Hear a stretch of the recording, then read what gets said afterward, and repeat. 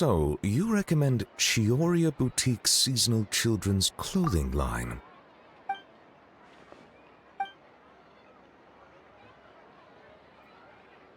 In that case, I shall place an order.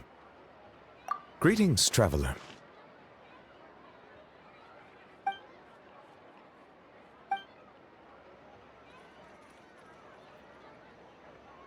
A rare opportunity to take a vacation has arisen, and I plan to use it to visit the Melusines in Merosi Village. It has been some time since my last visit, and as such meetings are hard to come by, I wish to prepare some gifts. As you are here, might I solicit your advice? I believe you have already befriended a number of Melusines. As such, your insights would be most valuable.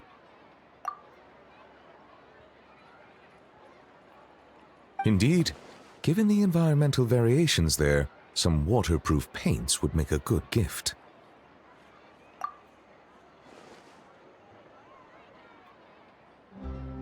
Then I shall leave their procurement to you. Thank you. Prioritize what you like, without regard to cost. I will ensure you have an ample budget. Oh, I fear my culinary experience only extends to making soups. Sidine, are there any foods particularly popular among the Melusines recently?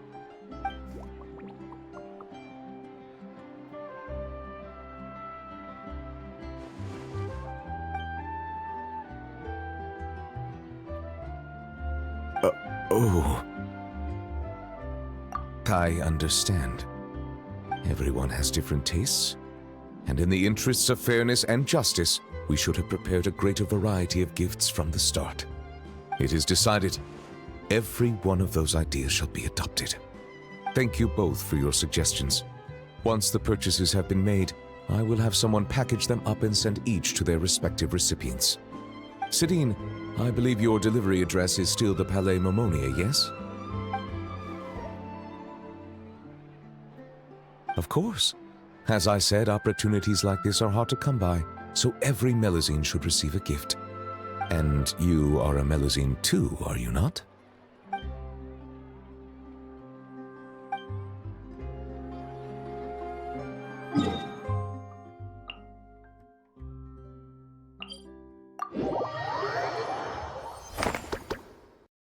How tiresome.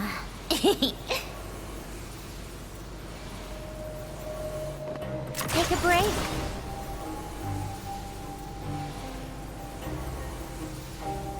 How tiresome. Pick up the pace.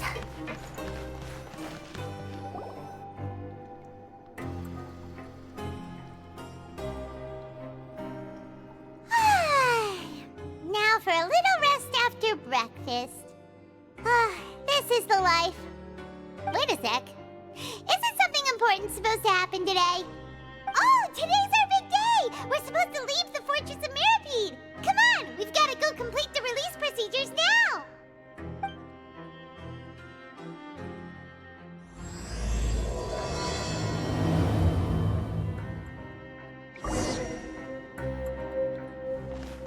Take a break?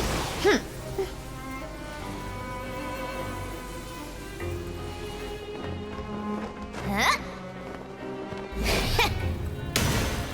How tiresome. Please, sign here. This document will be effective immediately upon signing, and you two may exit the Fortress of Mirapede via the regular channels. It's been so long since we've been to the surface. Let's hurry up and... Huh? What's happening?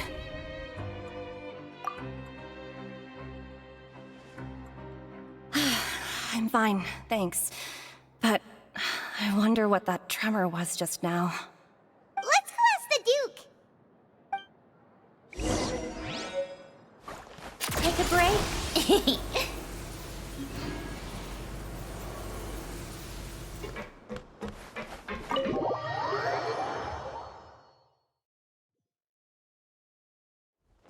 How tiresome. Pick up the pace. Your Grace? Ah, good to see you two. Is there something you wish to see me about? Yeah, what was with that earthquake just now? Ah, that. The tremor didn't originate from the seafloor. In fact, it seems it came from the surface. Over the years of serving as the warden here, I have developed a sense for distinguishing between what occurs on the surface and what occurs underwater. Besides, the seal that Monsieur Neuvillette set in place won't fail so easily. So the fortress is okay? If you recall our last incident, if there really were a problem, there would be crowds of inmates in a panic right now. Huh, you've got a point. Okay, seems we need to get back up to the surface and ask about what happened. By the way, do you know what day it is today? I believe today is this month's pipe cleaning day. Wait, seriously? Ah, yes. Have you completed your release papers? Yep. It's you two. Are you leaving now? That's right! Today is our last day in prison! But now that Paimon says that, it doesn't feel like we were confined here. It's actually been pretty nice. Oh yeah, Paimon feels fond of this place now. Well, then be sure to come back and visit. I'll miss you. If you've signed the release papers, then you're free to go. The guards will escort you out. You're not going to see us off? I knew you'd ask. All right, sure. Let's go. Well, you actually agreed. No worries, you must be busy. Paimon was just joking. Ah, so you do have a polite side, I see. After being down here for so long, I imagine you must feel like you're lacking companionship. Shall I come along too? Yeah, don't worry, we'll come back to see you. Paimon really likes the cafeteria here. The chefs sure do know how to make good grub. I hope you won't be here as convicts the next time I see you. We'll do our best to stay out of trouble. Well, it seems our work in the Fortress of Meripede is finished. That's the end of another chapter in our journey. And since Neuvillette was the one who asked us to come here, we should probably go report to him now. Next up, the Palais Mermonia. You're going to see Monsieur Neuvillette? Please pass on our kind regards. I'm sure just your regards will do, no? I believe it would be the polite thing to do. You're right. I've heard the Palais has been terribly busy these days. Tell him that I hope he hasn't been overwhelmed by the recent string of troubles.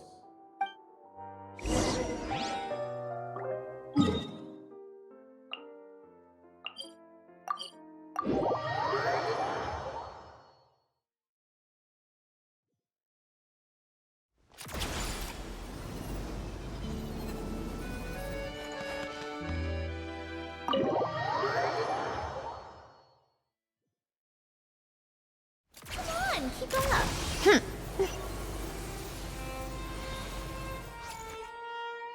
The Palais Mermonia sure is buzzing with activity today. Halt! Huh? Oh, it's you two. Apologies. Monsieur Neuvillette did say you'd be welcome at any time. Excuse me, would you mind helping me take a look at this report? I'll be right there. Sorry, I've got my hands full here. You can see yourselves in. Everyone's so busy. Seems a lot has been happening.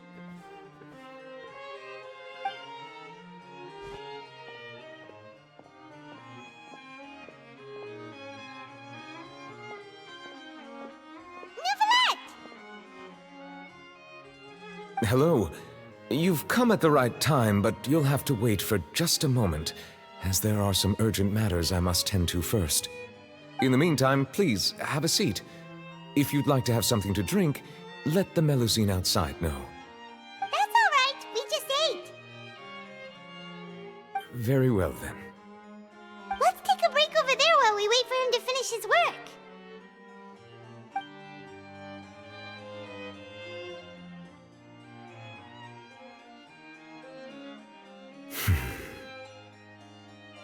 All right. That should wrap things up for now. Are you done with your work? Yes, sorry to keep you waiting. Today should be the day you were released from the Fortress of Meripede, and it appears that you have managed to complete all the release paperwork. That's right, and we came here to see you right away!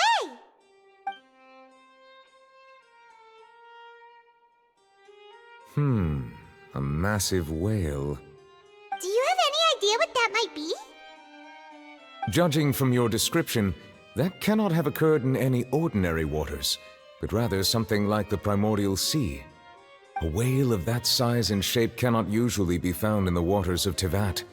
Therefore, we can only assume that Child is presently immersed in primordial seawater. Immersed in primordial seawater? But how? And is he okay?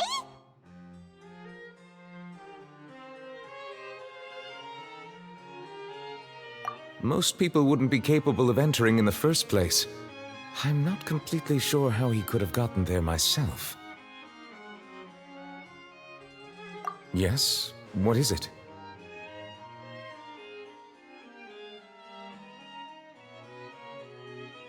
Ah, right! Paimon felt it too!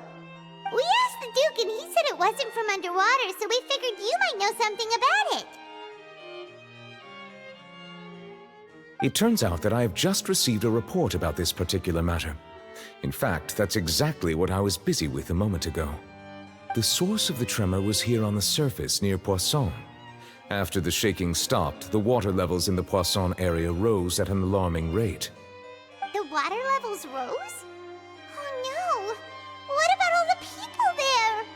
Fortunately, the water levels only rose for a short period of time and have already returned to normal now. However, I still have a bad feeling about the whole phenomenon. If the change in water levels is connected with the leaking primordial seawater, then the situation in Poisson may be much worse than it appears. Navia should be in Poisson, right? We need to go check on her! I would also like to go there as soon as possible, but I'm afraid I can't leave just yet. We must immediately formulate disaster prevention plans for the surrounding coastal areas to avoid potential catastrophes.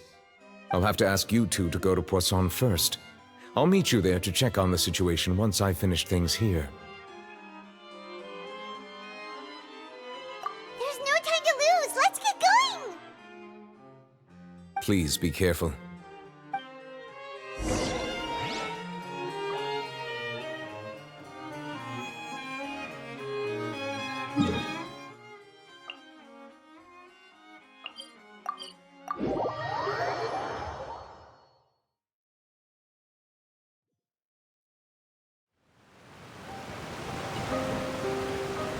Oh no!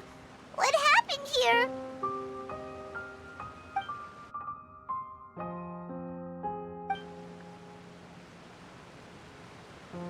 Navia should be around here, right? We need to make sure she's still... Paimon means we need to check on her.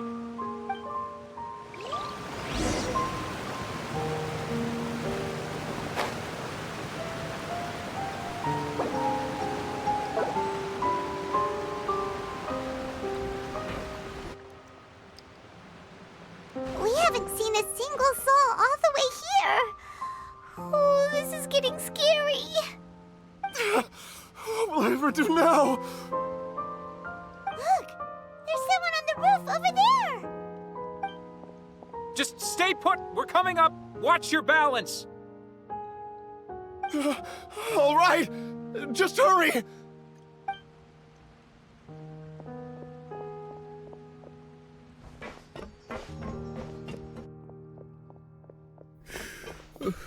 I'm not young anymore. How will I survive on my own? My Desiree! Oh, he looks pretty sad. My leg! My leg! How could this have happened? It hurts! Just hang in there. Help is on the way. You can hold my hand if it makes you feel better.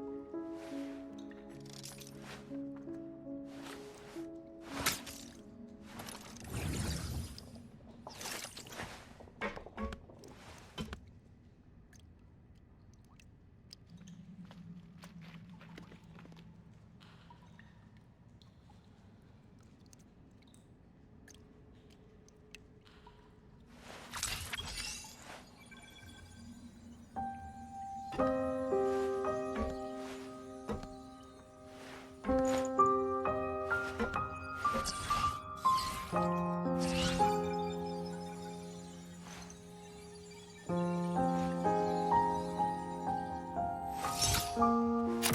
tiresome.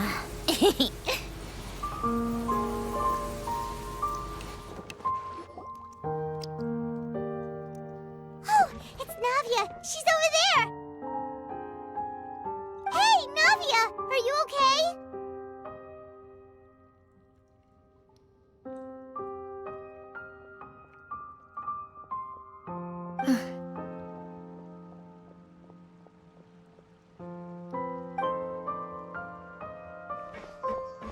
You're here. We heard there was a situation in Poisson, so we came as quickly as we could. Yes. As you can see, the water level suddenly rose. It caused quite the disturbance, in fact.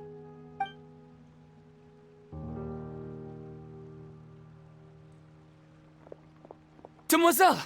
There was a wounded resident next to a building southeast of here. We've already transported him to safety, but we've run out of medical supplies. He's wounded? How badly? He fell, so it's probably a broken leg. He's pretty shaken up. When the water level rose, he desperately climbed up to the roof. Once the water receded and he saw the ground, he became terrified and eventually... He jumped down then. Find the leader of Squad 1 and tell him to take the wounded resident to see a doctor. He should know where to go. Understood. I'll take over his search and rescue mission in the meantime. All right, you'll be in charge.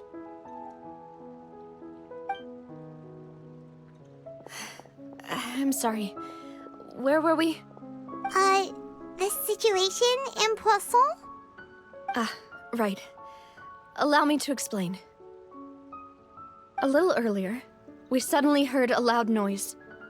At first, everyone thought that something might have exploded on an aquabus. But before we knew it, water started pouring out from everywhere. The rushing water seemed a little odd, almost like the unique color of primordial seawater. Some people didn't realize the danger and thought it was just ordinary water, leaking from somewhere.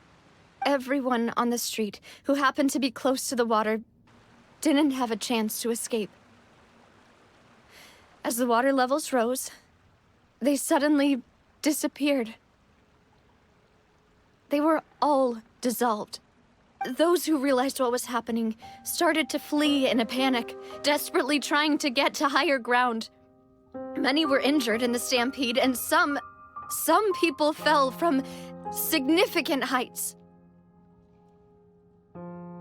The Spina di Rosula initiated rescue operations as quickly as possible, but there have been a lot of casualties.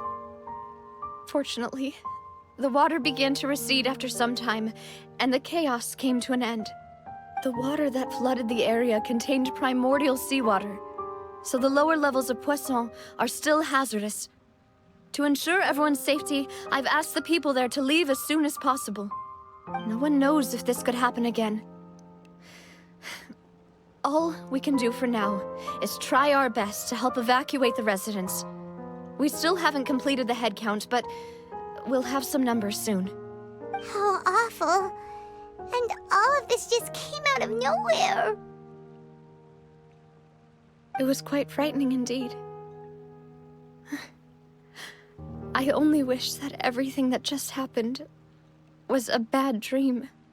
Is there any way we can help, Navia? Thank you for being so willing to help in a moment of crisis like this. You don't know how much it means to me. I really can't express how grateful I am. Don't say that, Navia. That's what friends are for. Demoiselle! We've got a situation here! I'll be right there. Sorry, I need to go for now. And off she goes. Seems it might be a while before she can take a break.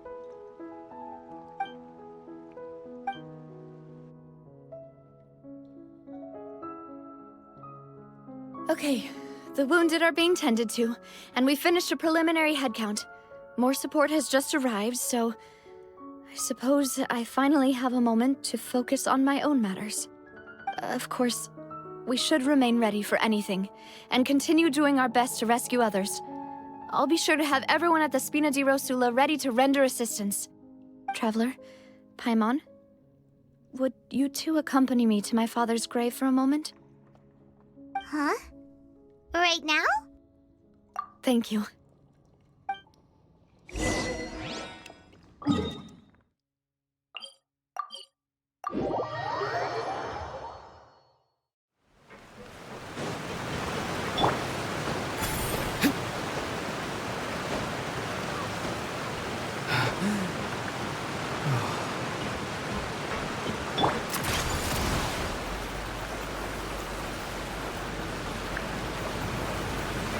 It's dangerous.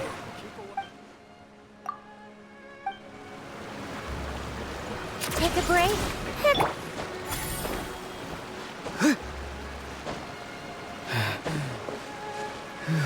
How tiresome.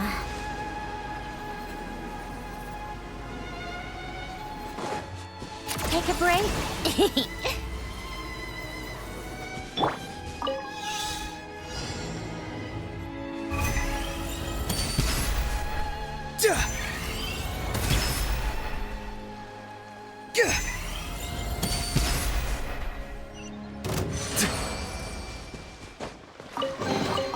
Your passion for treasure hunting is turning these chests into an endangered species. Pick up the pace.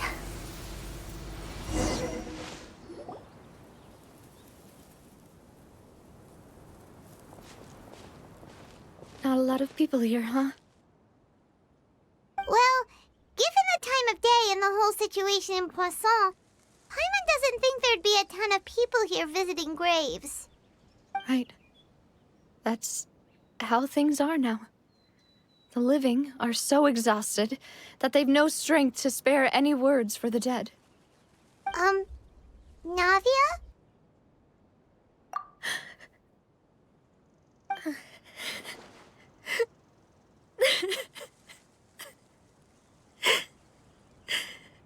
Navia, what's wrong? Sorry. I just... Malus and Silver. They won't ever come back here again. What should I do, Papa? Huh? What happened to them? Everyone agreed on the rescue plan, but still... I was the one who initiated it. They were helping evacuate the residents, but they couldn't leave in time. And they were caught in the seawater.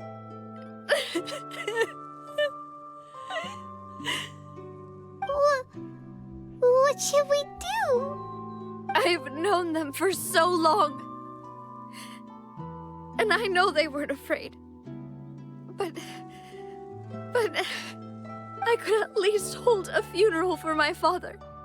And I know where he rests. But as for Malus and Silver, they're just... gone. I just can't...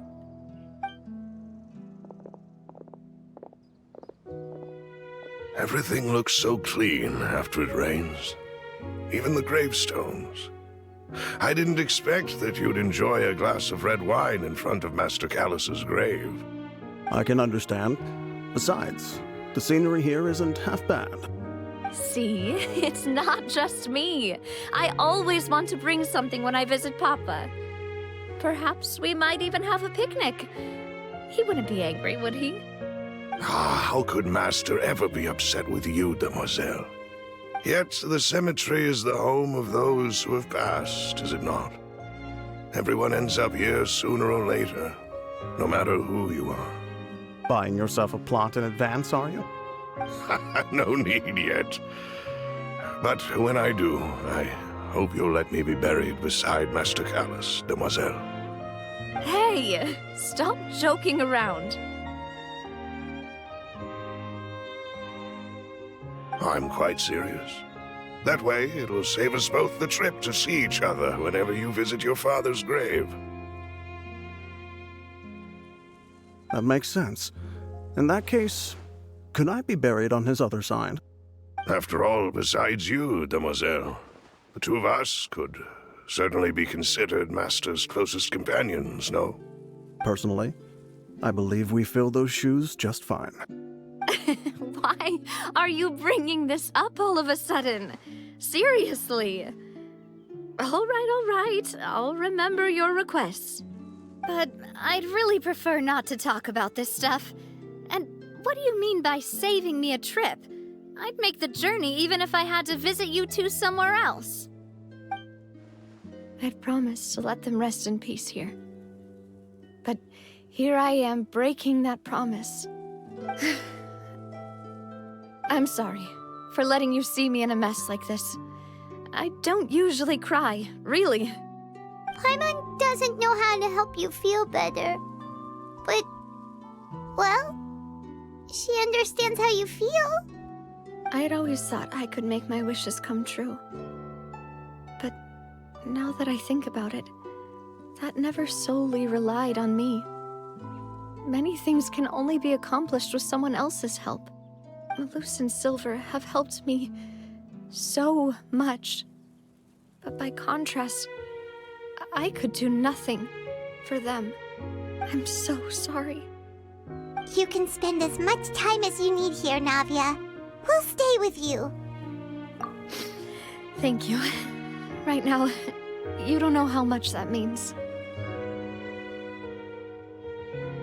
By the way, you can have a look at this. It's a list of victims from the incident that took place here. Obena, Khan, Burnett, Giverny, Francine, Karina, Daisy Ray, Joinville, Julianne, Esson, as well as Malus and Silver. So, everyone else is safe. But still... It's okay. I know what you're thinking. And you're right. We lost Malus and Silver. But we were able to save more than we anticipated. The overall outcome indicates that the cost was worth it. Right! Don't think that way, Navia. One person might be saved at the expense of another, sure, but that isn't something we should ever consider a trade. Malus and Silver were not the price for saving anyone. They're heroes. You're right. Thank you, Paimon. What you said just now was pretty amazing, actually. I'll remember your words. Oh, really? Seems you've become more eloquent in the time since we last met. The knave? What are you doing here? Is everything going well on your side? Yes, my people are carrying out the mission according to your request. All the residents of Poisson have been evacuated, and we're preparing to relocate them to higher ground. As for these supplies, we have everything taken care of. There is no need to worry. Thank you very much. Wait, do you two know each other? We just met recently. Right, Miss Navia? Usually, I would call this a coincidental encounter. But that doesn't quite fit this time. Besides, it never even crossed my mind that a Fatui Harbinger would come looking for me. Thanks to the Knave, Spina di Rosula received generous support from the Fatui, which allowed us to complete the rescue and evacuation work so quickly. Mutual aid is essential to fostering positive developments. We were already in the area, in any case, so it was nothing. That said, I must say that you're a lot sharper than you let on. I'm sure you understand what I mean.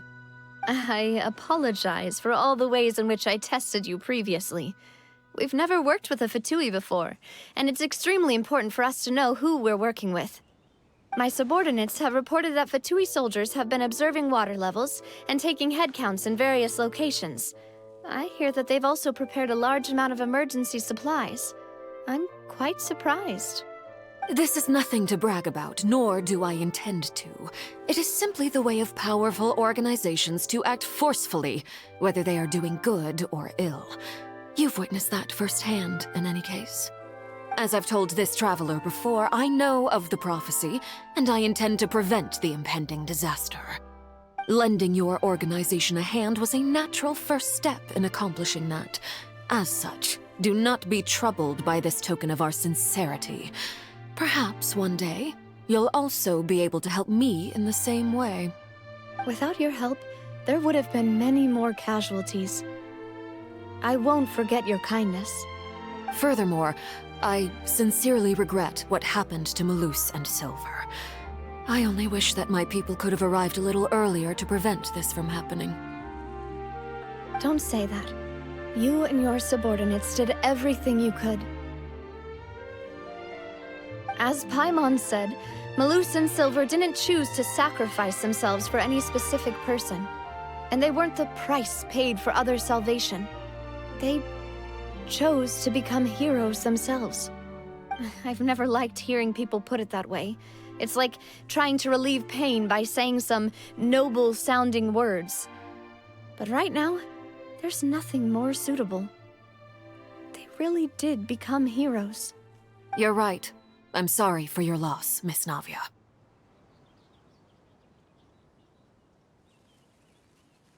Water is life to Fontaine's people, and it also spells disaster. It's no wonder that people always say that prophecies represent fate. Fortunately, I've never been one for such opinions. So, you're one who will try to change fate, then? Of course. That is why I'm going to Hotel Bouffe de Thé. I still have some things to take care of, and the children need my attention. By the way, Traveler, Paimon, one more thing. Alright, then we'll just... Huh? This isn't right. Paimon thought you would ask us to walk with you for a moment so you could tell us something in private. That is a clever and useful conversation technique, which I do like to use when necessary. But there's no need today. It would not hurt to have Miss Navia listening in. Traveler, I'm sure you remember that I said we could work together when we had the chance. You and I both know that there may be issues with the Primordial Sea. Previously, it was the Fortress of Meripede's sluice gate, and this time it was the water levels in Poisson. These are both signals. Indeed. Allow me to share the latest intel I've received from the House of the Hearth's intelligence network with you. During some recent investigations, a child claimed to have discovered some ruins near Poisson. The ruins date back to ancient times, and seem to be worth investigating in many ways. Judging by the dating of the ruins, they may be related to the prophecy and the coming crisis. The situation is becoming more urgent, so any pertinent information will prove extremely precious. My people initially came to prepare for ruin exploration. Unexpectedly, this disaster struck, and at present, we're all busy prioritizing the rescue effort. So that's why the Fatui were already in Poisson. I wanted to take the children along, but unfortunately, Linny, Lynette, and Fremine have all been dispatched to higher ground to assist affected residents. Linny told me that outside of the house, the person they trust most is you. Which is why I want to give you this task. The House of the Hearth's members see each other as family, but Linny, Lynette, and Fremine said that they also see you as such, even though you are not from the house. I'm sure you already understand how earnest they consider their friendship with you to be. Oh, that somehow makes Paimon feel kinda happy. The intel I just shared about the ruins could fetch a high price. But since the children consider you family, it's only natural that I freely shared with you. Got it! So all we gotta do is go to some ruins, right? We can handle that. Excuse me, but may I tag along? You wish to join, Miss Navia? But are you sure you're up to exploring some ruins? You need to rest. Well, I'm sad, yes. But I can't just go back and plop myself into a chair by the roadside and do nothing. There's no point in being depressed while we still have a disaster on our hands. As my father's successor, I must live up to the hopes he had in me. Besides, I'm also doing this for myself. I need something, a distraction, to keep my mind off Malus and Silver.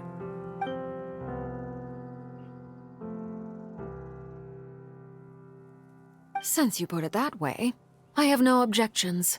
What do you say, traveler? All right. The ruins are to the south of Poisson. Here's the map. Okay, the three of us will handle it. Come on, let's pack up and get going. Come on, keep up.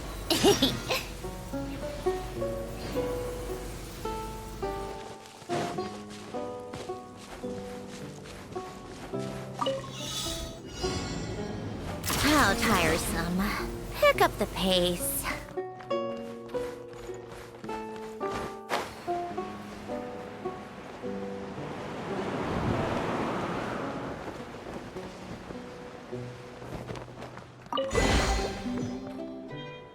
Yep.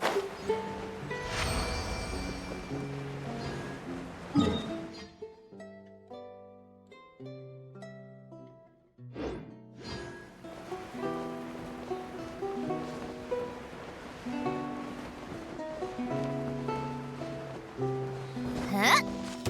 Right now, right here.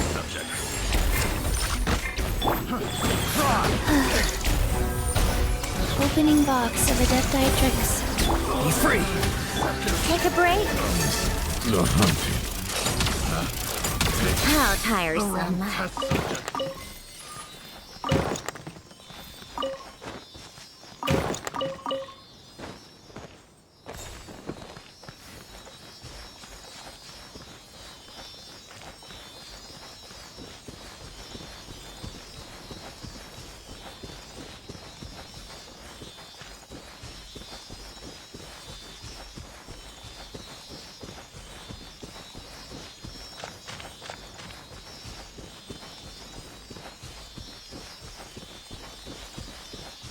Take a break.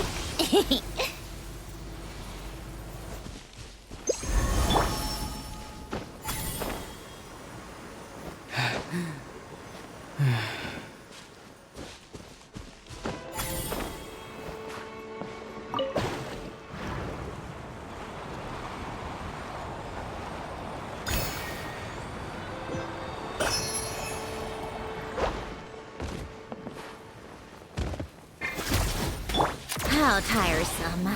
Pick up the pace. Come on, keep up.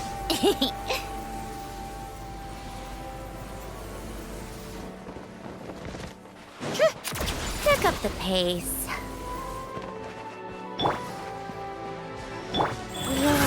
Another Right test now. subject.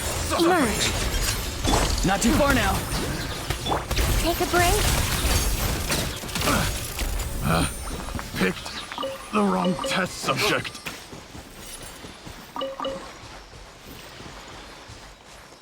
Come on, keep up.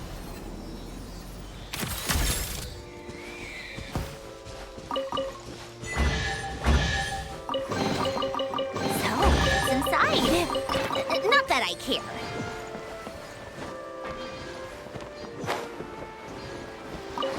Take a break.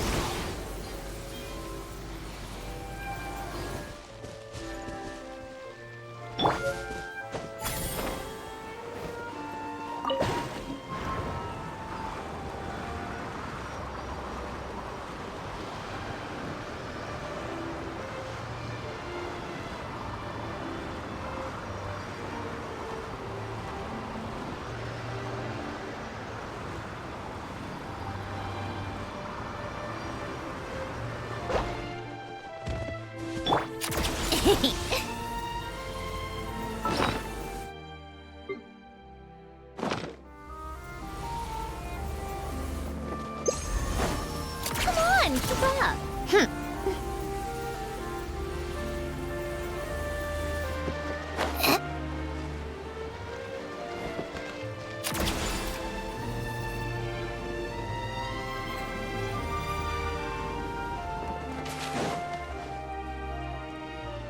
So, are these the ruins the knave was talking about? Whoa, talk about old. They seem to be pretty ancient, all right. Let's go in and have a look. Just be careful.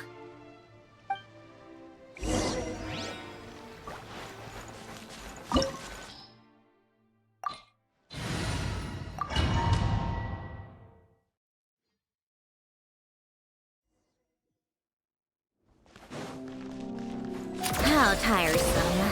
Pick up the pace.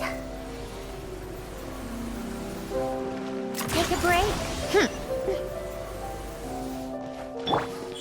Right now. Life goes on. Orders given.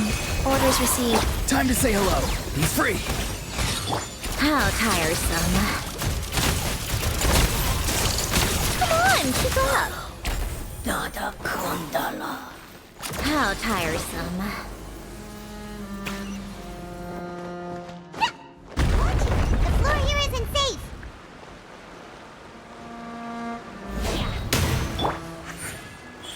Emerge. Rise. Take a break.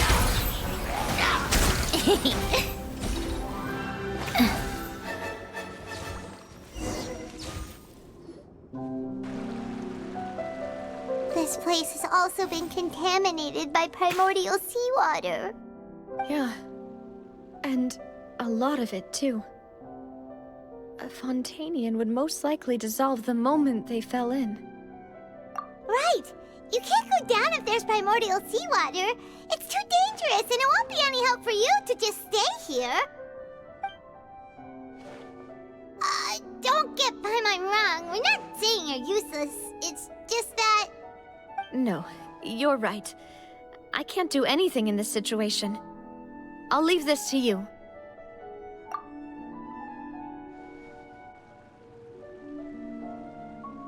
That complicates things.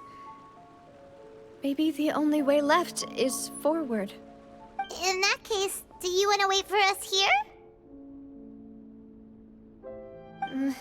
The water levels here are unstable, and there's a chance the water will rise.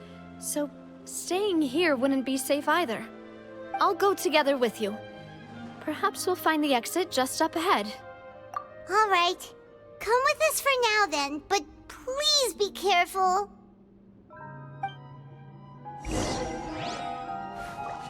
Come on, keep up.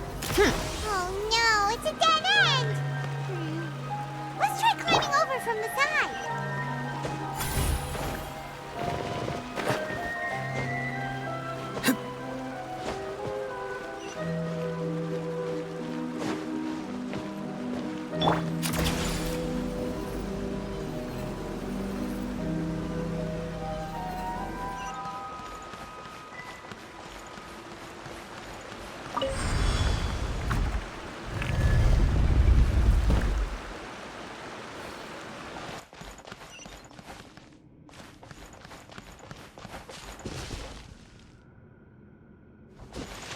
How tiresome.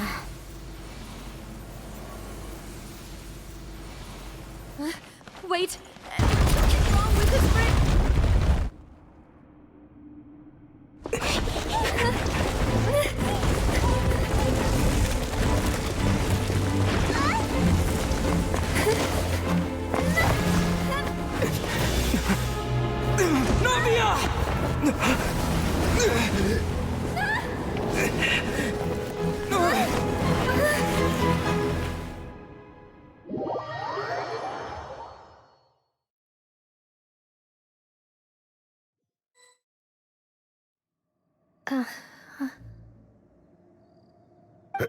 Demoiselle? Huh? Demoiselle, what are you doing here by yourself? Would you be standing here till dark if I hadn't come to get you? Maybe she just wants some time to herself, Malus. Oh. Was I sleeping? Yes, it would appear so. I must be tired. That's quite possible. However, you were the one that suggested we go out for a walk. Oh, right. I nearly forgot. It must have slipped my mind when I dozed off. I haven't had a nap today yet. Have I?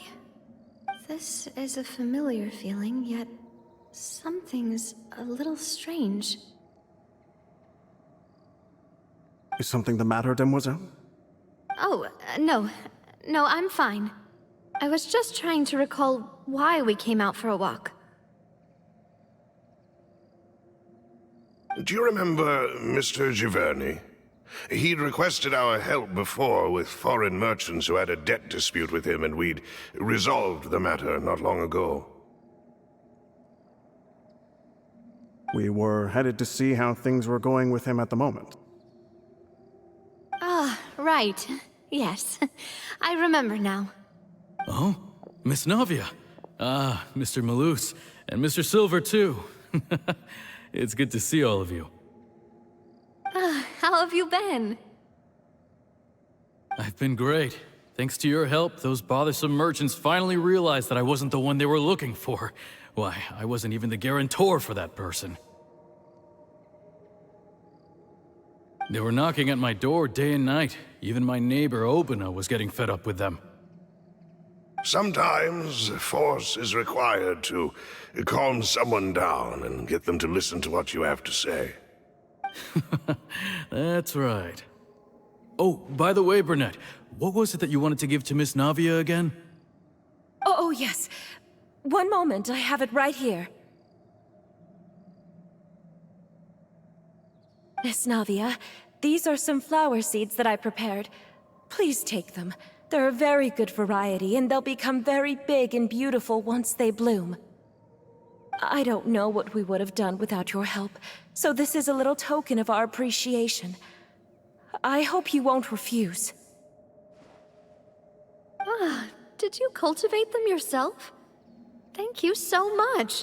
I'll certainly take them. Malus, we do still have some empty flower pots at home, right? Why, we can have as many pots as you'd like, demoiselle. Perfect. In that case, we'll swap out some of the decorative plants for some of Mrs. Burnett's flowers. Very well. Wait. Something seems to be off here. Excuse me, madam. If I'm not mistaken, your name is Burnett, correct? That's right. Is something wrong? No, it's nothing. This is the first time we've ever met, but your name seemed familiar to me. I must have heard it when I was discussing things with your husband previously. I've heard this name before. Sometime recently, I'm sure of it. And why are there so few people around here? Where did everyone go? We must mind the time, demoiselle. We still have important things to attend to today. Huh? We do? Like what? Well, now, did you forget? Miss Navia, here you are! I've been looking for you. Please, come to the Opera House. Your trial is about to begin. My trial? Wait, why would I need to go to the Opera House? Yes, she's right, demoiselle. It's just about time now, so we should get going. Oh? All right then.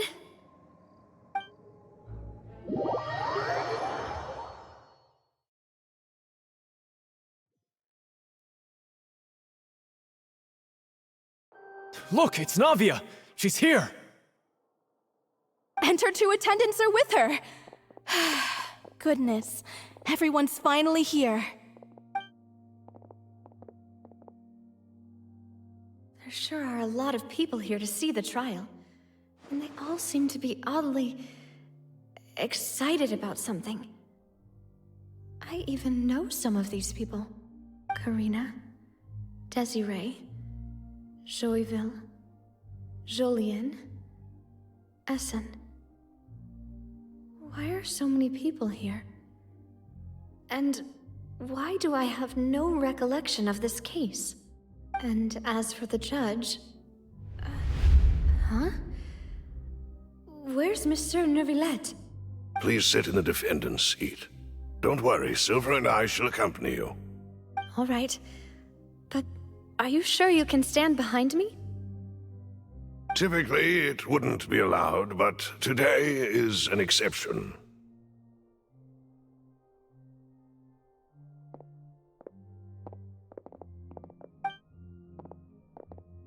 Hey, what kind of place do they think this is? Come on, do they have any idea what they're doing? Seriously. Enough with the whispering! Could someone please tell me where Monsieur Neuvillette is? And why I'm standing trial? My dear Miss Navia, have you not yet realized what you've done? In that case, allow me to explain. As all here know, you are Master Callus's successor, the head of the Spina di Rosula, someone held in high regard by every soul in Poisson. After you took over the Spina, you treated all of us just like the late Master Callus had. If anyone in need reached out to you for help, you responded. Not only you, but your butler, your subordinates, nearly everyone in the Spina di Rosula fought for the well-being of those in Poisson. Wait a moment. Aren't you just proving that I'm a good person? Yes, correct. Absolutely right. And that is why you stand accused. You have helped so many people get through so many difficulties. You are one with us. We are inseparable. We are one big family, all of us who are from Poisson, inextricably linked. And with you being so important, we couldn't possibly do without you. Therefore, this fair and honorable court shall declare you guilty, and you shall stay here. You will be together with us forever. Huh? What are you saying? Everything you have said is correct. I have indeed done a lot for my hometown, and I would be willing to be with you all, but what is the purpose of having me stand here like this?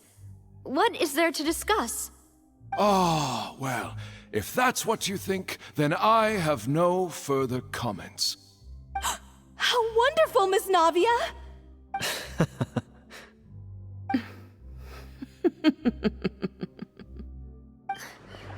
I know all these people. Why are they laughing? I seem to remember now. Yes, I get it. This trial is... Wait just a moment. This isn't right! Malus? What was that, Mr. Malus? Our conclusion is very clear and unanimous. Let the court judge her now. She's guilty! Stay here, Navia! You're one of us! Demoiselle, don't admit guilt. This trial means to keep you here forever. I wish to exercise my right to defend Our Lady. Mr. Joinville, you only know of Navia's goodness, but nothing of her utterly independent mind. She was born a free and independent spirit. She has never been tied down by anything. Indeed, even the death of Master Callus couldn't stop her.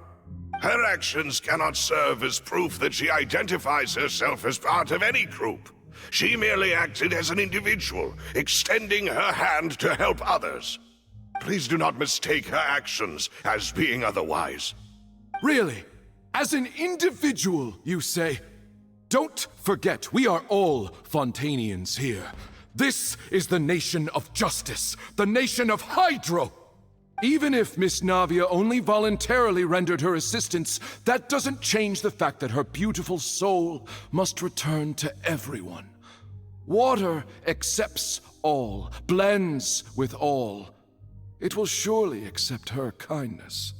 Everything is measured here in the nation of Hydro, and in the end, everyone shall meld together. Thus, when a unanimous opinion emerges, that opinion represents justice. Now I speak for everyone. Our opinion is consistent. Navia should stay.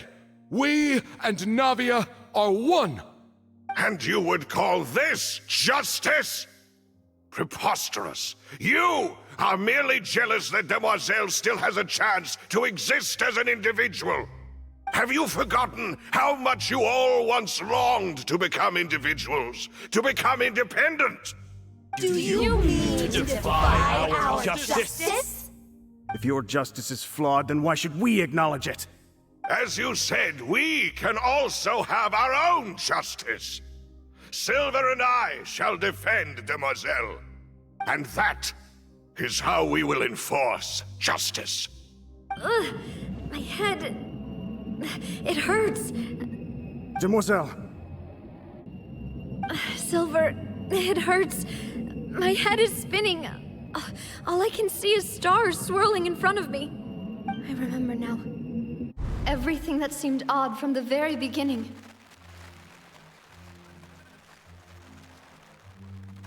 Karina, Desiree, Joyville, Jolien, Essen, and Mr. Giverny and Mrs. Burnett, who we met earlier. Even Malus and Silver. I don't want to admit it, but they're all dead. Don't be afraid, and don't admit guilt. We will protect you to the very end. Absurd! Who are you to say that she cannot be judged? We are the majority, and in the nation of trials, the majority is absolute justice. We are the will of all. Don't let them escape! We shall keep Navia here with us! Mr. Malus and Mr. Silver, must you be so stubborn? How could the two of you possibly hope to stand against the collective? Do not resist. This judgment is fair and just. Navia belongs to us. After all that happened, she should not be left alone in Poisson. What are you saying? No more excuses! She says we're jealous. Jealous? How could she possibly be an independent individual? What's with these people? Who's jealous of her? She belongs to us! Miss Navia, she... Silence! That's...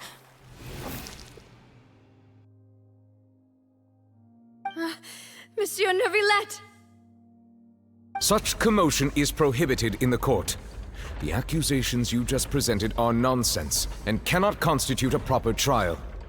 The court will adjourn for the rest of the day. In this, I shall hear no objections from any unauthorized party. Our thanks, Monsieur Neuvillette. Please leave with me, Miss Navia, while there is still time. But... Go on now, Demoiselle. This is your only chance to leave this place. What, can't bear to leave us behind or something? Malus. My apologies.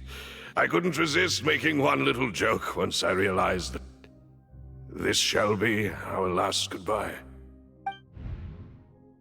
Malus... Silver... Quickly, you must come now! Goodbye, Demoiselle. Farewell.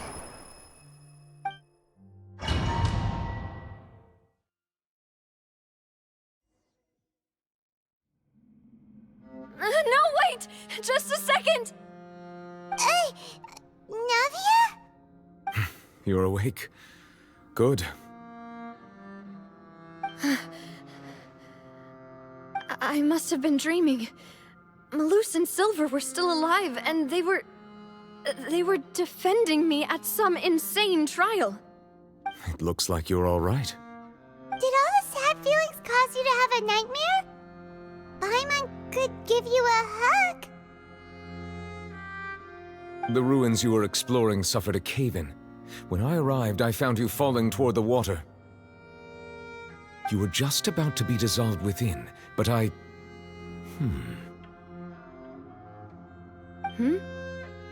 What is it? I think I saw two Oceanids protecting you. It was only for a moment, perhaps even a fraction of a second, but they gave me the chance to retrieve you. Were it not for their intervention, I would not have been able to rescue you before your consciousness dissipated. Wait, did you say Oceanids? You mean like what happened with Vache? Perhaps those two Oceanids were the people you saw in your dream. I always told them that they didn't have to protect me. To think that they'd keep doing so even after death.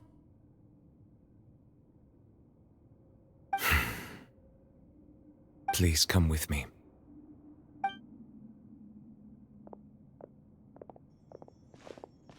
Neverlet, are you okay? Oh, I am quite all right. Perhaps there's something we could chat about? Why do you look so stiff all of a sudden? Oh, Paimon knows. You're the type who feels awkward when there's nothing to talk about, right? I merely thought that we should give Navia some time to herself. Huh? Why didn't you just say so then? Don't you think it's even more awkward to call us over like this and then have nothing to talk about? I suppose so. Ah, Sigewinne. I hope all is well with her these days. Her work in the Fortress of Meropide has not been too much for her, has it? No way! Don't worry. She's doing fine down there. She's an amazing head nurse. I see. Well, that is good. I have always worried that Sigewinne would need a lot of time to understand the world of humanity, just as I have. Oh, and the Duke also says hi! Even though Sigewinne made him do that. He hopes that you haven't been overwhelmed by all that's happened lately. Thank you. I have indeed been busy lately, and I also hope that everything is going well in the Fortress of Meropide. He still doesn't know what to talk about. Let's chat about something else then. So, Neverlet, you're probably quite the swimmer, huh? Yes, of course. This isn't going anywhere. Let's try something else. How did you find these ruins? Did the knave tell you? Yes, in fact. I had arranged to meet you in Poisson, but when I arrived, I discovered that the Fatui were helping the residents evacuate. They had even transported a large quantity of supplies to the area. Amid my astonishment, I ran into the knave, and we had a chat. She informed me that she had asked you to investigate the ancient ruins here. Yeah, we originally planned to meet up with you, but we thought you might still be busy with all those official documents. We didn't think exploring the ruins would take very long, and who would have thought you'd wrap things up so quickly?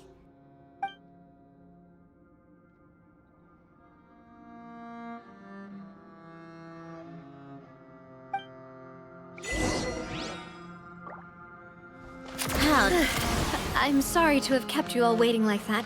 I'm feeling much better now. I guess we should get going again. Will you come with us, Monsieur Neuvillette? Yes, if you wouldn't mind my company. Oh, right! Another one's going to the party! Let's get going then! Come on, Yeah, take a break.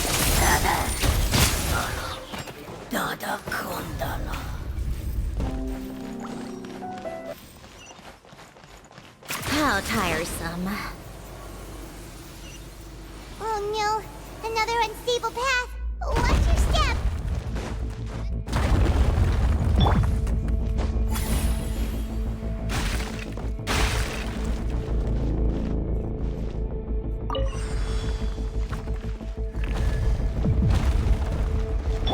Right now, emerge. Watch out! There are rock falling over here! Farewell! A spot of tea-time entertainment. Come on, keep up!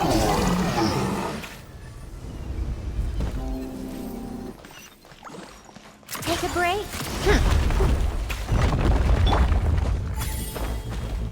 Seems we're almost at the top. Keep it up!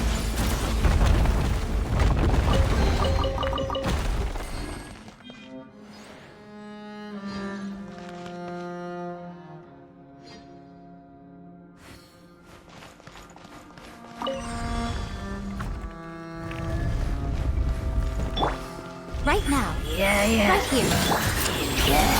He's free. Take a break. How tiresome. Take a break.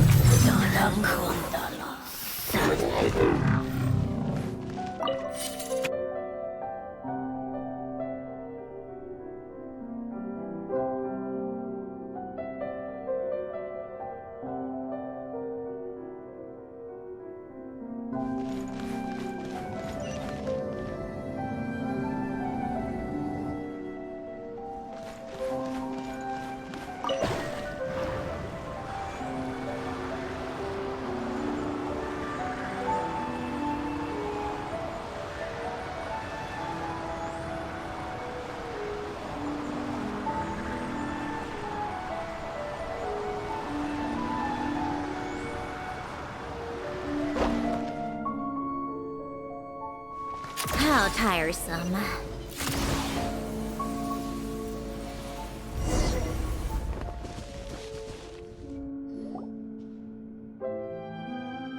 Looks like we've reached the end.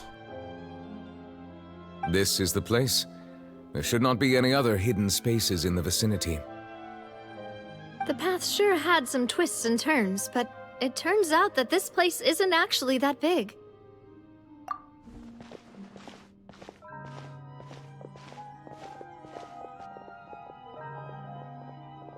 Stone slates? It seems like they were put here as an offering. Could we take them down and have a look? Perhaps we should just leave them be for now. There are 4 locations in total, but only 3 stone slates. The slate that should be in the first empty spot is missing. The surrounding walls also show signs of damage. There's something written below. Let Paimon see. Reason dictates that this nation be destroyed. I shall record the history of its future here in its past. Say what? It feels like someone left these slates and these words here for a purpose. But does he mean that Fontaine should be destroyed? That would fit the circumstances dictated by the prophecy, yes.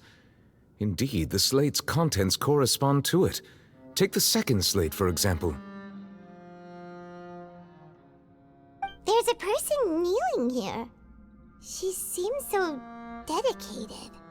And there's a whole bunch of other people behind her doing the same. She's facing this... what is this? Some kind of island in the sky? And is that Lady Farina in the third image? Did the Hydro Archon fall into the water? And is that a ring of people around her? Paimon doesn't quite get it. Are they all in the water? The fourth image. I know this one.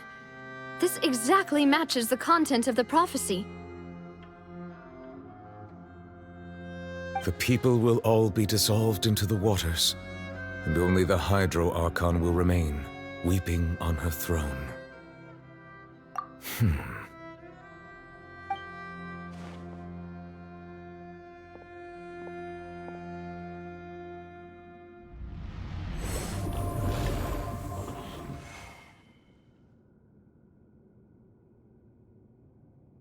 More information should be hidden in these slates, but I fear I cannot easily uncover it, most likely due to us missing the first slate. I am very sorry. Don't blame yourself, Monsieur Neuvillette. Deciphering ancient stone slates isn't one of your duties. Ooh, Paimon's getting the chills just looking at these slates. This says that it's the history of the future, right? That means the prophecy's sure to come true. I really hope it doesn't mean that.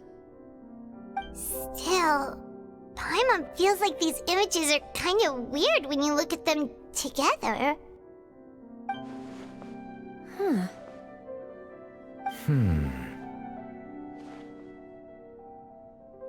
That's right! If the images are in chronological order, shouldn't the fourth, the waters drowning Fontaine, come before the third, where the Hydro Archon herself falls into the water? And yet the order is reversed here.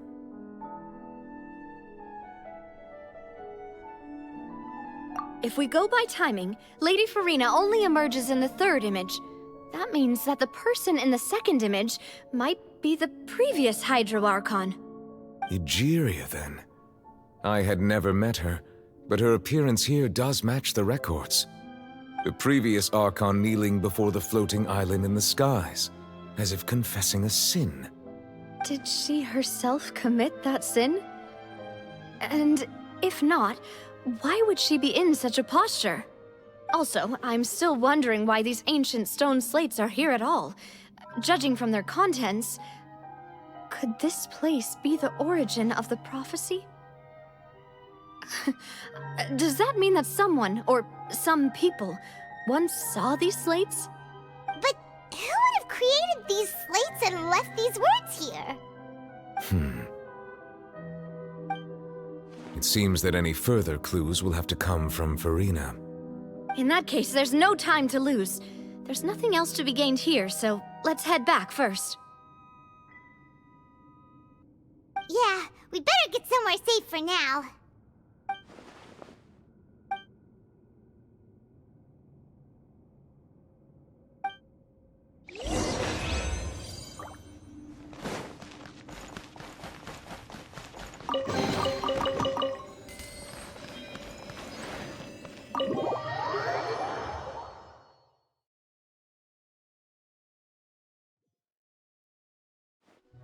Let's split up here. I'm going to check on what's happening with the Spina. You know how it is. There's some things you just need to be there for yourself. You still have energy for that, Navia? Paimon's already beat. Just head back to the Fluvsandre and have a rest then. Thanks for keeping me company all this time. I'll depart as well. Thanks for your hard work today. Rest well, everyone. Traveler, I will go talk to Farina tomorrow morning to ask about the stone slates. I'm sure that you're concerned about this matter as well. If you have time, drop by my office. I will share the results of our discussion with you. Are you really gonna talk to her about this directly? Will that be a problem? Paimon's getting a little scared now that it's come to this. She has long been harboring secrets and will not give them up easily, which makes it all the more my duty to ensure that she understands the present situation. Alright, we'll leave it in your hands then. You're probably the best person to talk to her anyway. I will be carefully considering my words tonight. Traveler, Paimon, our safe house at the Fluvsandre is always open to you, as ever. So please don't think you're an imposition. All right. I'll be on my way then.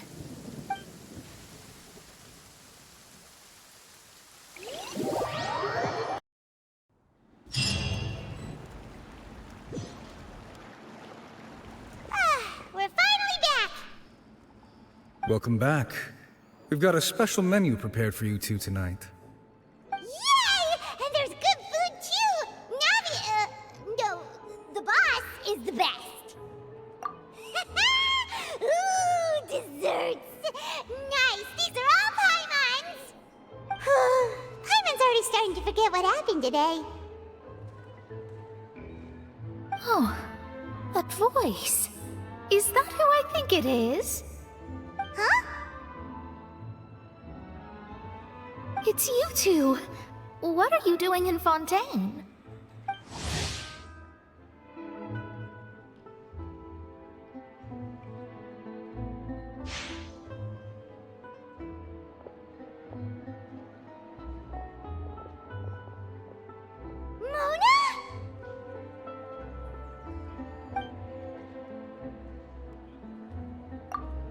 Seriously, nobody just uses a scry glass whenever they've got time to just see who they'll meet on the road. Still, we didn't expect to see you here. Wait, you're not a Fontainian, are you, Mona? Well, I have some business to attend to here, so I booked a hotel in the city. I was just out for a stroll when I bumped into you. Quite unexpectedly, if I might add. Why did you think I was from Fontaine, though? Is that because Magistus doesn't sound much like a Mondstadt surname? Yeah, let's go with that. Well, I used to have my own surname, which was well, some other thing. Either way, the old hag told me when she took me as her disciple that the first step to being a great astrologist's pupil was to change that name. There was nothing for it, really. She really is amazing at astrology, so I changed my name to what it is now according to her wishes. To my surprise, however, Magistus is not the name of some ancient house or clan. It isn't? Nope. Although it is used by us in place of surnames, it generally just means great. Wow! Imagine including a boast in your name. Wait, are you gonna have to put that into your genealogy as well? I reckon so. In any case, I'd give my disciple a name like this as well, if I were to take one. Astromancer Barbeloth Trismegistus. Whoa, that's a long one. Does it also mean great or something? My name means Mona the Great Astrologist. As for the old hag, hers is, in plain speech, the thrice-as-great Scholar of the Stars. Just take it as a title specific to astrologists. Thrice as great? That's so petty. I know, right? That's just how she is. She used to call herself Magistus, actually, but when she took me in, she changed her name to Trismegistus. Talk about excessive. Magistus is thus the calling card of our school, so to speak, which makes it about the same as a surname. It's all right if you don't get it. You can look into it further should you need to study astrology more deeply. That sounds terrible! But anyway, you're not Fontainian, are you, Mona? You're from Mondstadt, right? Well, I was born in Mondstadt, yes. My parents migrated to Dorman Port, and I traveled with the old hag for a while, after which I settled down in Mondstadt City. Oh, that's a good thing then. At least we know you won't be dissolved by Fontaine's waters.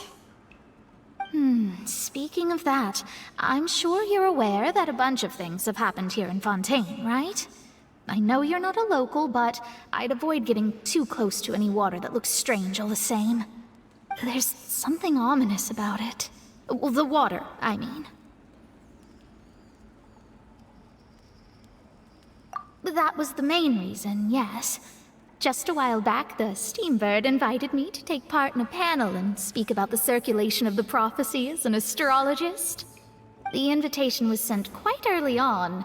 I don't think anyone expected Fontaine to be in this much trouble. What do you make of that prophecy, Mona? Just tell us what you think as an astrologist. Your word would go a long way to make things more certain and less scary.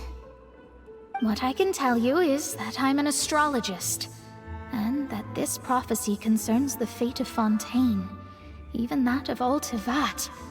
Ascertaining this is akin to reading the fortune of the whole world. I'm afraid that this is not something that just anyone can do. If I could do it, you would no longer call me an astrologist, but a visionary. But on the flip side, the prophecy is so huge and powerful that it must surely come from a powerful visionary. Its contents involve the fate of the world. Disregarding it would be a mistake. A visionary?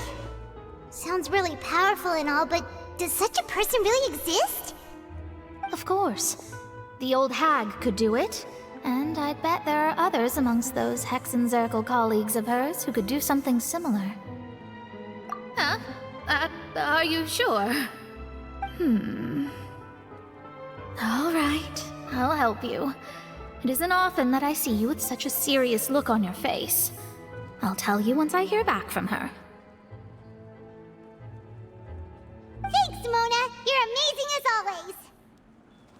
Oh, well, this is something only I can do after all. So yes, your praises are quite welcome. That's the greatest of astrologists for you! Of all the people we know, you know the star's the best! Indeed, indeed. That's the spirit. Oh, sorry. I came to see what all the commotion was about. If there's anything you need, do not hesitate to inform the Spina di Rosula. Oh, whoops. Guess we were getting a little too carried away there. Well, I'll go tend to my own business now. If I receive any news, I'll be sure to come find you two again. And there she goes, quick as rushing water. And here we are with the Spina guy giving us suspicious looks. If Paimon hadn't spoken for you, it'd be you getting all the weird looks. The things Paimon does for you. That's more like it.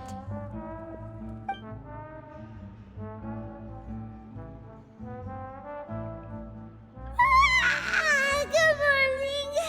To be honest, Paimon's still feeling kind of sleepy. But it's time to get up, Traveler. We agreed to go see Neuvillette, so let's pack it up and get going.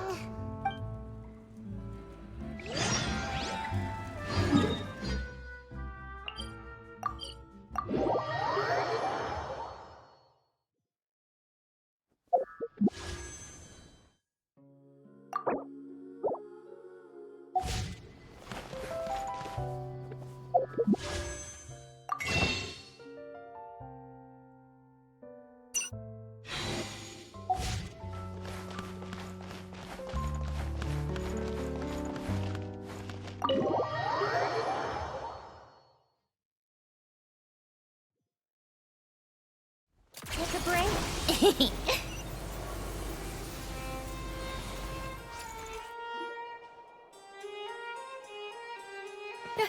You're here!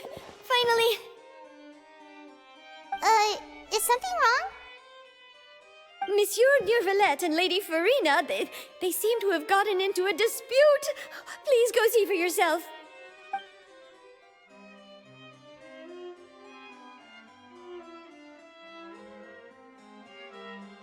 Like I said, I've already explained everything. And yet the problem has not been properly solved. There is little space for excuses between us. It is not my intention to offend you, but please, tell me where you stand. You are the Hydro Archon Focalor, are you not? Look at this.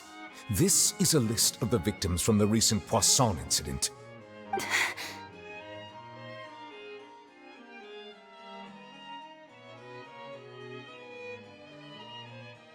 You mean...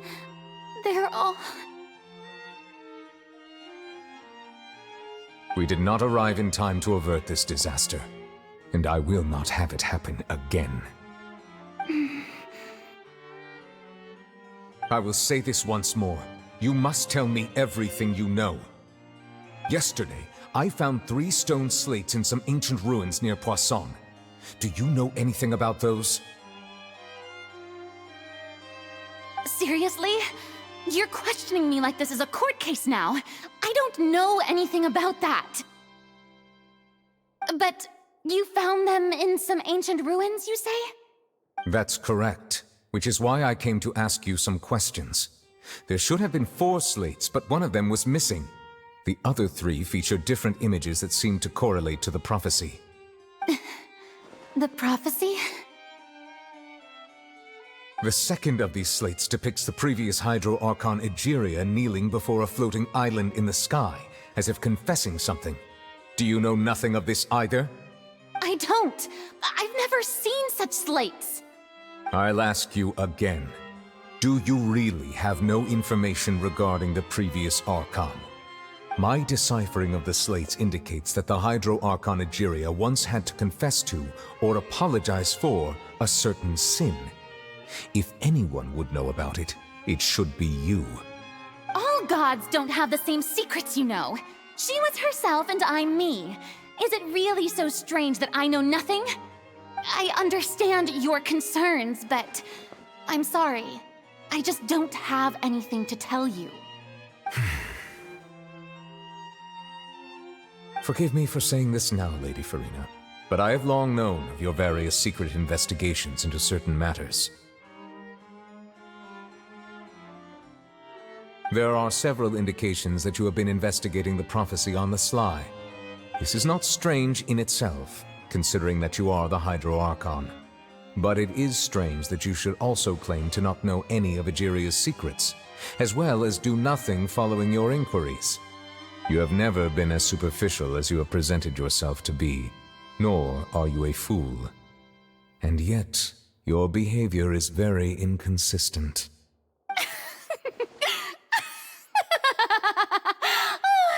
So you've been watching me all this time, have you? I didn't think you were that type. You... Well, since you know about my secret investigations, then you should know I'm actually working to take care of it. There's no point questioning or suspecting me. You're the Eudix, but you're still my subordinate. You should be following my lead. Just trust in me, your Archon, and do as I say. Never mind whether you can truly convince yourself to or not. It'll all turn out fine. That's all I have to say. We do not discuss this matter again. Oh, the opera's about to start. Toodles!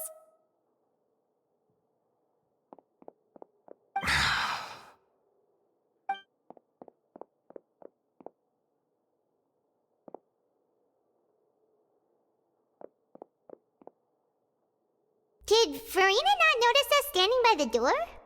Wonder what's up with her. She was smiling. Huh. She didn't seem in the mood to care if we were listening in or not. I assume you've been outside for a while now? Oh! You noticed! Seems Farina didn't even realize we were here. She was in a great panic, though I cannot discern the reason. Our discussion reached impasses time and again, a state of affairs that we cannot allow to continue. Still, I do not understand. Dialogue is the basis for understanding, so why did she keep refusing to engage? Everyone in her inner circle has noticed that she is hiding some secret. The issue is her attitude. I fear that she will not reveal anything unless absolutely forced to. We may have to create a situation in which she will have no choice but to speak. Oh? Like what? Normally, people will only reveal the truth when standing trial. Perhaps we must have the Hydro Archon experience just such a scenario. But Farina's seen so many trials, and she's really good at dodging questions. How do we make sure that she won't just slip away at the first chance she gets? We will need to consider this thoroughly, join forces with various parties, and then do what we can. If at all possible, I would prefer to recuse myself from this affair, but we must prevent the prophecy from coming to pass. This may be cruel to her, but all Fontaine is in crisis. The information a god possesses is too precious, and so we must take a chance on this. But who will lend us their aid to do such a thing?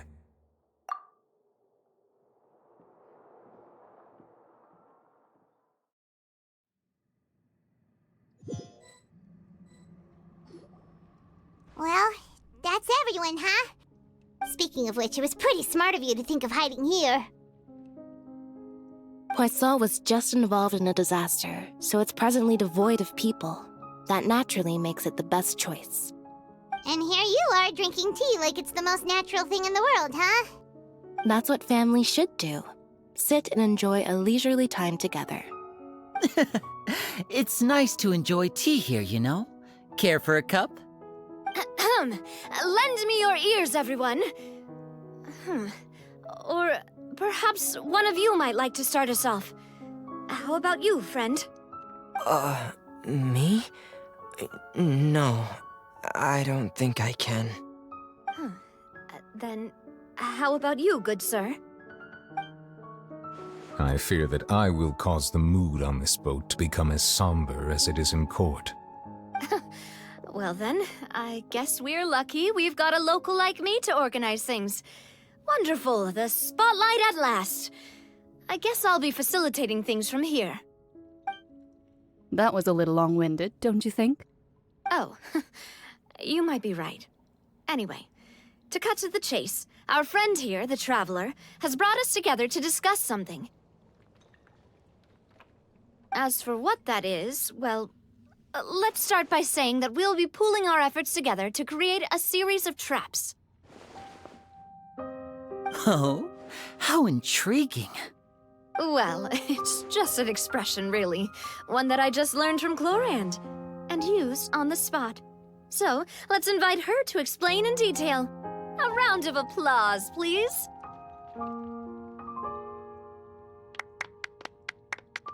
Huh? Didn't you say that you would be facilitating this? Oh, come now. Your work doesn't involve much public speaking, right? This is a good chance to practice. You might even pick up some fancy oratory tricks to impress your boss with in the future. I see. And what does my boss say? He is glad that you consider him your boss. Do go on.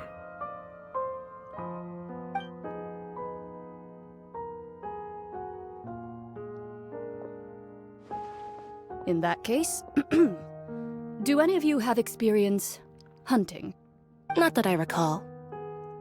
Fremine and I once used a wooden stick in a basket to catch wild rabbits when we were younger. As for Lynette, oh, right. You were sick that day, weren't you? I've also gone diving to catch some fish before. Does that count? I'm afraid not. You may or may not have heard, but Fontaine once played host to a group known as the Marechaussee Hunters. Though that was their name, they did not hunt animals, but rather various monsters left behind by the ancient dynasty of King Remus. Today, Fontaine's monster population has already thinned greatly, so the hunters have blended back into society, taking up arms in other lines of work. They even left a unique methodology of hunting in their wake. A trap comprises of the following components: bait, a trigger, and a containment device. Sometimes a lethal implement will also be necessary to deal with the prey. So, if we were to build a trap together, right now, what would you choose to build it with?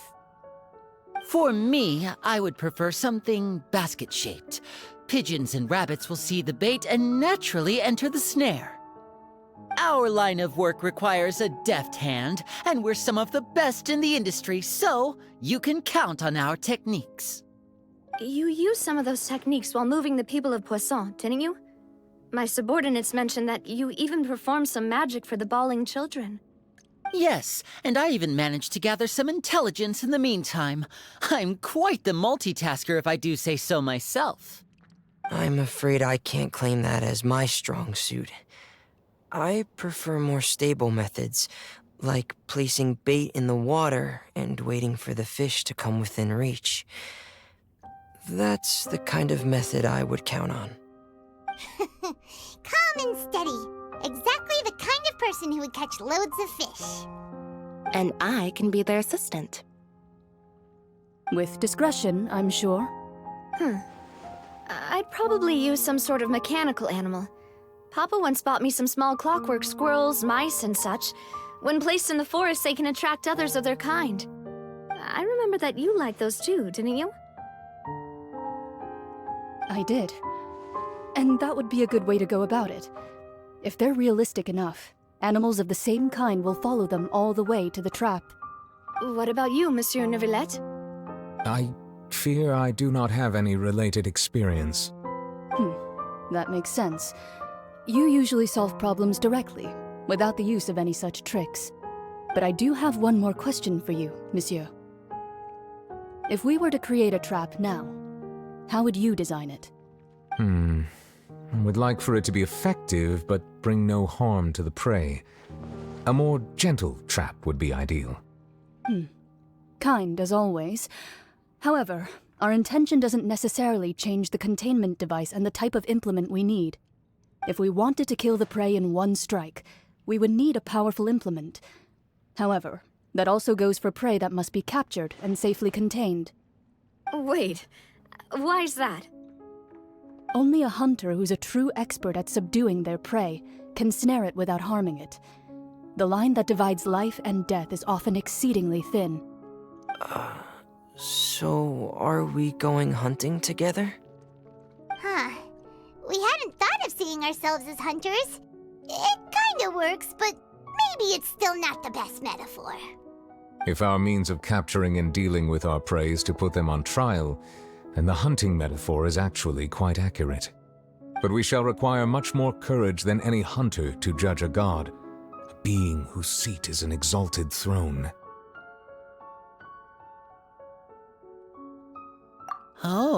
so that's what's going on.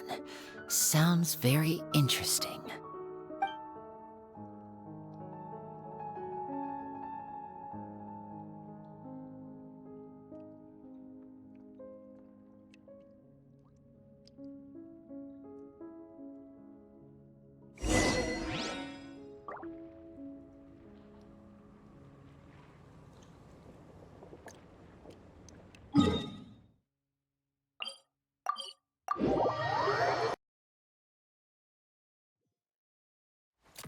Pick up the pace.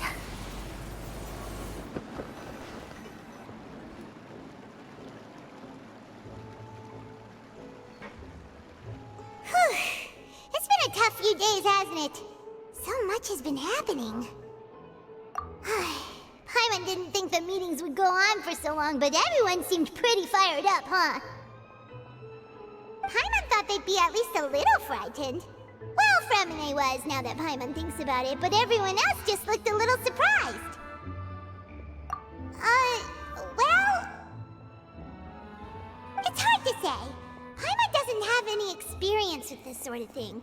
But with you around, Paimon sure will do great. After all, you're the most reliable person in the world, aren't you? Did you just pour some tea? Paimon didn't notice you doing that at all. Then what's that? Paimon's never seen that cup before. Don't be frightened. I'm just joining you two for tea. I merely refrained from saying anything till now. Who's that voice? But there's no one here. Huh. Have you forgotten me already? Wait, you are familiar. You're the voice we heard from the sky in Sumeru. The voice from the sky, I fear that description is wrong, though not completely wrong. You're feeling lost now, just as you were feeling previously. I sensed that confusion, and thus came to you. Guiding people is an irresistible hobby of mine, after all. Consider me a passerby, just accepting a commission from my friend's disciple on a whim. The prophecy. Yes, what has been prophesied will be fulfilled. You may view such things as the history of the future. What? Then is there any way we can stop it? I believe you have witnessed a failed attempt with your own eyes. Can everything in Teyvat so easily be changed? Ah, so you've caught on. Just as prophecies are usually only the future as seen from the perspectives of the gods, could things be happening in hidden corners, where the gods' gaze does not fall? Are the things that you shall see different from the fate that the gods perceive?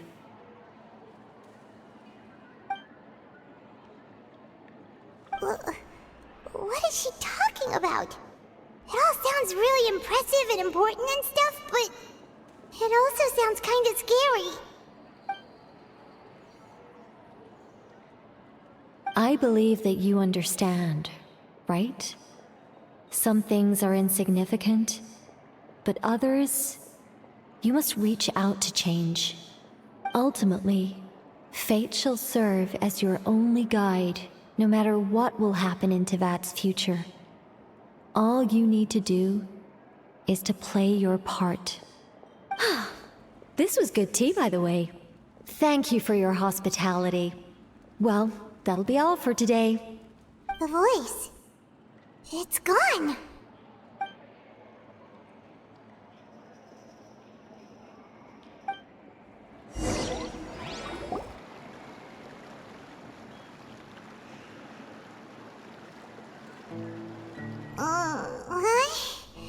I want to hear someone talking. All right, coming. Hey, it's you who's getting lazy, okay? Well, I see I've walked in on some lively banter. Luna! Fine, just fine. I went to take part in that Steambird panel. It turned out to be more interesting than I expected. not all Fontainians are pessimistic about this. One journalist mentioned that sitting around and waiting for the end to come would be wrong, and that they should make their own rescue preparations. I agreed, so we had a brief chat with her. Did she have pink hair by any chance? Why, yes, it was Charlotte.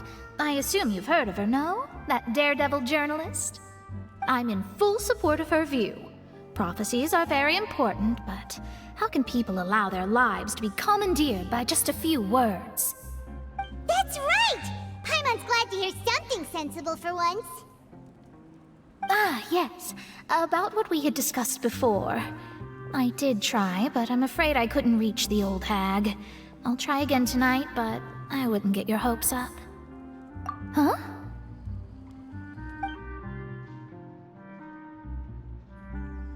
Goodness gracious.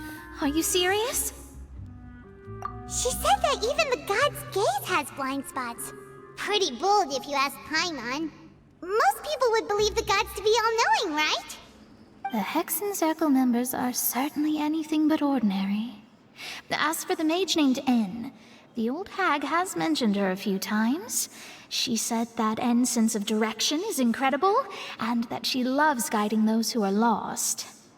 But I've never met her, and if she were still alive, she'd be... well, suffice it to say that the hag's at least a few hundred now, and N's been around for longer than that. Whoa. The Hexen Circle sounds like a scary group. But they must really stay in shape to live so long. Their abilities alone are pretty terrifying. If she came to see you personally, then the problem you're facing must truly be of great importance. Well, it's not like Paimon could understand anything she said. Yes, she was quite cryptic, but I suspect she means that there is still a way to turn things around. She didn't say when or what that would be, though, so... perhaps it is something that you cannot know right now.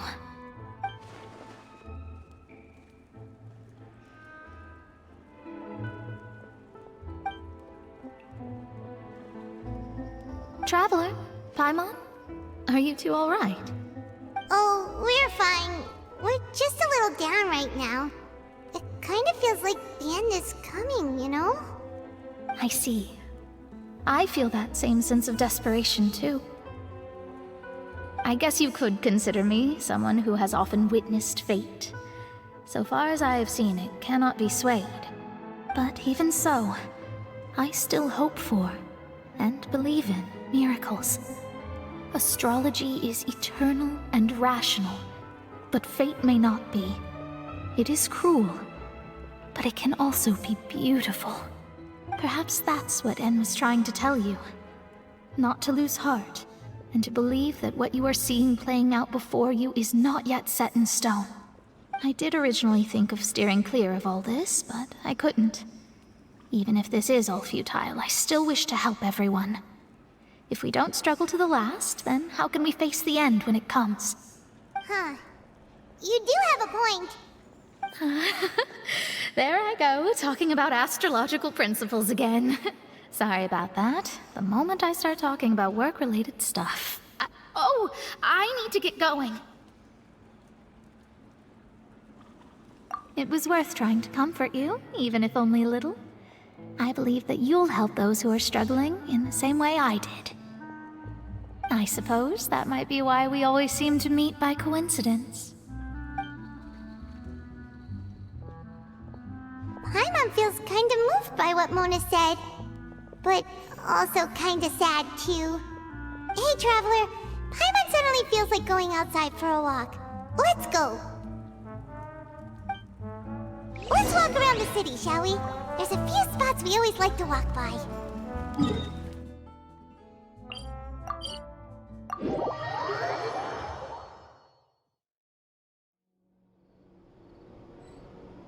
How tiresome.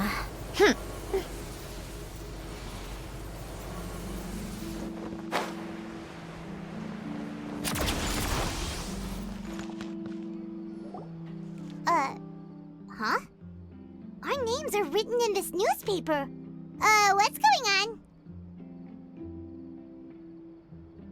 Let Paimon see! underwater stronghold, the Fortress of Meripede, has continued in its noble autonomy, but that does not mean that others cannot interact with it.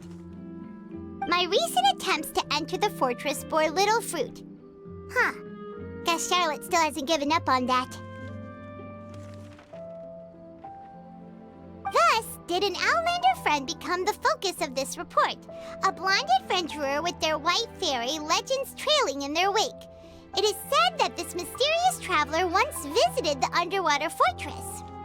So while the fortress's interior remains a mystery behind closed doors, do not fear, for the tales of the traveler contain surprises in spades. Journalist Charlotte's biggest scoop yet, the Traveler's Trail, World Walker. Huh. Charlotte took so many awesome photos of us and we never even noticed her. She hasn't been able to get a hold of anything at the fortress, so since we're easier to find, she's using us as the subject matter instead? Ugh, seriously? Well, fine. Those headlines and photos do look cool, so Paimon will forgive her this time.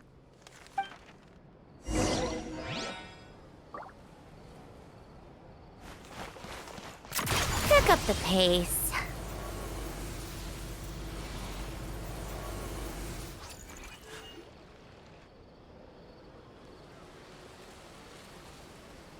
We're here! Paimon's hungry. Should we go in and get something to eat?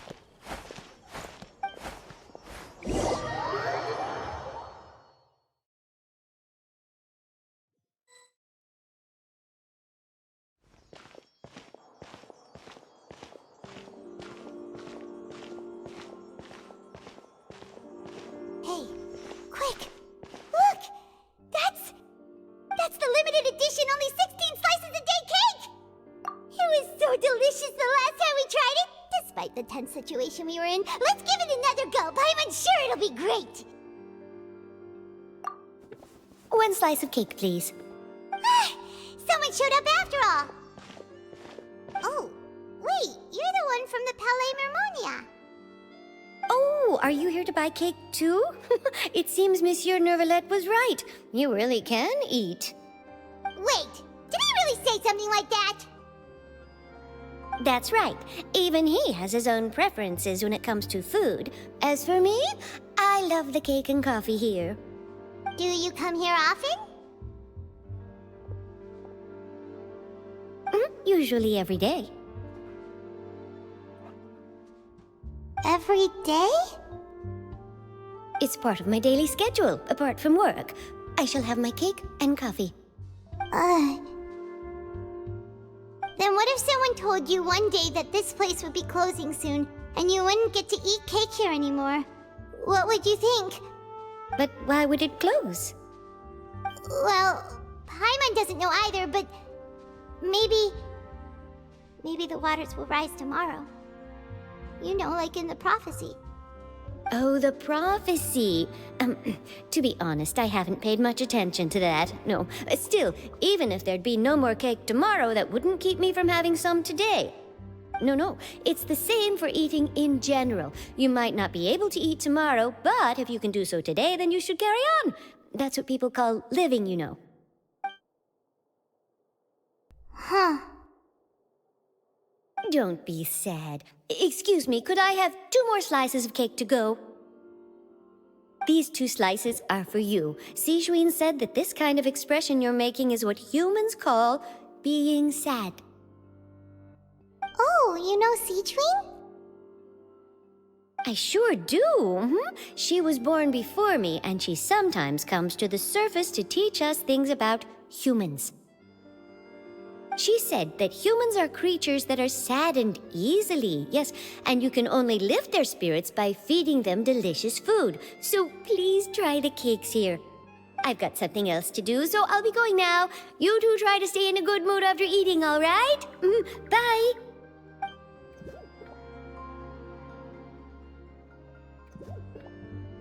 And there she goes. All right, let's dig in. Paimon's sure this cake will be delicious.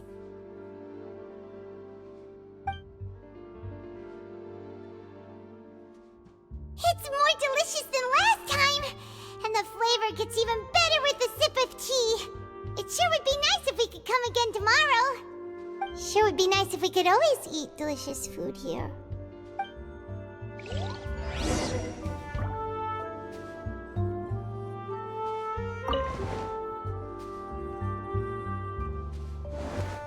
Come on, keep up.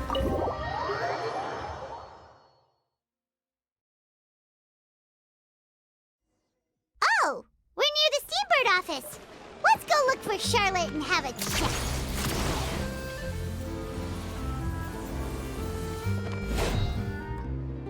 Wow!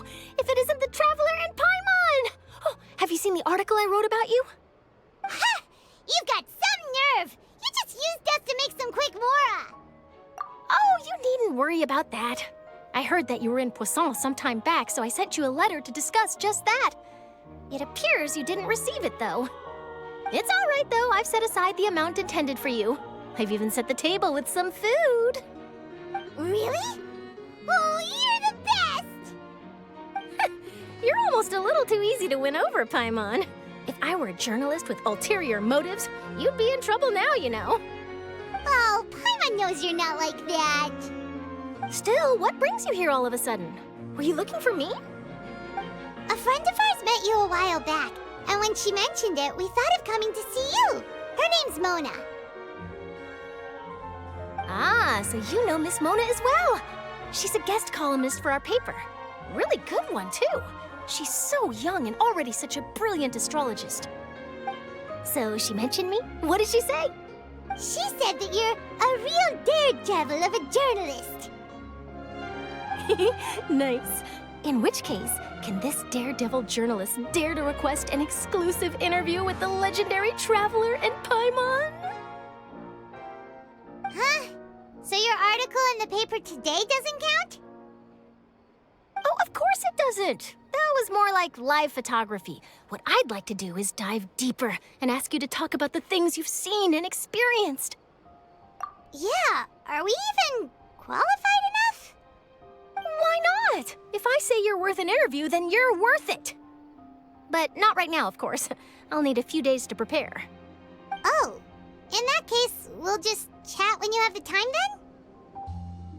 Oh, so that's a yes? Ooh, splendid! I'll tell the editor-in-chief immediately. I'll have to apply for lighting, a venue, some props, and... Whew, so much to get done now. Talk to you later. Wait, Charlotte, Paimon's still got a question for you. And what's that? If, just for example, Fontaine were to be flooded tomorrow, what would you do today? Huh, that's the prophecy you're talking about, isn't it? I mean, I do hear about it often, but I've never once thought that the day could be tomorrow.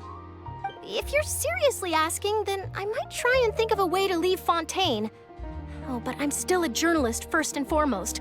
That means I have a duty to be reporting from the scene.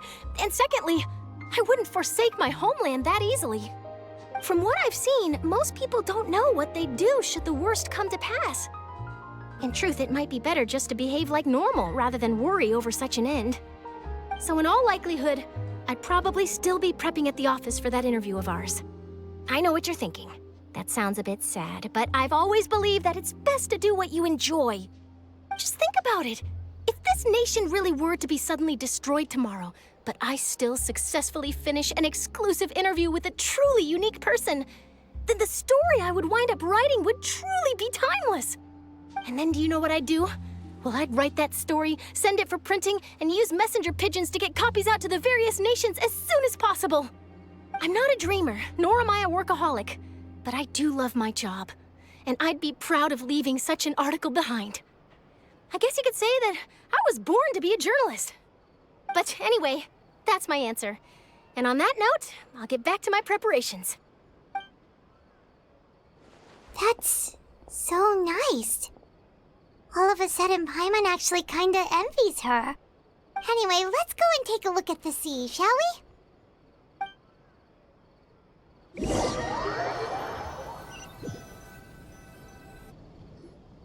The sea breeze and scenery can be a pretty soothing combo, huh? Paimon's been thinking. If it wasn't Fontaine, but all of Tevat that would be destroyed tomorrow, where would we go and what would we do? No, Paimon should ask, if you could choose, what would you like to do?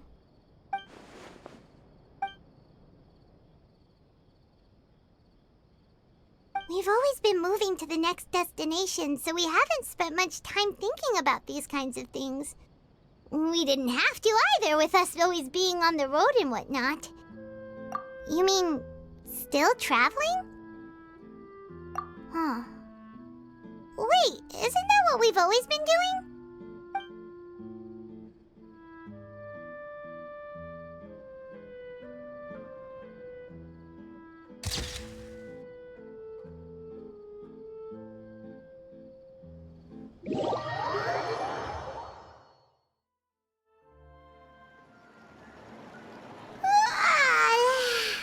Feels like you'll grow mold if you stay here long enough. But it's still better than the Fortress of Mirapede, that's for sure. It's not only damp there, but salty too. Ah, so the two of you are still here. Wonderful. Oh, you're from the Palais Mermonia, aren't you? Yes, I'm Isadora. Monsieur Nervillet sent me to look for you two before. I heard that afterward you went to the Fortress of Meropide. Not at all. I'm well aware that you're friends of his. Actually, I'm here to pass along a message from him. Yes, inside the Opera House. The Maréchaussée Phantom has declared the incident a small-scale riot. A riot? Well, that said, I don't personally think it was that serious. Lady Farina was watching a performance at the Opera House, and while she was resting during an intermission, some other audience members suddenly started harassing her, loudly accusing her of doing nothing about the prophecy crisis. And before she could respond, others started to join in. The crowd continued to grow, and protests against the Hydro Archon started to break out. So people have started to put the blame on Farina. Guess they finally found an outlet for the pressure they've been under due to the prophecy. I agree. People will naturally rely on gods, as is customary. But the moment people feel threatened, gods are also the first to be blamed. So what happened after that? Is Farina okay? Seeing that the situation was spiraling out of control and that further argument was pointless, she claimed that she'd gotten tired of this and left in a hurry. The Maréchaussée Phantom had their hands full maintaining order and did not catch where Lady Farina had gone. Only when things had stabilized did we realize that she had gone missing. So, you mean she's still missing? That's right. The Maréchaussée has dispatched many people to search for her, but we don't have any leads yet. That said, I don't think there's much to worry about. She is a god after all. Even if she were to fall into the hands of rioters, what could ordinary people do to her? Good. Monsieur Nervillet sent me to tell you about the situation, but he didn't say anything else. Don't worry, this is more than enough to go on. Thanks for keeping us informed. Ah, is that so? Well, all right then. In that case, you two take care. I'll be heading back to the Palais now.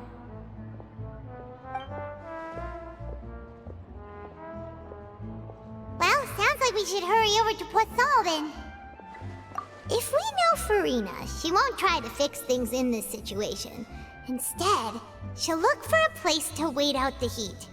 And, as we also know, she may be loud and dramatic, but she doesn't have a heart of stone.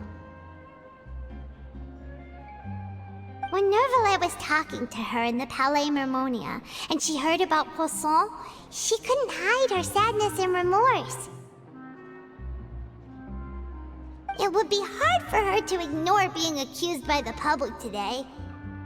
Paimon thinks Farina's probably taken the opportunity to slip away to Poisson and try to relieve the sense of guilt that she's feeling. Huh. Well, what do you think? Paimon knows the answer, of course, but Paimon can do the analysis to back it up, too. Cool, huh? In that case, there's not a moment to lose. Poisson, here we come!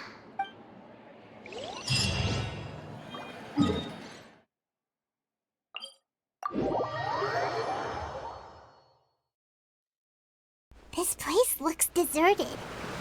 Guess all the survivors must have evacuated already. All that's left.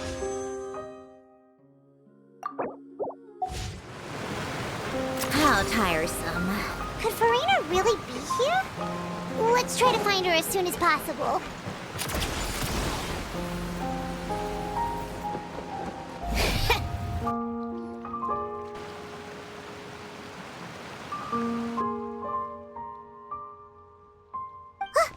That's Farina, right over there.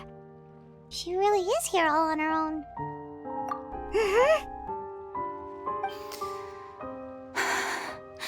Should I just give up? This is all meaningless. What was meant to happen did happen after all. Everyone's dead. I'm sorry. I'm so sorry. Give up, Farina. There's no point in holding out. I'm sorry. But what can I even do other than to repeat meaningless apologies over and over? Who's that? Don't worry, Farina. It's just us.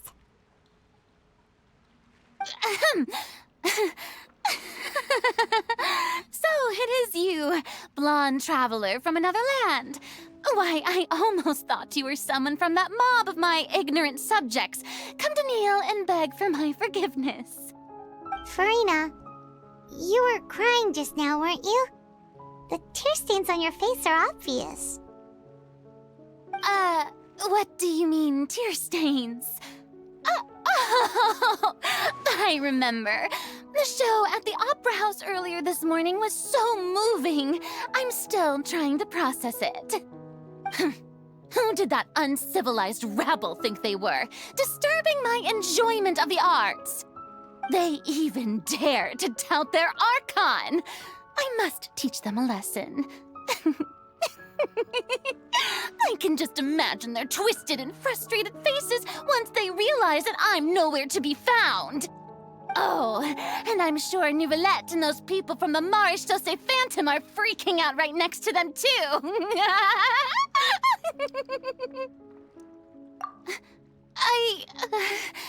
Of course not. Hey, there she is! The Hydro Archon's over there! Quick, after her! Farina, those people seem to be after you. They are? They're just some rabid fans who want to cut the line because they haven't been able to meet me in person, aren't they? That's against the rules. I can't let them get their way. Farina just ran off! Quick, we have to catch up with her!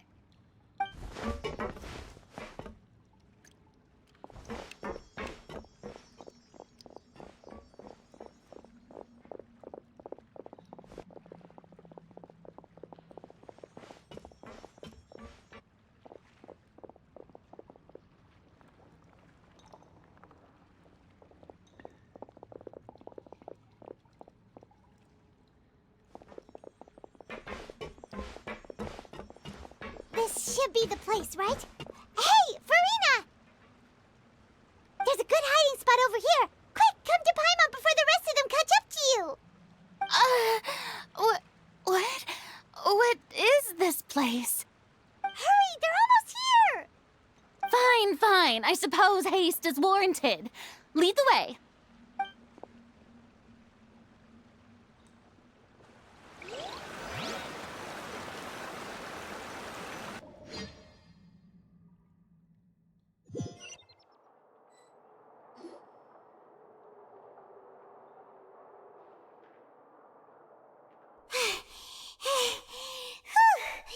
Paimon's exhausted.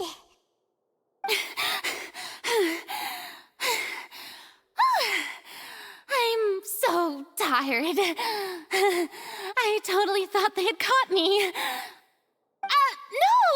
I merely gave in to the sheer enthusiasm they displayed.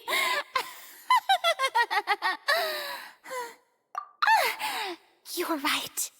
Yep, That's a good girl.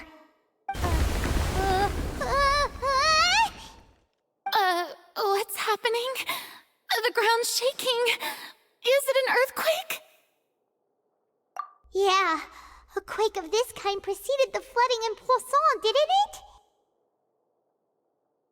It can't be. It's happening again. Well, there's no need to worry too much about that. Novelette's made some emergency plans, so the evacuation should go a lot smoother this time. Yeah, I hope you're right. But the people of Poisson, they've already...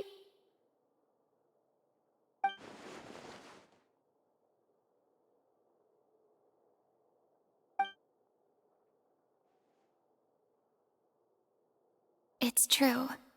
I've been investigating the prophecy for hundreds of years. I once had informants all over Tevat, searching for clues and feeding information back to me.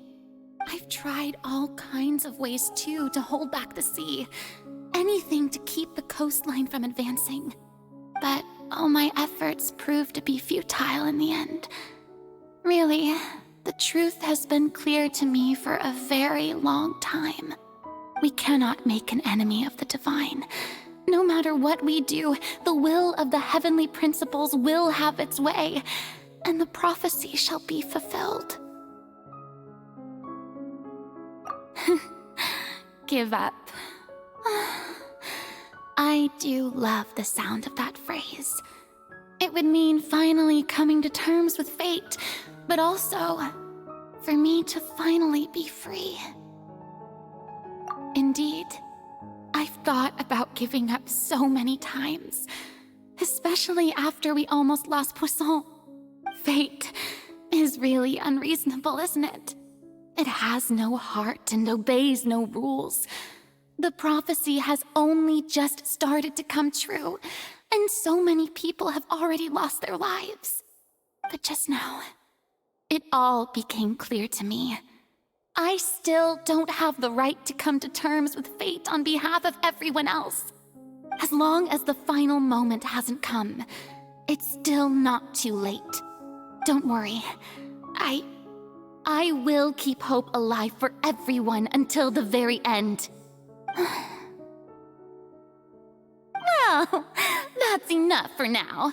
I got the impulse to play the stricken maiden, but honestly, considering my rank and station, that wasn't a good fit at all. Don't take any of what I just said seriously. How could I possibly let Fontaine fall to the whims of trivial prophecy? Come on! Paimon could have sworn you were actually being honest just now.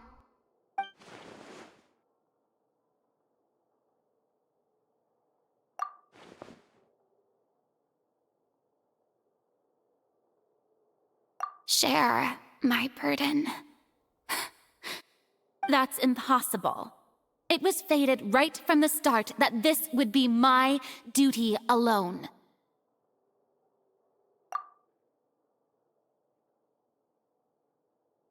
A witness. Yes, I've heard that you came to Tevat from beyond the stars, yes. In other words, you never belonged here. And if Tevat is, in its entirety, a show on a stage, then you're just a spectator, aren't you? If that's the case...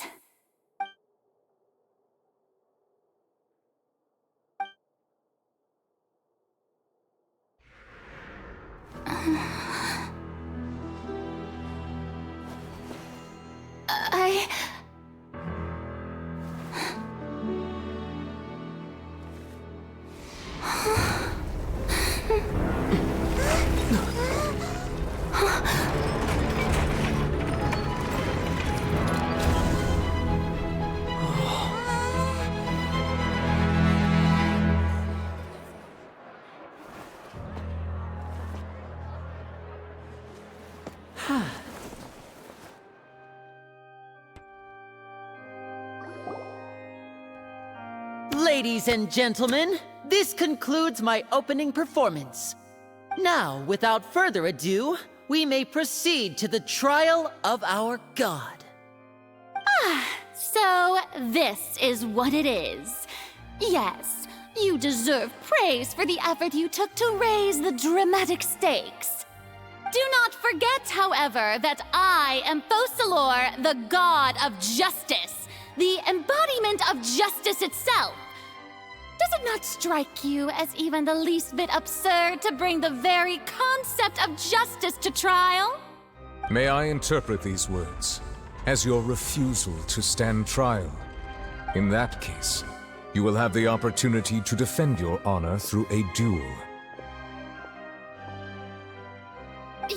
You would draw your blade against a god? I see. It seems like you have made up your mind.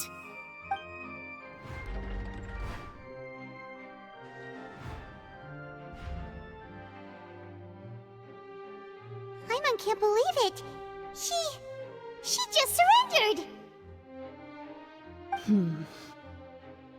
What the heck is going on? Did I just see an Archon surrender to a human? Wow, how utterly humiliating. Lady Farina, what is the meaning of this? Shh! It would seem that there has been a misunderstanding. To be clear, the raising of both hands is not always an indication of surrender. Looking for excuses again, huh?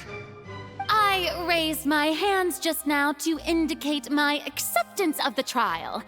No duel shall be necessary. I will admit that I've been running away for a long time. I'm sorry, everyone. I was unable to protect the people of Poisson. It is my duty to stand trial for my crimes. You are not the only ones to be disappointed in me. I, too, am exceedingly disappointed in myself. But now, it is time for the Hydro Archon to show you her courage and resolve. I, Farina, will use this trial to show the world the true meaning of justice! This time, I will protect you. Applaud and rejoice! One of the most outrageous and fantastical arcs known to the opera epiclese is now unfolding before your eyes. Mark my words, this shall be one of the most exhilarating and brilliant shows ever to grace the stage of Fontaine! The trial of the Hydro Archon, Focalor, will now begin! Woohoo! Oh, now we're making history! Why does it feel like Farina just took over the whole thing? Like, come on! Didn't she just get forced to stand trial for her crimes? Also, even though she's still acting super dramatic, she is taking this seriously this time, right? All right, then. Who will be my opponent in this trial? The court asks the prosecutor to please take the stand. Is that so? Very well. Then please speak, witness of Tivat, my accuser and fated opponent.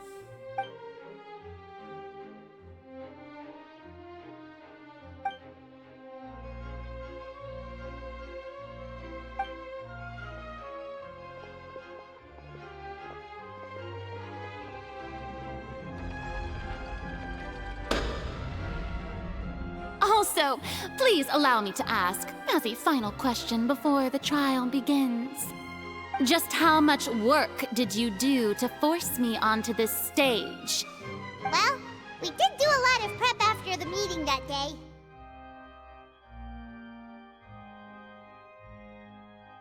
I can go over the tasks assigned to the Spina di Rosula, since they were rather straightforward and easy.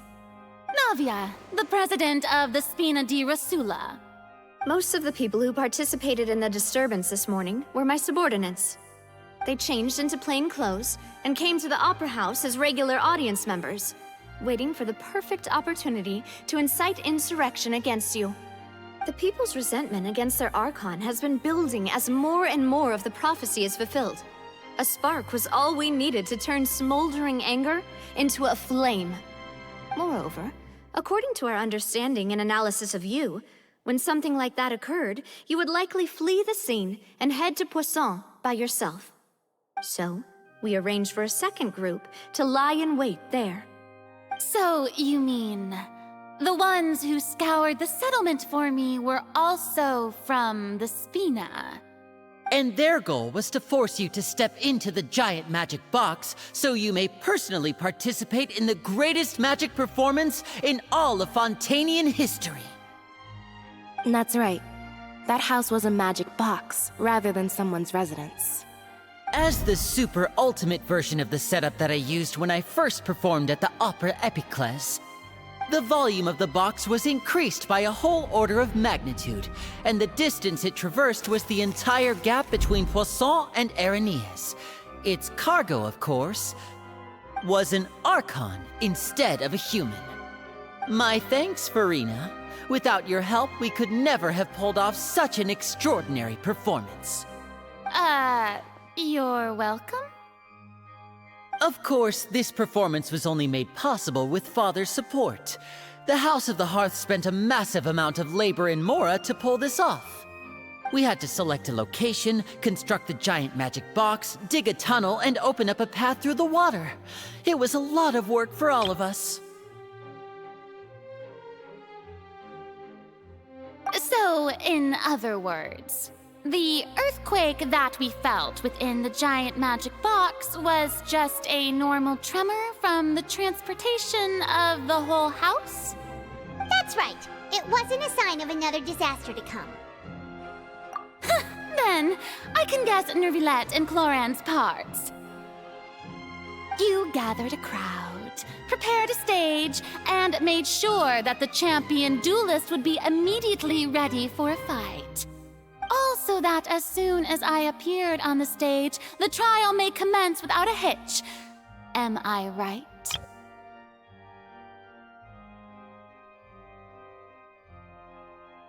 Yes, that is correct.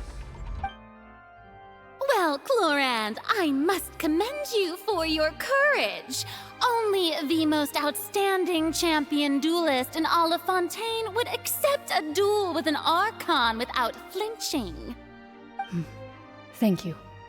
As for you, Traveler, I suppose your role was to keep me distracted with conversation once you found me in Poisson.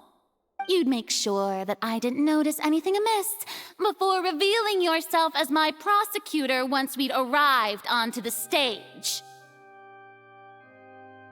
Oh?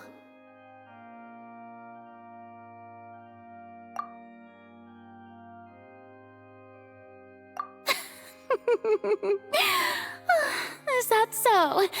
Then I suppose I must have missed my final chance. It's fine. It matters not. What's done is done. The stage is already set, so there's no reason to disappoint the audience. Let's see this trial through to the very end.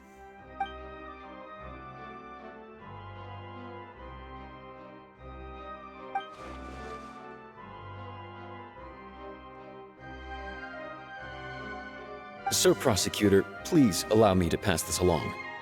This is a document that Miss Charlotte applied for and received permission to share with you during the trial. According to her, it should speed up the proceedings. Huh? Charlotte wanted to give us something? Oh, so she's here too! Hey, Charlotte! Oh, let Paimon see.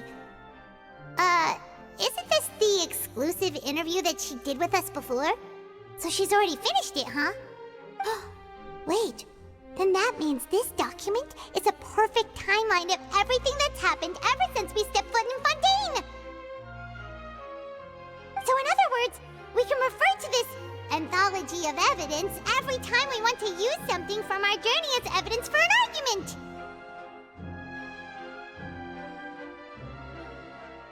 Let's quickly confirm the information in it.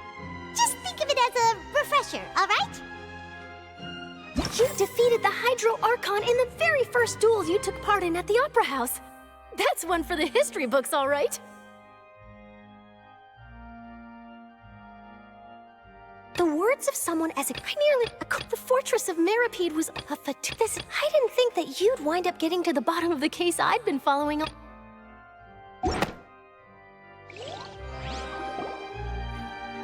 The prosecution and the defense are both in position. The trial shall now begin. Oh, come on, Nervylette. There's no need to repeat all the unimportant legalese. Just fast forward to the part where the prosecution lays out my offenses. As the defendant and the lead actress of this performance, I still haven't even been informed of my supposed guilt in all of this. Of course, it is only natural for humans to struggle to understand the actions of a god. However, you will need more than that to convict me of a crime. That's true, but my charge here is unrelated to your conduct as an Archon. Instead, I would like to charge you as a fraud who's never been the Archon in the first place. Wait, what was that? Lady Farina's a fraud? Hey, I came here thinking that we were going to try the Hydro Archon for forsaking her duty, but did I hear that right? She's not our Archon at all? Charge accepted. Lady Farina, do you plead guilty to the charge?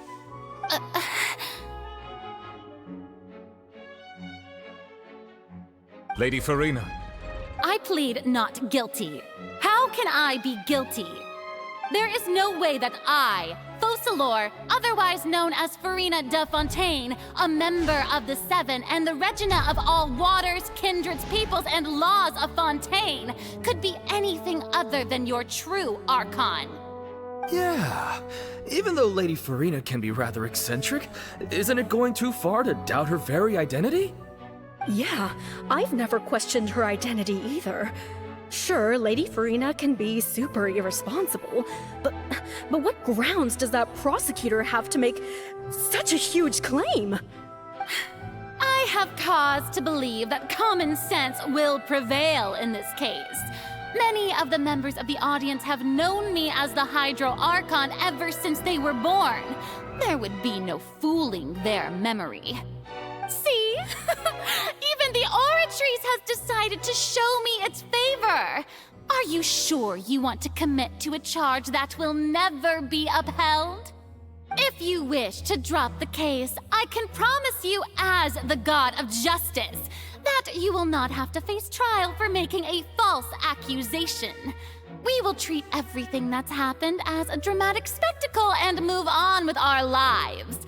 What do you say to that? Huh. An argument with near impossible odds, huh? We have to not only refute Farina's claims, but also overturn the long-held beliefs of the people. Well, I tried to give you the chance to surrender. If you must persist, then let me ask. If you believe I'm not the Archon, then what manner of being do you think I am? And if I was not the Archon, then how did I manage to live for over 500 years?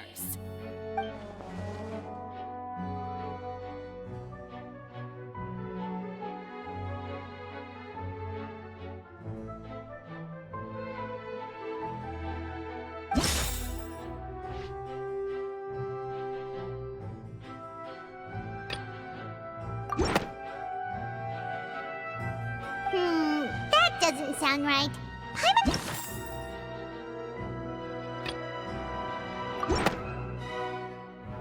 First of all, you may be a member of another long-lived race, which would allow you to naturally possess an extended lifespan. And second of all, even if that wasn't the case, there could be other ways to extend your life. Who gave you that idea? Was it the knave? You'd sink so low as to use a harbinger's words against me. A curse? I once thought it possible that the aura of an Archon might naturally resemble a type of curse. But in light of this claim, perhaps what I sensed was not your divinity, but a curse after all. Neverlet sensed it too, huh?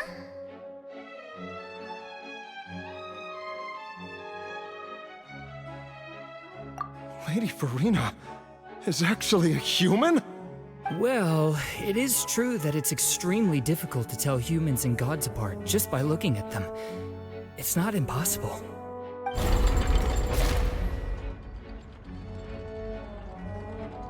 Well, don't start celebrating too early now. Even if I have been carrying a curse like you said, how does that prove that I am merely a human being? Besides, everyone knows that the main difference between a human and a god is the possession of authority. Gods can do what humans cannot. That's why they're worshipped as gods. For centuries, manifestations of my authority have served the nation of Fontaine. One need only to turn their eyes towards the Oratrice Mécanique d'Analyse Cardinal in this very opera house, or consider the indemnitium that is used in every aspect of life.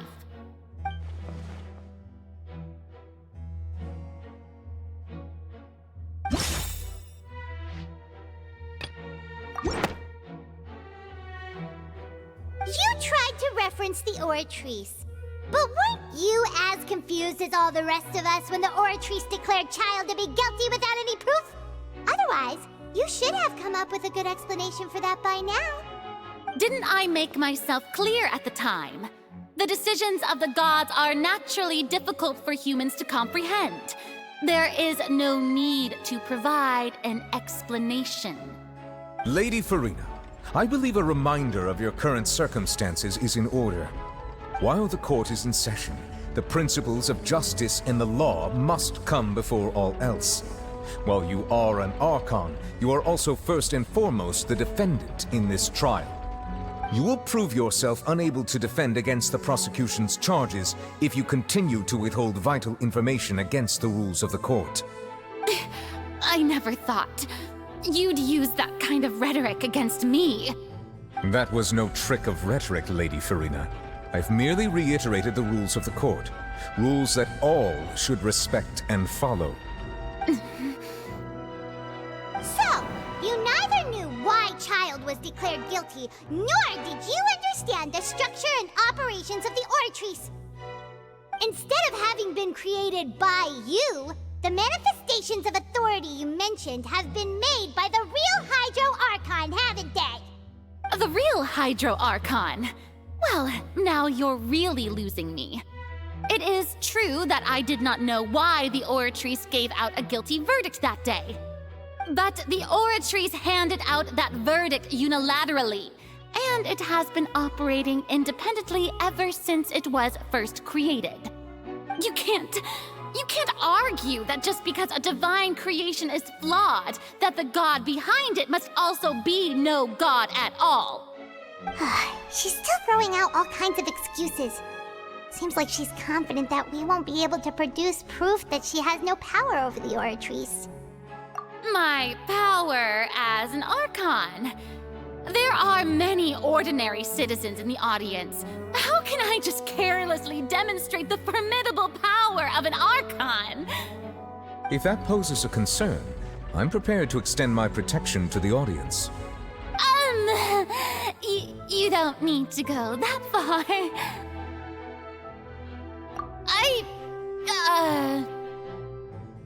Aren't you the Hydro Archon? Or is it that you can't even wield the power of Hydro, much less the authority of a god? Indemnitium! Yes! It's all because of Indemnitium! All Archons derive their power from the faith of the people, and I've converted the people's faith in justice into Indemnitium. Thus did I give up all of my divine power to provide everyone with energy for their daily lives. Have you ever seen a more magnanimous god? Isn't that a huge stretch? Yeah, no matter how generous an Archon can be, how could they give up all their power? Can a god with no power even still be called a god? It seems like nobody's buying Farina's excuse. now, everyone! Please don't stare at me as if I was a liar! I'm still the same Farina you knew, right? The one that you loved! Shouldn't you want to believe in me? Please? You've got to believe me! If what the prosecutor said is true, she really has committed a grave offense. Did she deceive all of us? And all of our parents and grandparents too? And all of our ancestors? Ever since they were born? Enough! That's enough! Tell me then, if I'm not the real Hydro Archon, then who is? If you have no evidence of another Hydro Archon's existence, nor can you find anyone who can back up their claim to be such, then what grounds have you to say that I'm not actually the real deal? Wow, she came up with yet another argument. How can we refute her now? Seems like she really doesn't want to give up.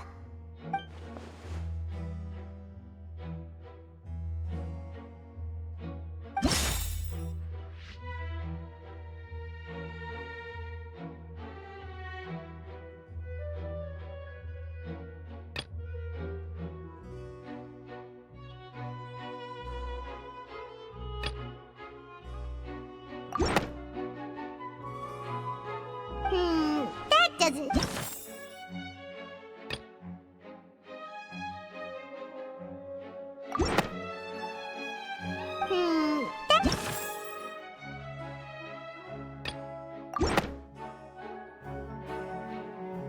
It has been established that all Fontainians can dissolve in water from the primordial sea. And that means... Since you insist on claiming to be a god and not a human, then there's a method that you can use right here and now to eliminate all suspicions of you being the latter. Miss Navia, please apply to serve as a temporary attorney for the prosecution before addressing the court. Though you act in partnership with the prosecutor, you must still adhere to proper procedure. Super sorry, Monsieur Chief Justice. I swear this really will be the last time that I'll speak out of turn. Now, I've brought some seawater from Poisson. As everyone knows, a massive flood struck the area not long ago, taking many lives, including those of some of my closest friends. So, Miss Farina, would you dare to touch some of this seawater? If we are to believe that you are indeed the real Hydro Archon, touching this seawater would have no effect on you. All it should do is strengthen your case. But if you don't dare to touch it, then we would have basically proved the reverse. Oh, and I must remind you that after the disaster at Poisson, nobody wants to see any more people dissolve. I do hope you'll act prudently and choose the simpler path of admitting guilt. Navia from the Spina di Rasula. The Spina has governed Poisson for many years. I guess her suggestion is valid. If Lady Farina is indeed just a human, she's probably Fontainian like all the rest of us. Would she really dare to try?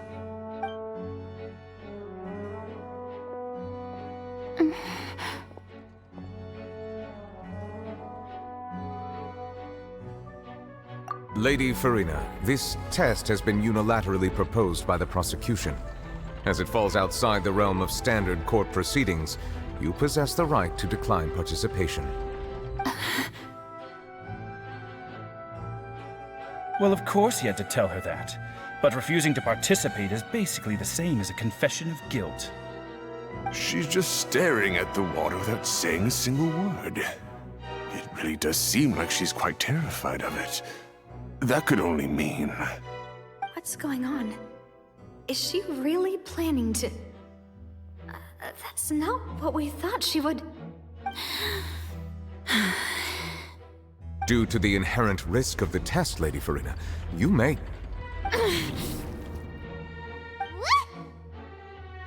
Hey!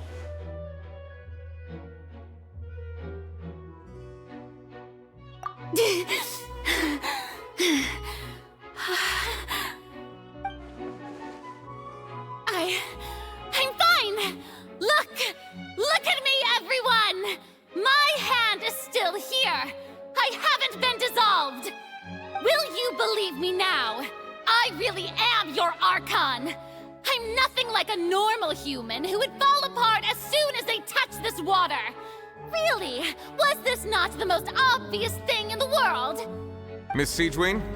If you are present, Miss Siegewing, please come forward and attend to the defendant. Siegewing? Don't be nervous. It'll just take a few seconds.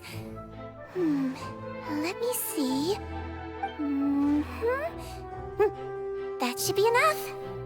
Please announce the results of your evaluation to the court, Miss Siegewing. As everyone doubtlessly saw, Miss Farina was displaying symptoms of hyperventilation and flushed skin. These indicate that she was experiencing the adverse effects of exposure to primordial seawater. The extent to which she was affected is the same as other humans when exposed to primordial seawater of a similar concentration. Thank you, Miss Siegewing. Lady Farina, you may return to the defendant's stand. Oh, wait. What did she just say? I didn't get dissolved! Shouldn't that be enough to prove my innocence?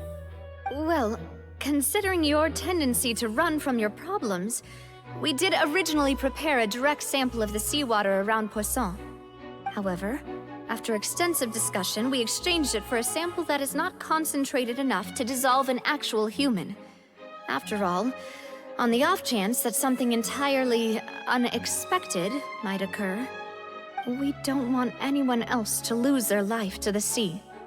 Yeah, so out of regard for Farina's life, you secured a low-concentration sample and asked the head nurse to serve as an expert witness. It's a great thing that the direct sample wasn't actually used. Farina could have... I can't believe... You...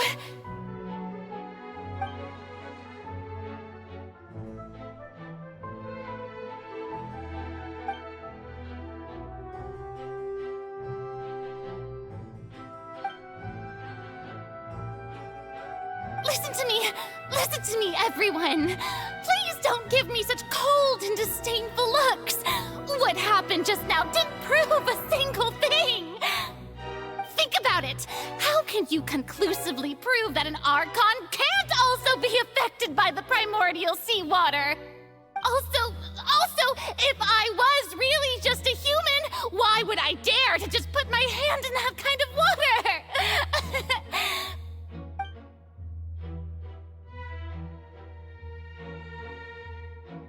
Please, anyone, just listen to me! I swear, I really am your Archon!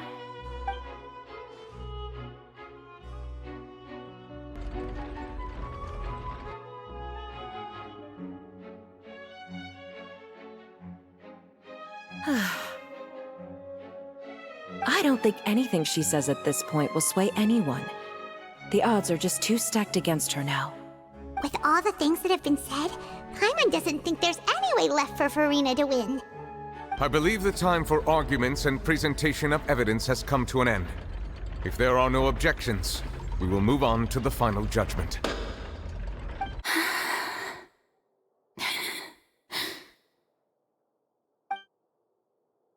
I don't think anything she says at this point will sway anyone. She's too stacked against her now.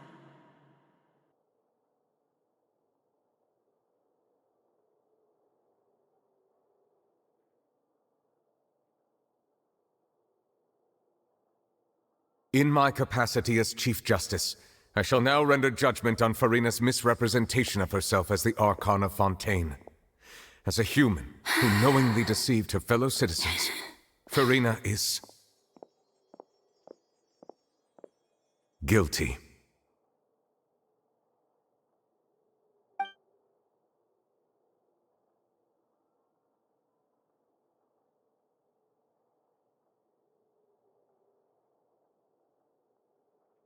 We shall now turn to the Oratrice Mécanique d'Analyse Cardinale to render the final verdict on the charges.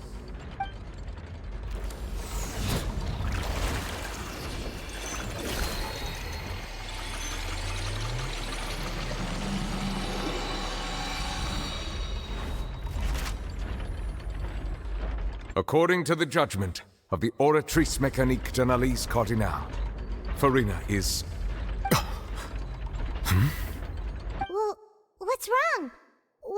Oratrice's verdict! No, the Oratrice also displays a guilty verdict. Isn't that correct, then? However, the exact wording of the verdict is thus. The Hydro Archon, guilty, to be punished via the death sentence. The death sentence? That's actually one of the available sentences? I've always thought that it was just a myth. The one and only time the death sentence has been handed out at the court, and it's been given to the very person we've worshipped as the god of justice? What an unexpected twist. Furina's been sentenced to death by the Oratrice? We just wanted to use the trial to show her the seriousness of things so she'd tell us the truth. How did things escalate this quickly?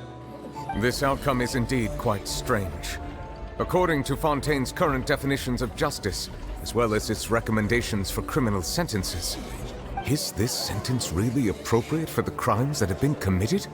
Yeah! Even Fauché wasn't sentenced to death by the Oratrice. You know, the real evil mastermind behind the serial disappearances case. Indeed. Not only is Furina's sentence overly excessive, the very point of our trial today was also to prove that Furina has never been the Hydro Archon in the first place. But now, the Oratrice seems to have deliberately invoked the title of the Hydro Archon. What does this mean?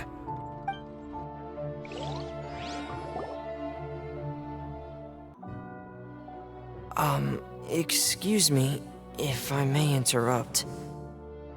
Is the trial still going? Fremine! You finally made it. I assume this means you've completed your mission? Mm-hmm. Any mission Father assigns to me will always be top priority.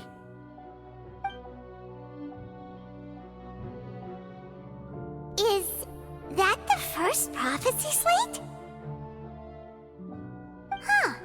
So the knave privately arranged for Fremine to try and find the missing slate. I looked everywhere and finally found it at the bottom of the sea. It took me a long time to get around some dangerous stretches of water. But has the trial already concluded? Then doesn't that mean I've come too late? Oh no. Father will be disappointed in me. Thank you for your hard work, Mr. Fremine. Please allow me to review the record left on the slate. Traveler, I believe that you have already seen the other existing slates, and would like you to come here and confirm their contents.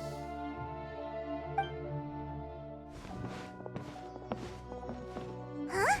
So what do you see? What is it? I believe I have now made sense of the Hydro Archon's crime. It has to do with Fontaine's lost history. Huh? Isn't the Hydro Archon just guilty of deceiving her people? Oh, wait, no, that's Furina, and we've already proven that she's not the Hydro Archon. So when you say Hydro Archon, do you mean the real Hydro Archon we've been kinda talking about? In truth, everything that you've encountered in Fontaine up until this point can be traced back to the contents of these stone slates. However, I'm uncertain as to how much sense they currently make to you. Okay, let's try to recall the contents of the other 3 stone slates. Paimon will do her best to help you remember.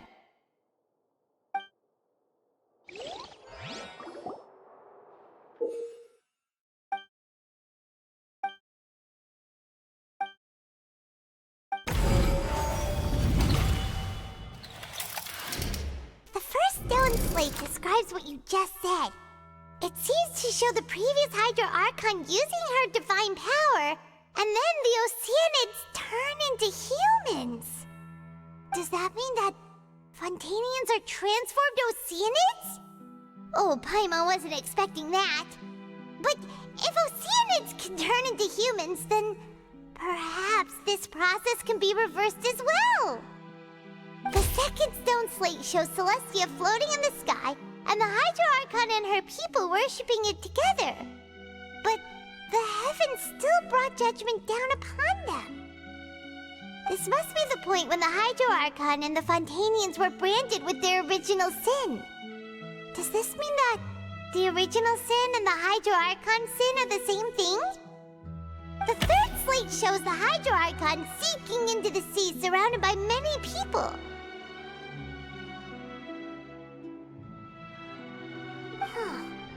That reminds Paimon, didn't we also watch that happen to someone else? Well, the fourth slate is the prophecy the Fontainians have been talking about. People dissolving into the sea, the Hydro Archon crying on her throne, and so on. We didn't believe that such a crazy disaster could happen at first, did we? But after that incident, it was just a question of when and not if.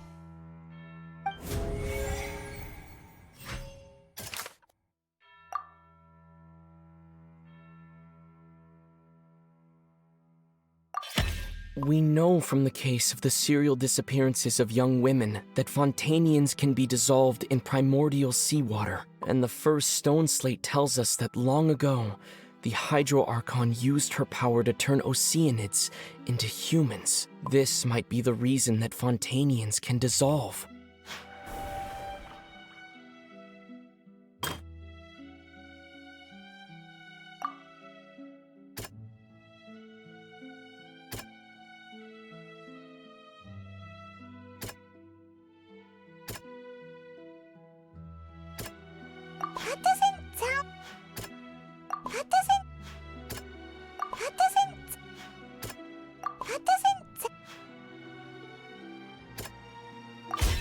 Perhaps what is about to take place has all happened before. The true sin of the Hydro Archon that Nervalette mentioned, and the original sin cast down on the people of Fontaine by Celestia, as recorded on the stone slates.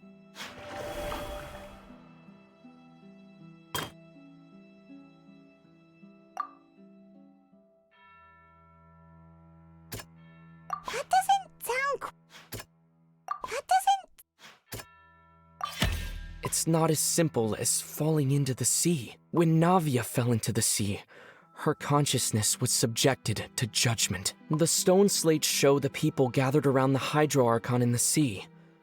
Could that be alluding to the same thing?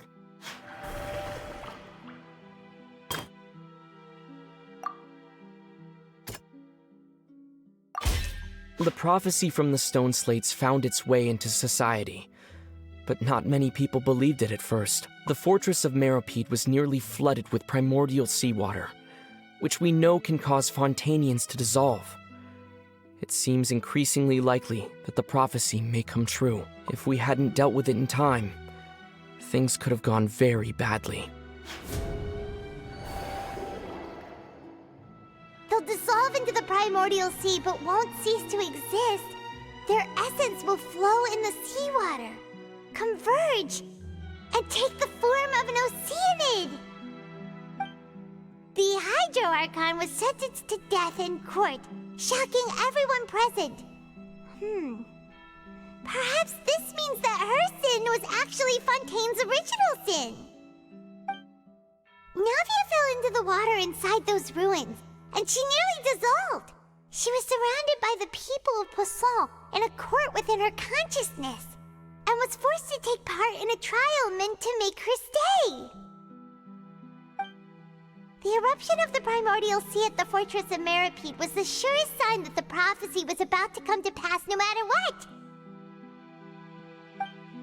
The stone slate's content can all be verified by recent events. If we combine what we know together, loads of truths should come to light.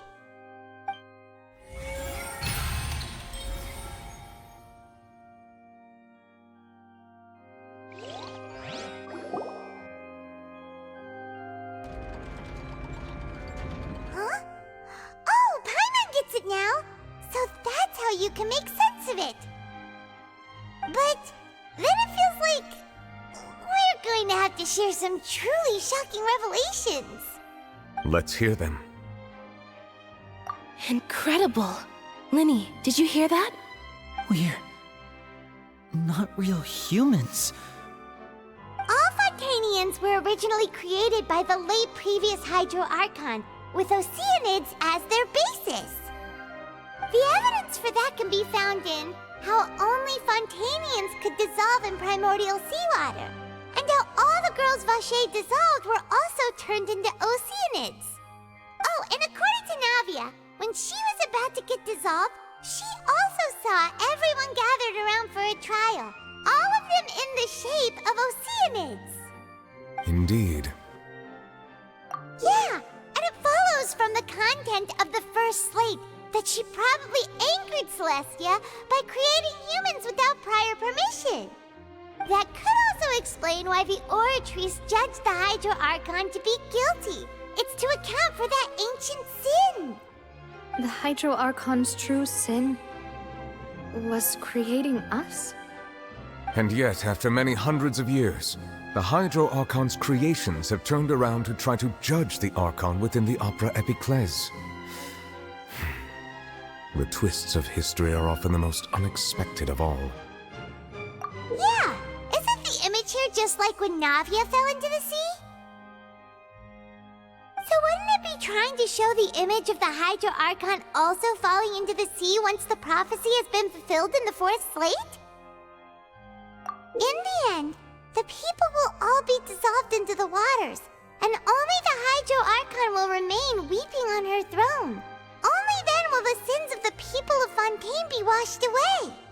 Did Paimon get all that right? You've made some keen deductions. I must say, given how much you still don't know, it is impressive that you've already managed to connect so many pieces of the truth. However, while you were able to decode all the information on the slates, they've also been etched with an additional layer of hidden information using a different power source. When we were at the ruins, I tried to decipher the hidden information recorded in the slates. But since we only had 3 slates at the time, I was unable to come to a full conclusion.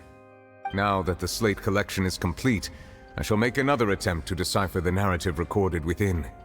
If everything goes well, we should finally be informed of the unadulterated truth.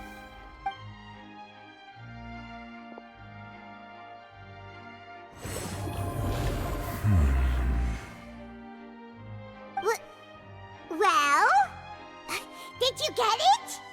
I believe I should share this truth not only with you, but with all the people of Fontaine as well. I will try to briefly summarize it for you.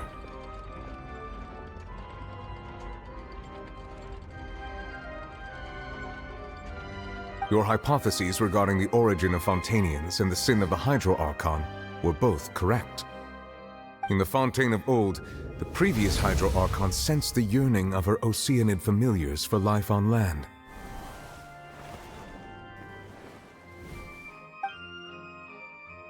The Oceanids were enamored with the beauty and romanticism of human beings, and wishing to have those experiences for themselves, expressed to the Hydro Archon their desire to become of a similar kind.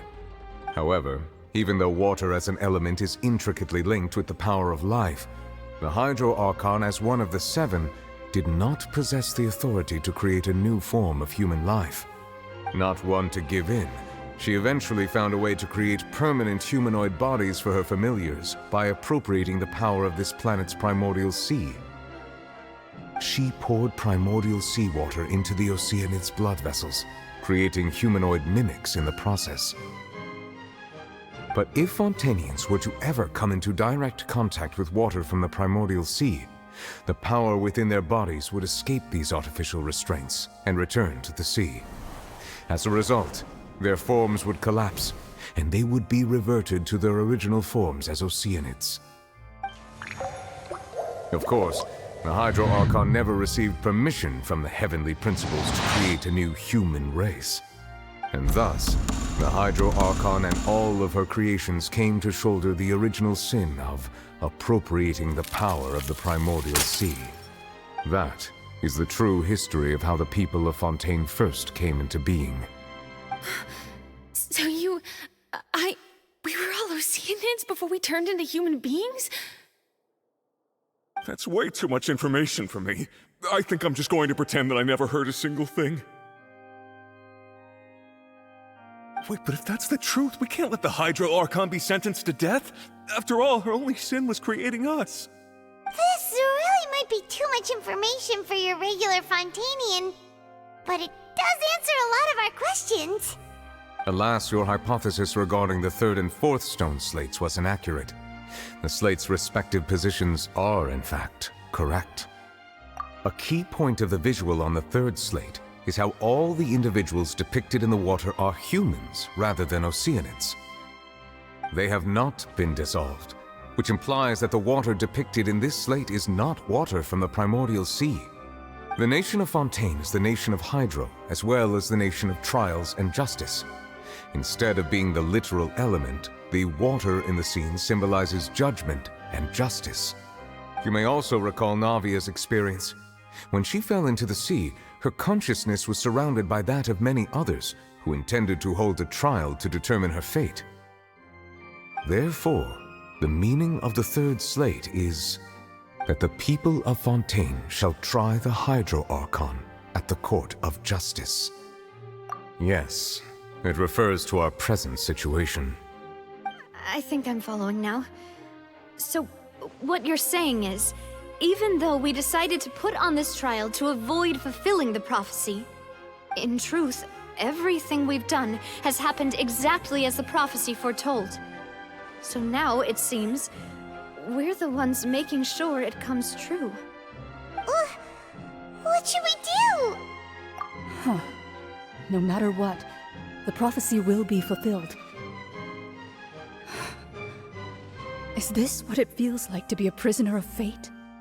If that's the case, does that mean the scene in the fourth slate will also be fulfilled soon? Traveler, I would like to point out another small fallacy in your deductions.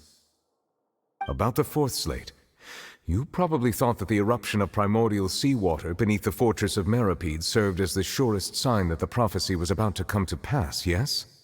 However, I believe that rather than being a sure sign, that eruption could in fact only be a small warning of something far worse to come. As for the root cause of the catastrophe, I believe you've already encountered it once before.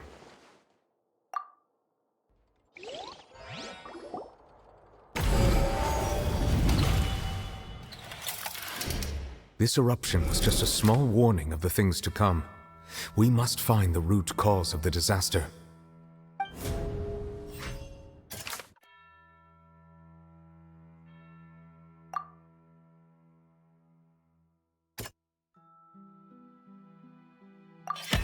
It was both dream and reality. If we're talking about a true culprit, that could only be that thing inside the primordial sea, right? The truth, the original sin, the trial, and the root cause of the disaster.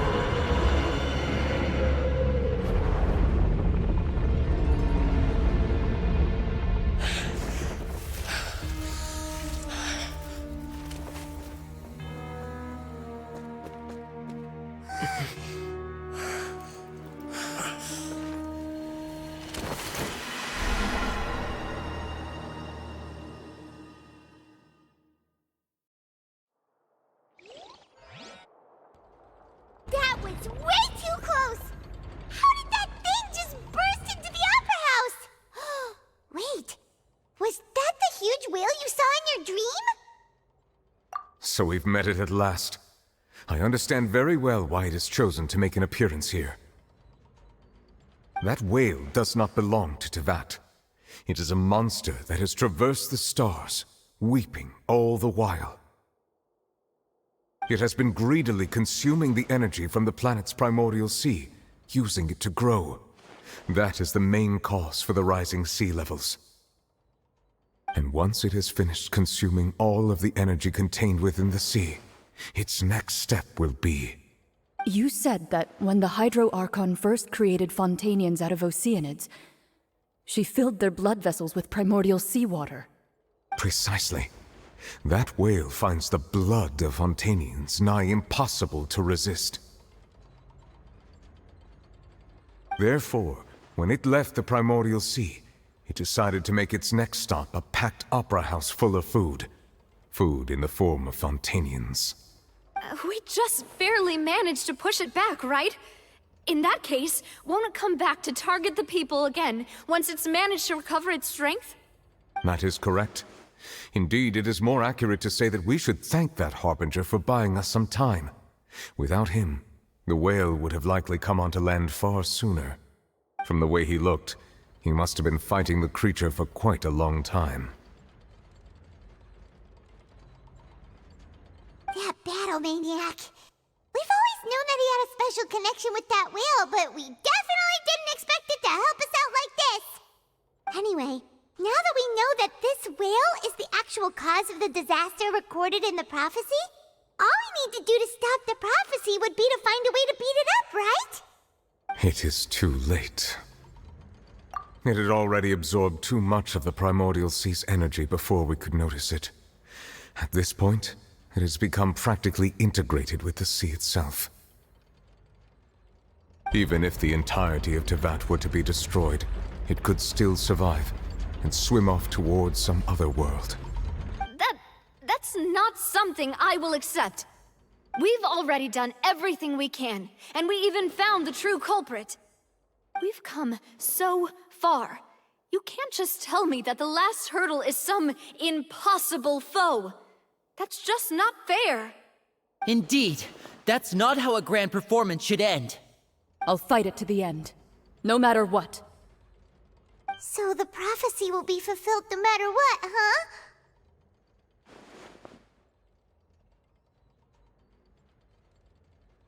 The prophecy. Yes, what has been prophesied will be fulfilled. You may view such things as the history of the future.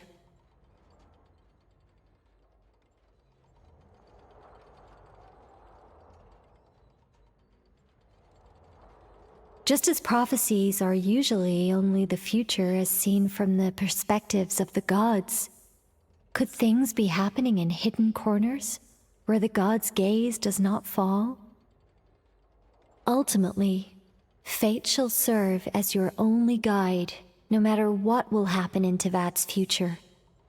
All you need to do is to play your part.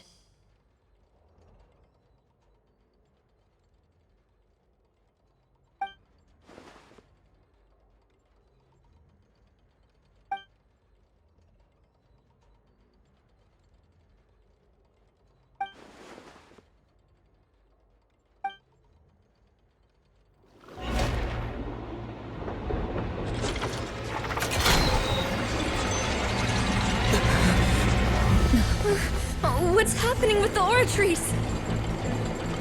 I believe it is preparing to carry out the death sentence.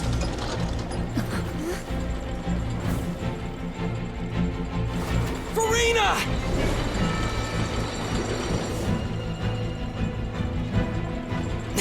No, I still need answers.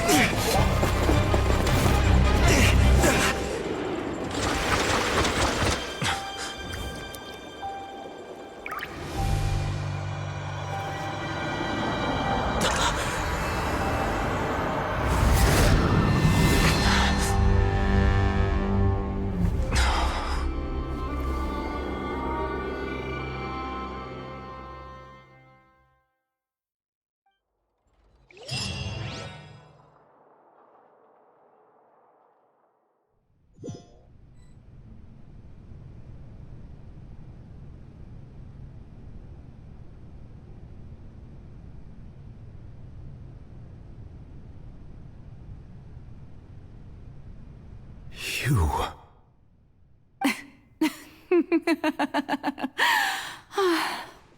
Sorry. That shocked expression on your face is just too amusing. I couldn't help myself. You are not Farina. Who are you?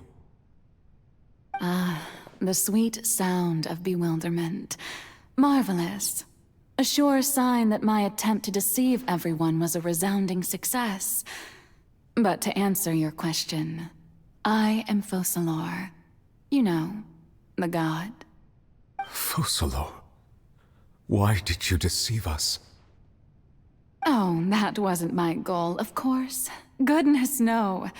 But I had to fool everyone else too, if I was to stand any chance of deceiving the heavenly principles. Deceiving the heavenly principles? It's all because of that pernicious prophecy. Dreadful, wasn't it? Everyone doomed to dissolve. Fontaine condemned to be flooded. One was not amused. In fact, one was positively bemused when that problem was thrust upon me by my dearest predecessor. That's the former Hydro Archon Egeria, for the uninitiated.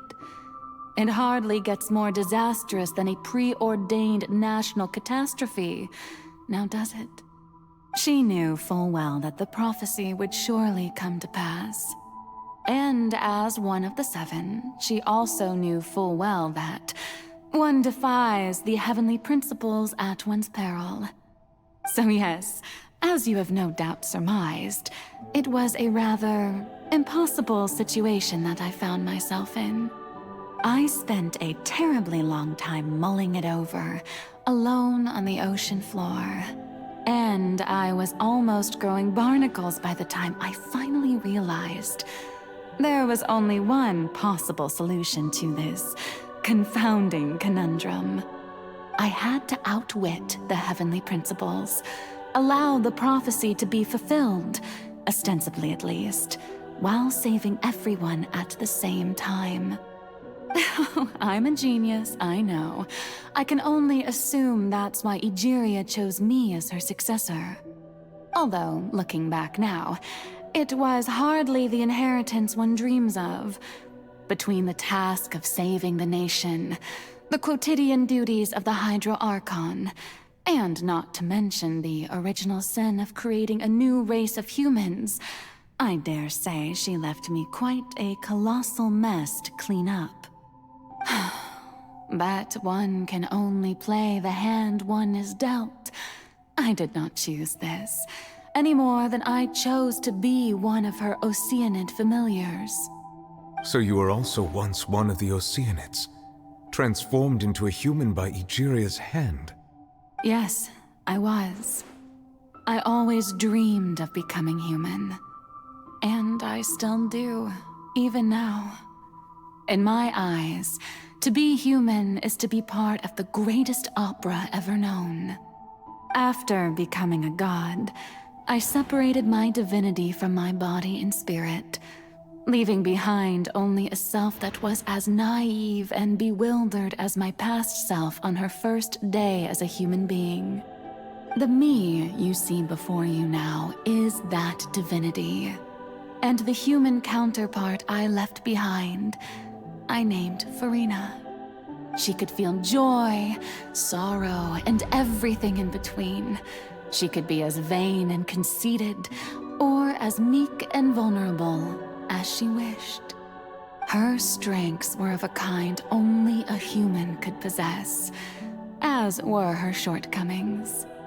But in my eyes, Farina's humanity was what made her perfect.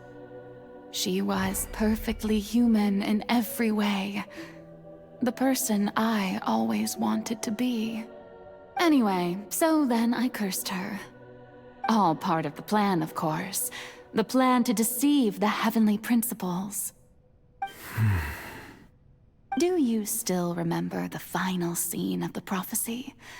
The Hydra Archon alone, weeping on her throne.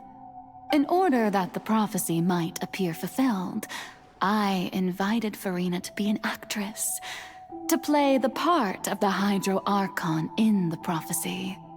Under the curse I placed on her, so long as I, Focalor's divinity, continued to exist, she could not die. But nor was she free to live her life in the pursuit of happiness. Instead, she was forced to take the stage in the opera house, to embrace the role of leading lady, to forever play the part of the god from the prophecy, all to create a deceitful appearance of that prophecy coming to pass. I suppose now you probably understand why your court is called the Opera Epiclese. But Farina is only human, isn't she? Even though she has had a long life, her mind is no stronger than that of any other ordinary human being. I cannot begin to fathom what she has had to endure. It must have been torture for her. It has indeed. And although she is, in a sense, me in human form, I most definitely owe her an apology for it. It's been 500 years, and all along, she's been playing her part in the most unimaginably long, unbearably lonely, and agonizingly painful opera of all time.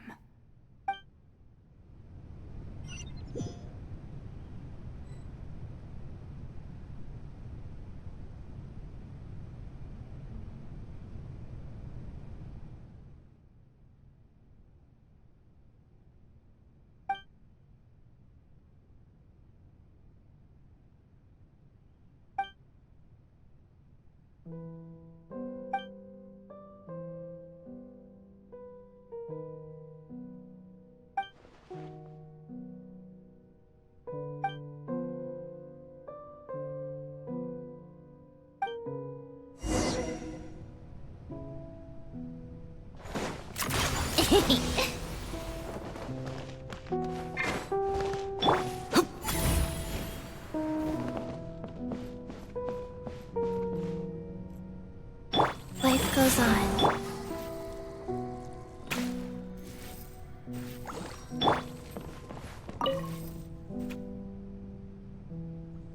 Oh? Who permitted you to come onto the stage? Now, I understand your admiration for my august self, but I must ask you to keep to the rules. All right. It is not my intent to reprimand you. There is no need to state your name. Just be off with you. Do not distract me from my performance. Oh, do not jest. Can you not feel it? I am Focalor. The eyes of countless Fontainians are upon me. I must, at all times, display the utmost elegance and nobility.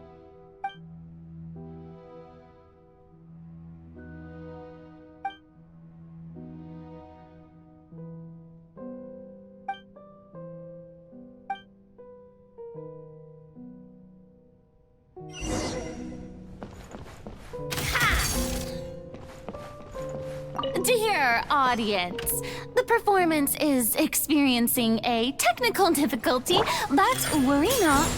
The guards shall resolve it soon enough.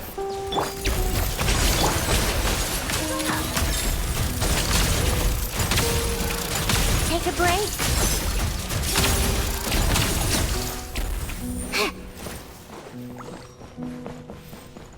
Hey, what gives? The audience is still watching me, you know. Guards? Wait, where are the guards? Guards! Go. Right here. Right now. Farewell! How tiresome.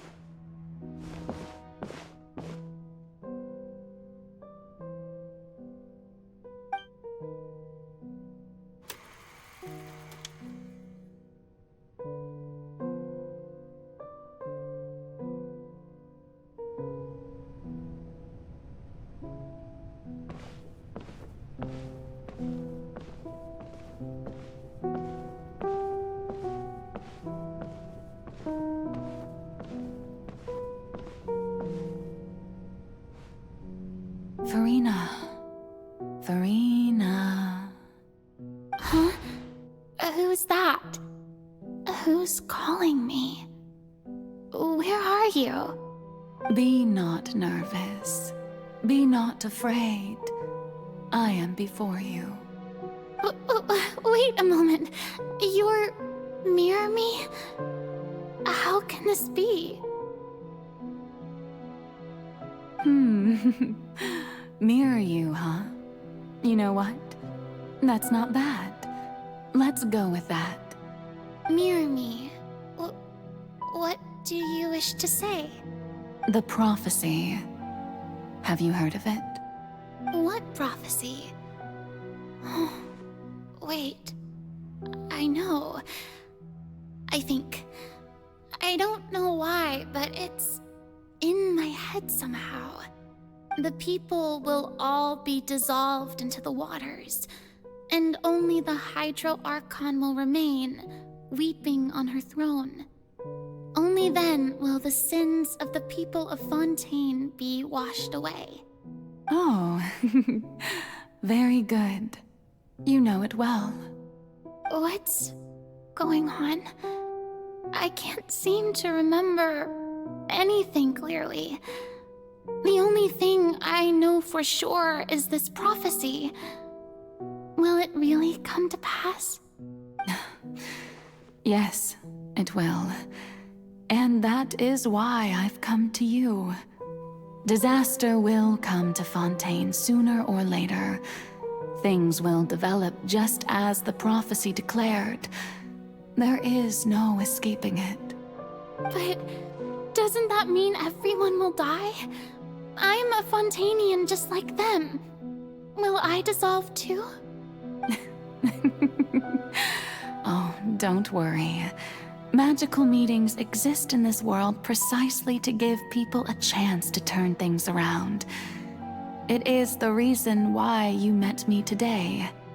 I will tell you how to save everyone, but you may have to suffer somewhat. Oh, so there's still hope after all. Goodness, you frightened me. You spoke so much and with so much certainty. As for the suffering, well, I will admit that the first thing that came to mind was, why do I have to be the one to suffer? But if the prophecy will come true, I'll also die anyway, right? So if I've already met you as my magical meeting in this world, if there were scales, with all the people of Fontaine on one side and my pain on the other, is it not obvious where the scales should tilt? You truly are the perfect human, my ideal. I suppose this would also be the justice that belongs to you. Huh? Don't worry, it's nothing. Listen well. Fontaine has just lost its Hydro Archon. I need you to play a role, that of the new Archon. Play as a god? That's right. You must begin a never-ending masquerade. You must never let anyone suspect your identity.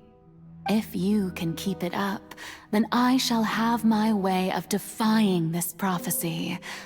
But should your identity be revealed, then all hope will be lost. But how will I do this? A human assuming the role of a god without being exposed. Don't worry. What you must do is not to turn yourself into a real god. You simply need to play the role of a god as humans imagine them to be. Being a human yourself, I'm sure you already know what such an entity would be like. Remember, your true challenge will not be pursuing divinity, but contending against humanity. I'm still not sure I understand, but I'll try. I'll try to do this. So, how long am I going to have to play this role?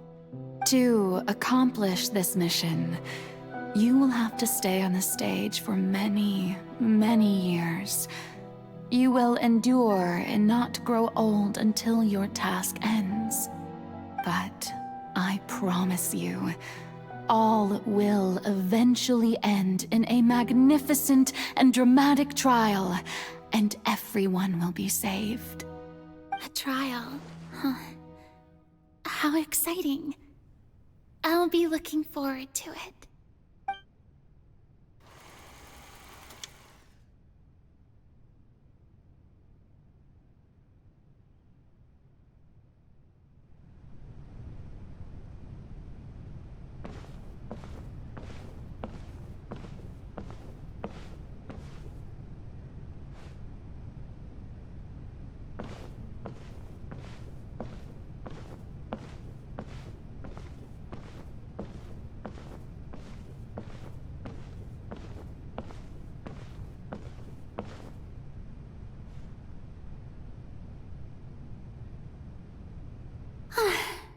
The Maison Cardinalise has announced my accession, but this is my first time facing the people. What should I say to most appear like a god? To be honest, I still don't know. Perhaps I should first try to act natural. Ladies and gentlemen, good evening, and welcome to the Opera Epiclese. I'm sure you've all heard about how I have taken on the role of Hydro Archon. Indeed, I am Farina de Fontaine, your new Archon. In truth, I know little about becoming a nation's new god, but it will be my honor to guide you all. As the god Focalor, the god of justice, I shall do all within my power to lead you into an age of fairness and justice. Once again, thank you all for coming. If you should have any questions or suggestions, please send them to the Maison Cardinalise. The future of Fontaine will require us to work together, after all. This should do it. I thought I might stammer, but thankfully, I was able to convey my thoughts just fine. Okay, and next. That's the new Hydro Archon. Is this some kind of joke by the Maison? I would have thought that a being that surpasses humanity would be a bit more assertive. Hey, did you hear that? She even told us to send her suggestions there at the end. Shouldn't gods be all-powerful? She's being so modest. What's the difference between her and an ordinary person, then? If you ask me, perhaps the succession didn't actually happen. She might just be a Maison back puppet. Wait, what's going on? Why is everyone suspecting me of being a fake? Oh, this is bad. If I get exposed here, there'll be no saving the people from the prophecy. Right. Mirmi said that I just need to play the role of a god as humans imagine them to be. Calm down, Farina. Think. What do the people want? How would they imagine a god to speak and act? Assertive, with a strong sense of presence. One who can dispel all doubt. That is the character I'm fated to play.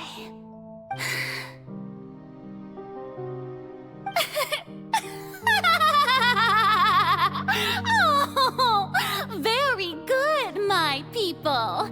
Only ones such as you are deserving of my rule. Now, I was wondering, if some weak puppet were to one day come onto the stage and claim ownership of this opera house, would the children of Fontaine follow them? Well, it seems that you would all see right through them. Having passed my test, you are qualified to witness wondrous trials alongside my august self, here in this opera house. You may consider my previous act a door gift of sorts. I thought it was a debut that suited the atmosphere.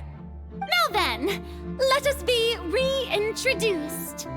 Ah, so that was just a performance.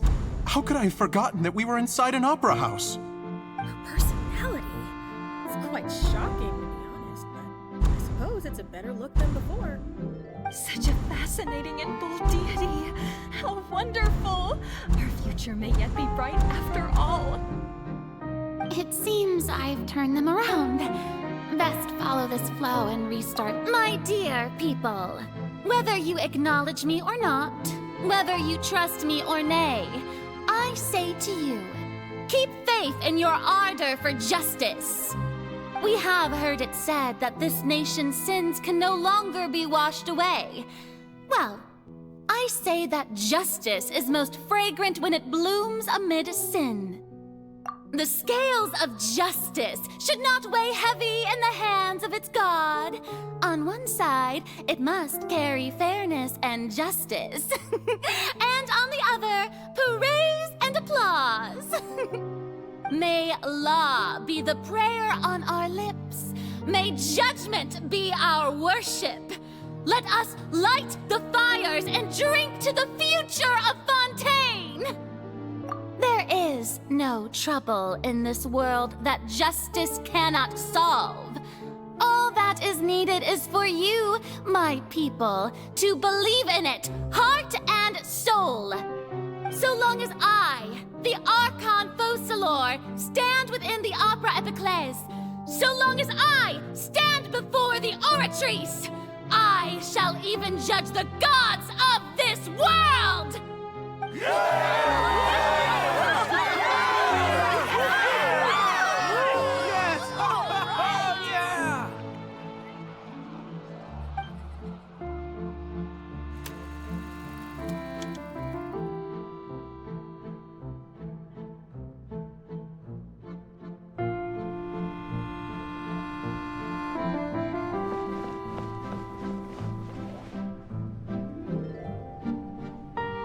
Lady Farina, here are today's case reports, as well as a summary of the follow-up for your perusal. Come now, was I not just at the Opera House in person? Leave these kinds of things to Neuvillette. Besides, none of these trials were the one that I'm looking forward to the most. If I may be so impertinent, what kind of trial are you truly looking forward to? A magnificent, dramatic, and wondrous trial. A trial to end all things. How could you hope to understand? That's true. I fear I lack the ability to grasp your divine thought, Lady Archon. No need for fright, and do not take what I said before too seriously. Go now, do your duties. The trial I await. It will come one day.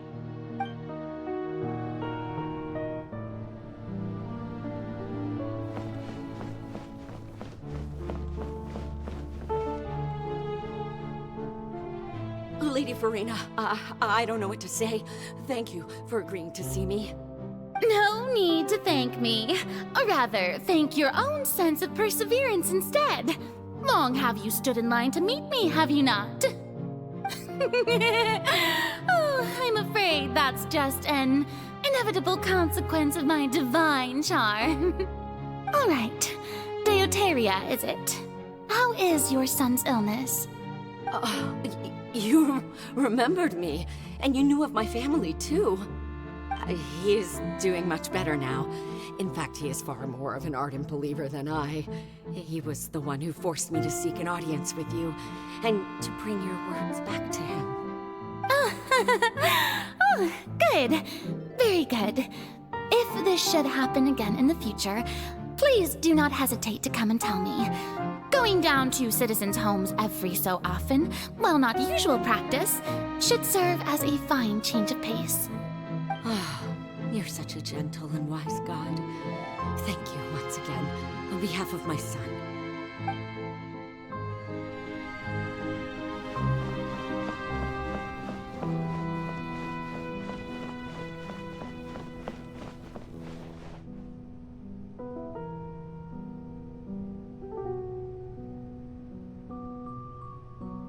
Lady Farina, Here are the latest hydrological reports.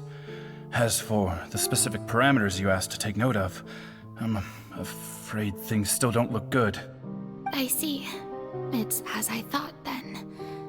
As your god, I did already expect this, but I wanted to see how far your human wisdom would allow you to analyze it. All manner of signs indicate that the prophecy will still come to pass. Forget it. That's not something you need to worry about right now. Well, as I understand it, the Fontaine Research Institute is also trying to find a way to counter the rising water levels. Really? Have they found anything? I'm afraid that they haven't found any effective solution thus far. Is that so? Well, no wonder. This issue has reached the realm of the gods, after all. Still, their spirit is praiseworthy.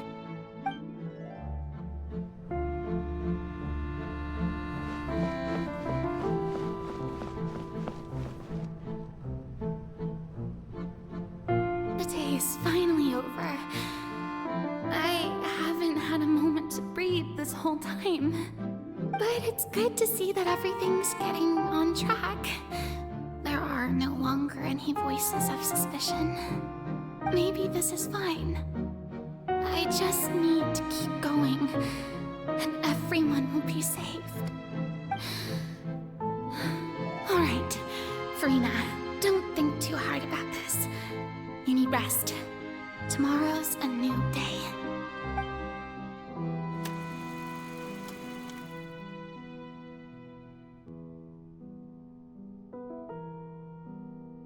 Lady Farina, here are the new trial reports for the latest cases, as well as a summary of the follow-up.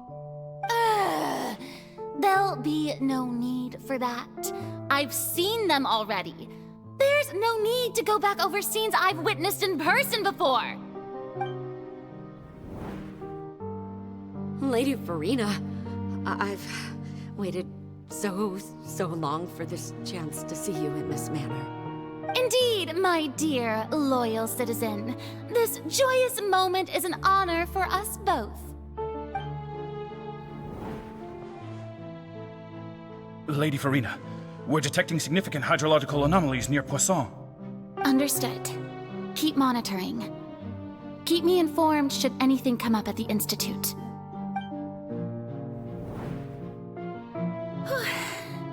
I don't think I let anything slip today. I must show the people that there is nothing to worry about. I just don't know when these days will end. I feel utterly exhausted. Best to rest early today, too.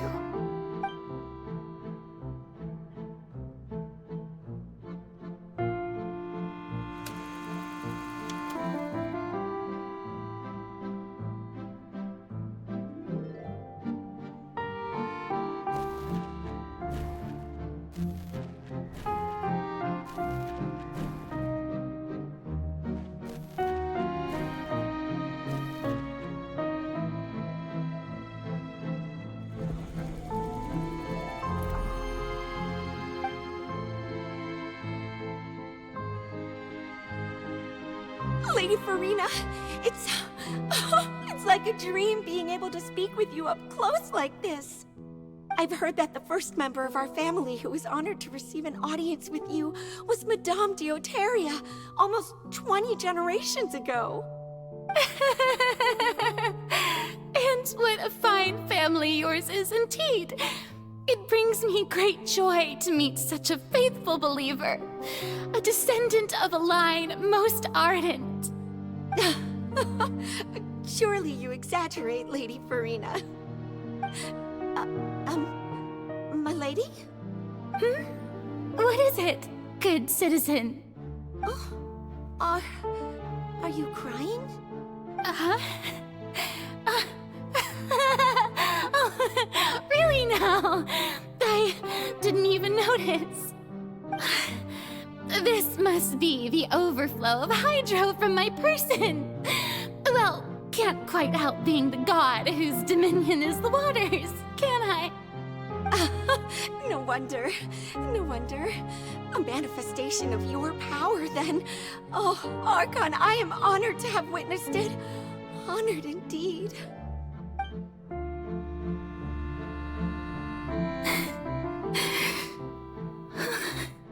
So interminable.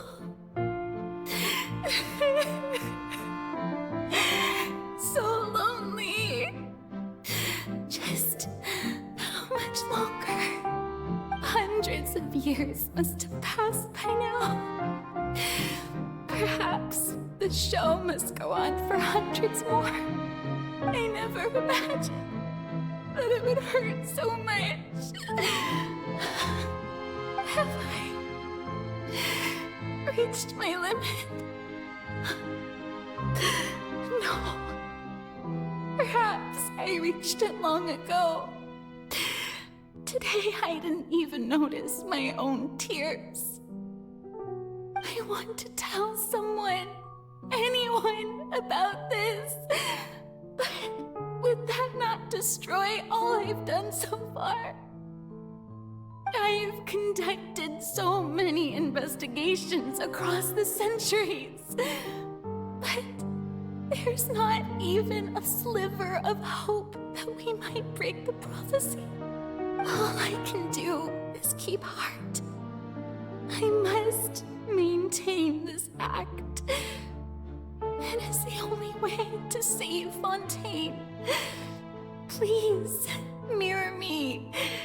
You have to succeed.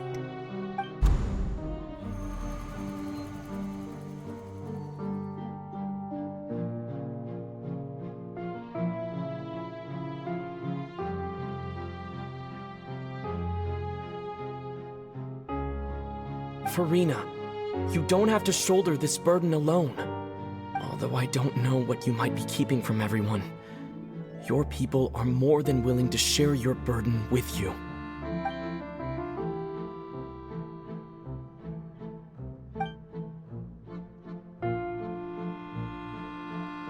Share my burden. That's impossible. It was fated right from the start that this would be my duty alone. But even if your burden doesn't need to be shared, you can still choose to confide in someone. Just share it with me. I'm what you'd call a witness. A witness? Yes. I've heard that you came to Tevat from beyond the stars, yes. In other words, you never belonged here. And if Tevat is, in its entirety, a show on a stage, then you're just a spectator, aren't you? If that's the case... He's right. I could confide in him, couldn't I? But if things don't play out as expected, the people of Fontaine will be the ones to pay the price. No, Farina. You shouldn't be selfish. But what if it's really all right? Farina, you've worked so hard for so long. Surely it would be okay to put yourself first for once. Just this once. Is it such an outrageous thing to do anyway? To find someone in whom you can confide your frustrations and sorrows? Surely it could not hurt. If you let this opportunity slip through your fingers, it might never come by again. Think about it long and hard.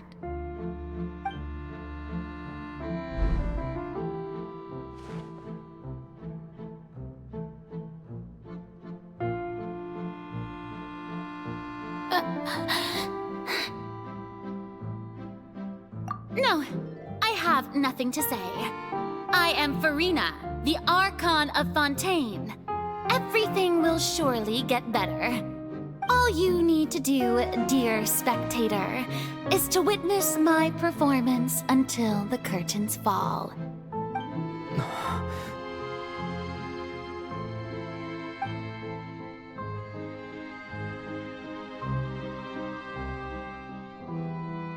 Fine.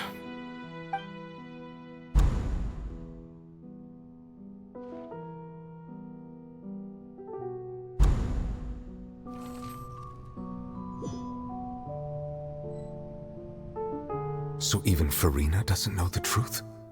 You've never once let her in on the full plan? Yes, it had to be done. To deceive the heavenly principles, you must first deceive yourself. She did very well.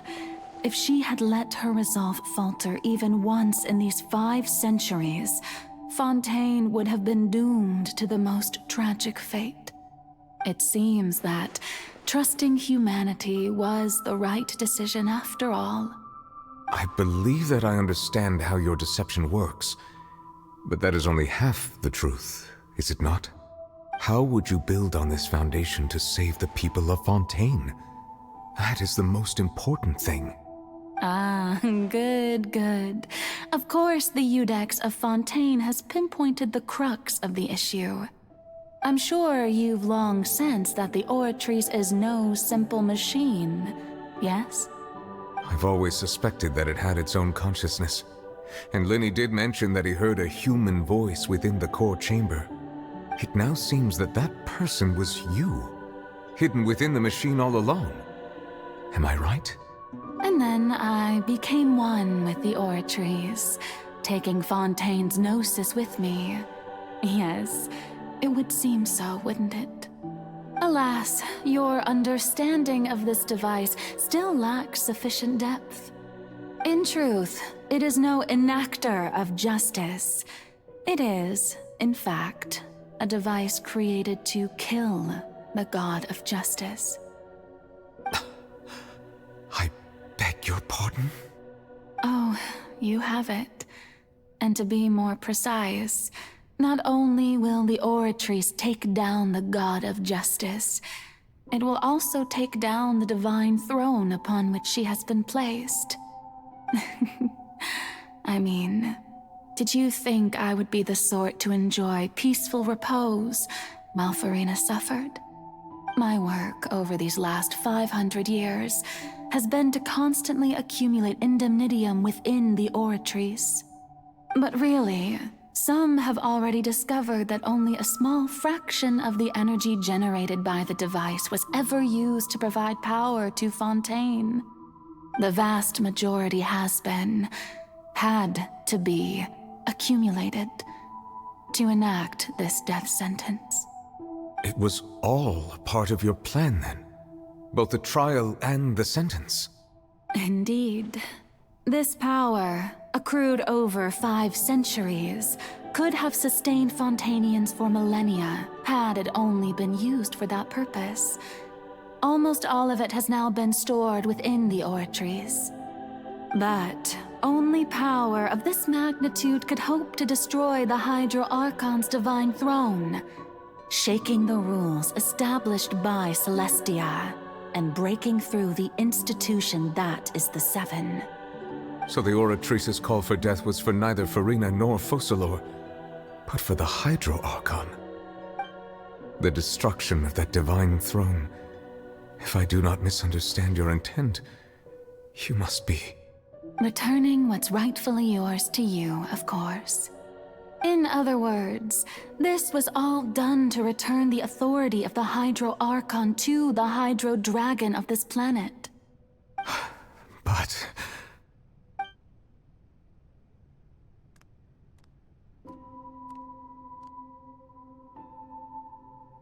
Oh, what? Getting sad again, are we? The authority of the ancient dragons shall soon be yours once more, O Hydro Dragon Sovereign. And this is the face you make. all you've done throughout the years is just so you can sacrifice yourself at the very end. I've never quite seen it that way, you know. Even now, I'm quite pleased at how well my deception worked.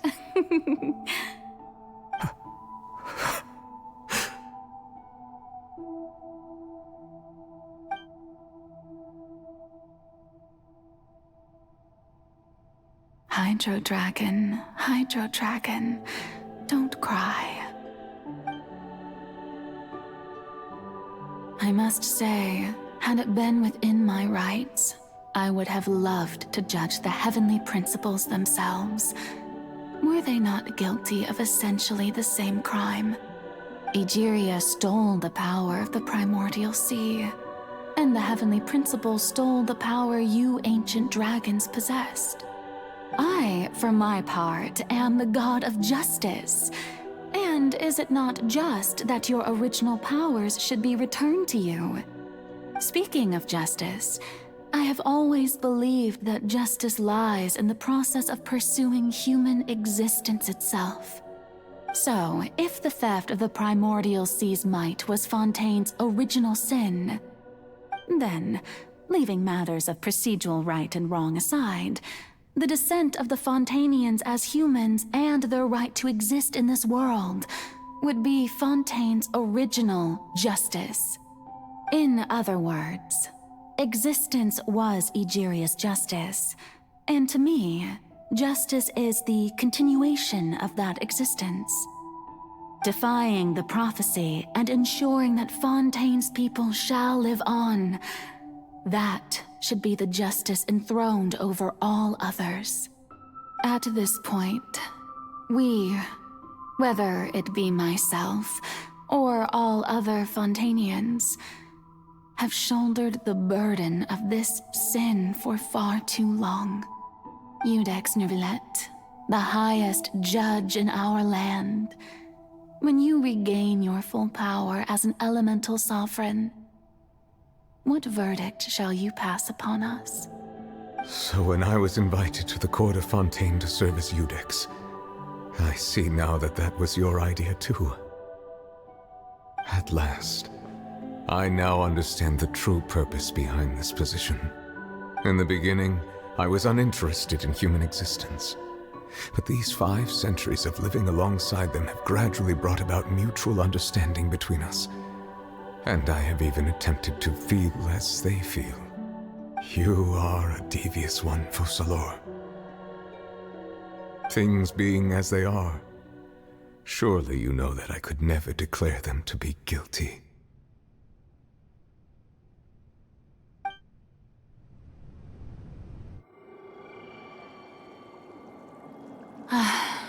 The hour of my execution is almost here. For the sinner, the curtain call has come. I know I may not sound it, but faced with death, I find myself a little afraid. Perhaps this is one thing both gods and humans have in common.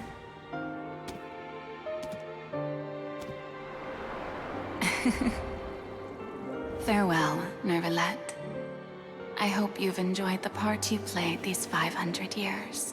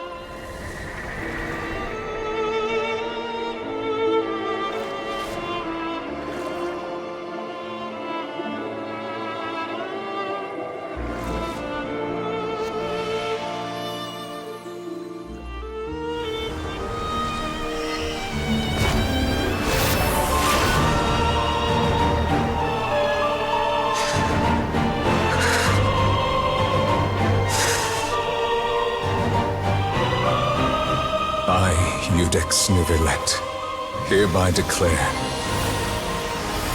people of Fontaine, your sins are forgiven.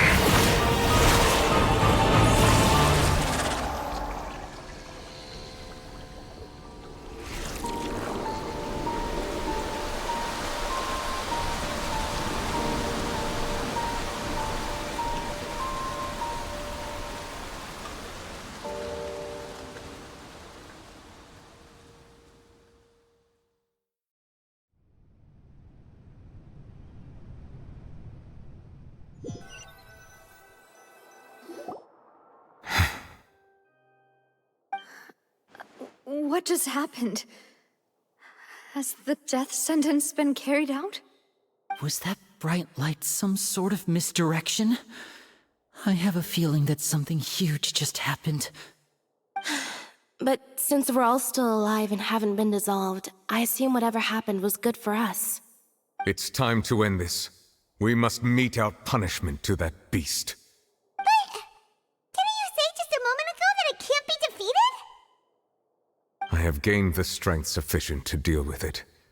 Through certain means, I now have the ability to separate the power of the Primordial Sea from that creature. We should seize the opportunity to pursue our quarry. Traveler, now that the oratories can no longer function, I require an executor to help me mete out justice. The root of the calamities befalling Fontaine, the beast that enacts the prophecy. Its name is the all-devouring narwhal. Come with me, traveler. The hour of execution has come.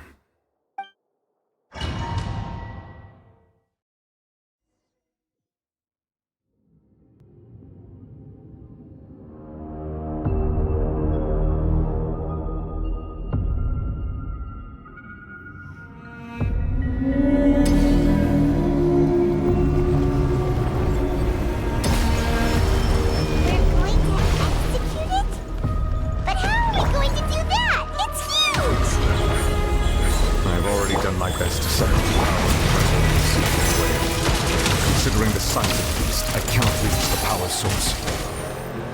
Unless we can find a way to attack it from within. I shall share a part of the ancient dragon's power with you. We shall look for an opening together.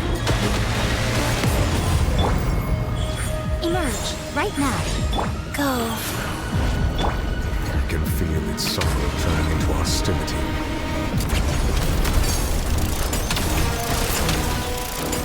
How tiresome. Let's test my hypothesis.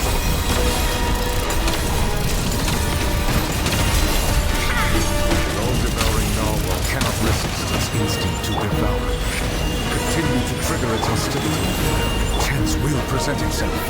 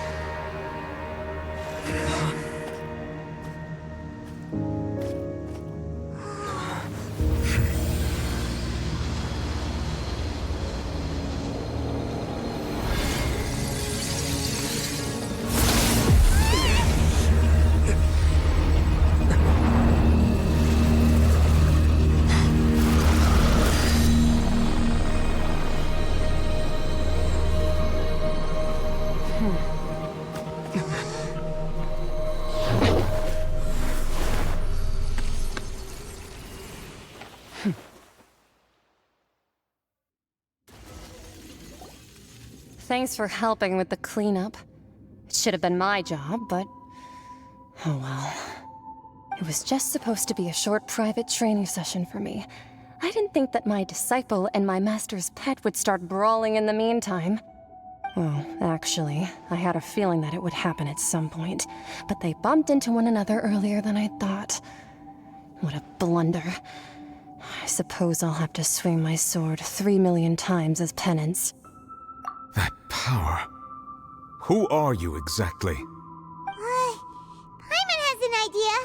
From what she said earlier, she must be Child's master. Skirk, right? It's just that he gave us the impression that she was the less talkative person. I simply did not have anything to say to the weak. But you, on the other hand, managed to defeat the all-devouring narwhal without using power from beyond this world. So you may speak to me as equals. I have to agree. It's a strange use of a planet's primordial waters just to raise an all-devouring narwhal. That kind of power is wasted on it.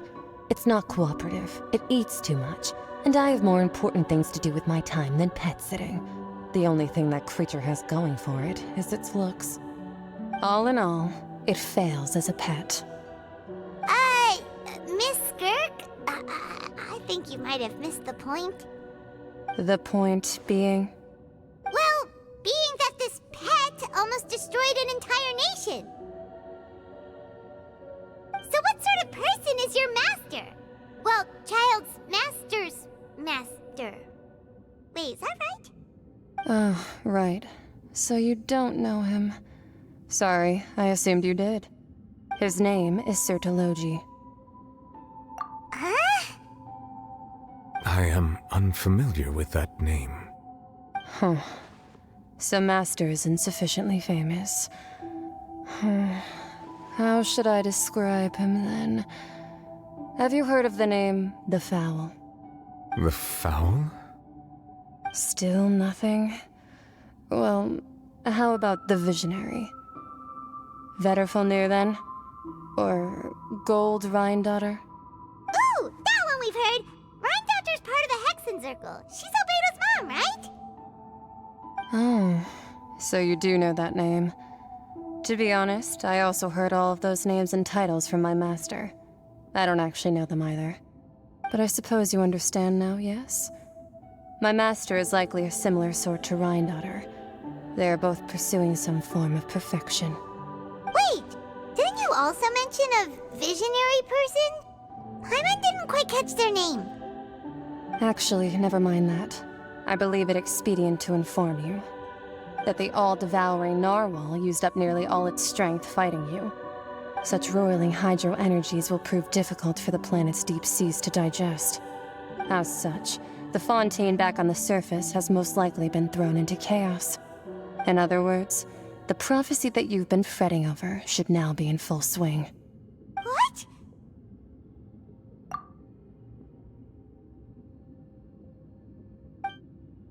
Not to worry. Focalor has already managed to deceive the heavenly principles.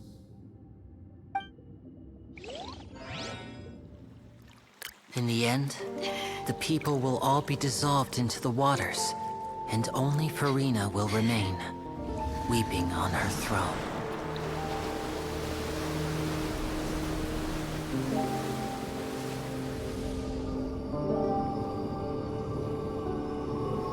Only then will the sins of the people of Fontaine be washed away.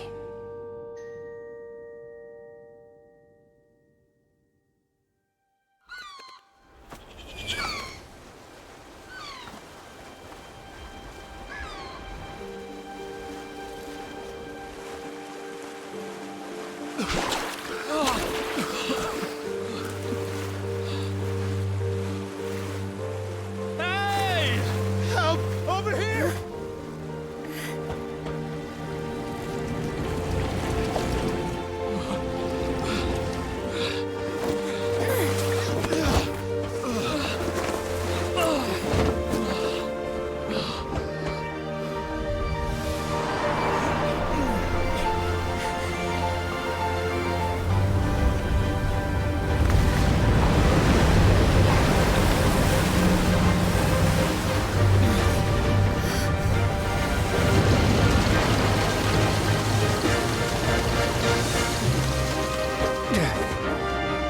Commands initiate emergency rescue!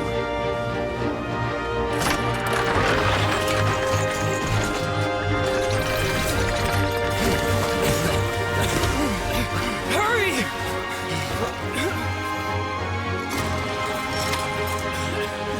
Hey, lend a hand!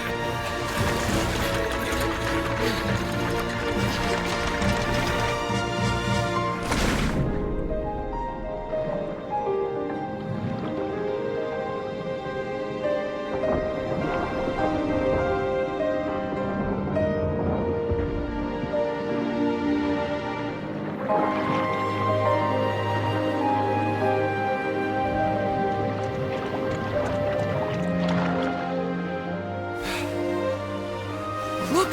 The water's receding!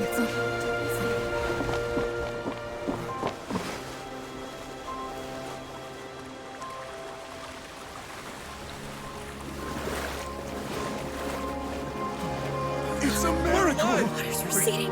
We didn't dissolve. The prophecy was wrong. The prophecy was wrong. The prophecy was wrong.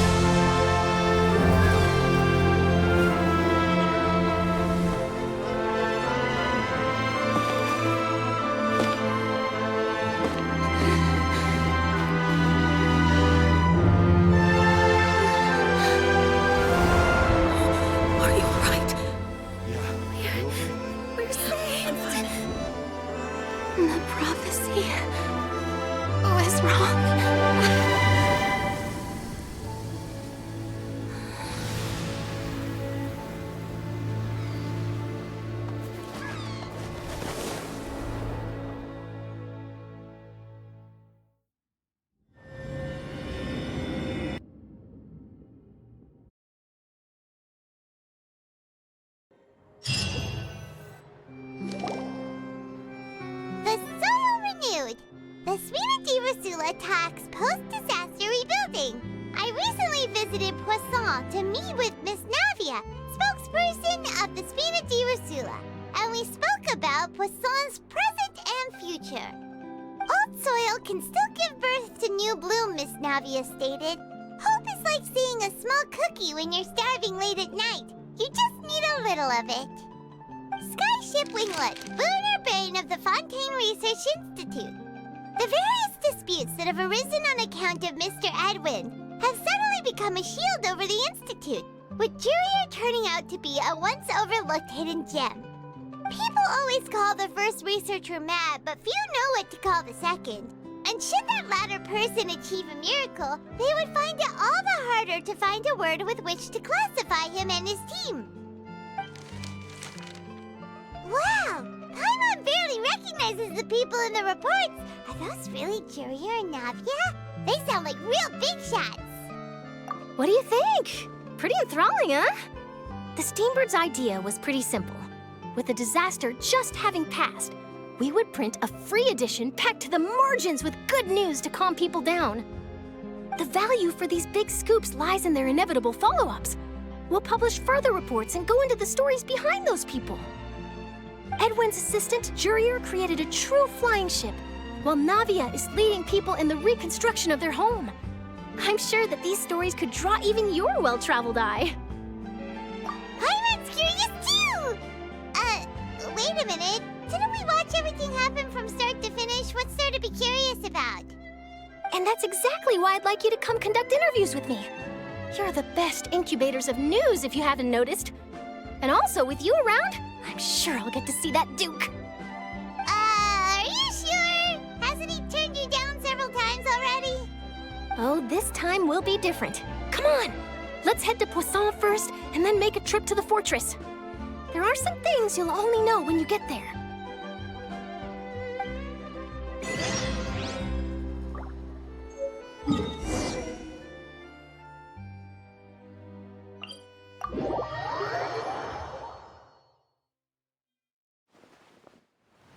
Come on, keep up.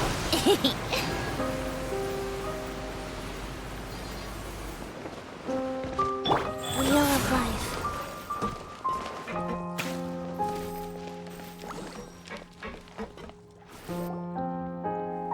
Navia! Oh, it's you. What brings you all here? look around.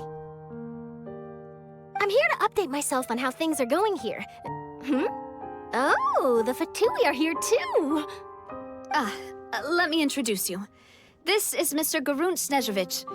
He represented the Knave in sending us a large amount of supplies, and is helping with our work. Our residents are hard at work as well. Thanks to everyone, work is progressing nicely. We've lost a lot of people, but we're moving forward. That will have to be enough. Hello, Miss Charlotte. I'm a big fan of yours. I especially like that article you wrote last year about Fontaine's stray cats. But if you don't mind, could you not emphasize our role too much in your report? It's not charity we're doing here. We just happen to share the same interests as the Spina. I get where you're coming from. I'll keep it as simple as possible.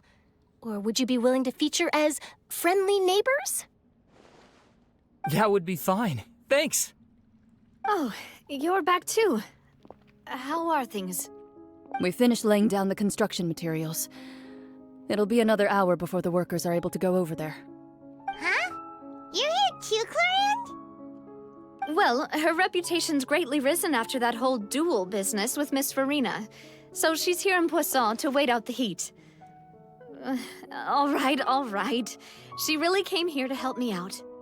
There's too much to consider in the reconstruction of Poisson. The Spina has need of more decision-makers. And, well, I do already happen to be connected to Mr. Callis. Oh, wait just a moment. Do you mind me asking a few questions? You know, about how you felt before the duel, about what it was like facing down a god. There's lots of exciting material there, I bet. Forget it. I'm sure you can find a better theme than that, Miss Charlotte. I see you're the same as always. Couldn't you do me a favor, for Navia's sake? Well, if we're talking about doing things for my sake, you might as well just take a few more photos of me. Or of the Traveler. It's better than wasting time persuading Clorinde, at any rate. Of course I will. I'm not gonna let him off that easy. All right, then everyone who wants to be in the photo, gather up. And smile.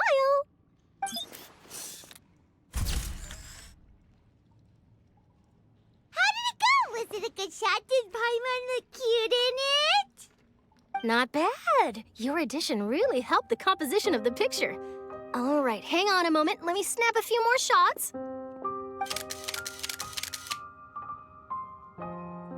All right, that should do it. I'll be back here later anyway, so let's call it a day. You're very quick. Speed is of the essence when it comes to the news, and freshness is the key. Also, not to brag, but I'm pretty good at building connections. Who knows? I might eventually get that interview with you after all, Miss Clorinde. Wow, you really do have that never say die spirit. I'm impressed. I'll hazard a guess that this is how you got that interview at the Fortress of Meripede. Whoa, you're well informed. Let me make a guess too. I asked Sijuin, who told Monsieur Nervillet, and he told you, right? That's a very complete information chain. In truth, all Monsieur Neuvillette asked me was, when did the fortress become so friendly towards the media? I told him that it was best not to speak too soon. There's no guarantee that Ridesley will make a personal appearance. You're right. I've got to treasure every moment I have with them. In which case, I'll be making a move first. Stay safe now. And tell me if you hear anything interesting. I'll treat you to afternoon tea in exchange.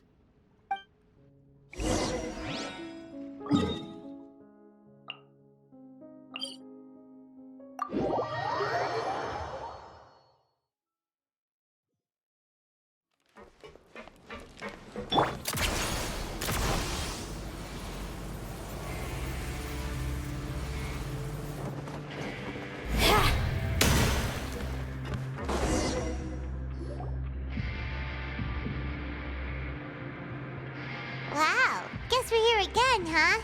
There's a real nostalgic feeling to this place. Looks like you've been missing us.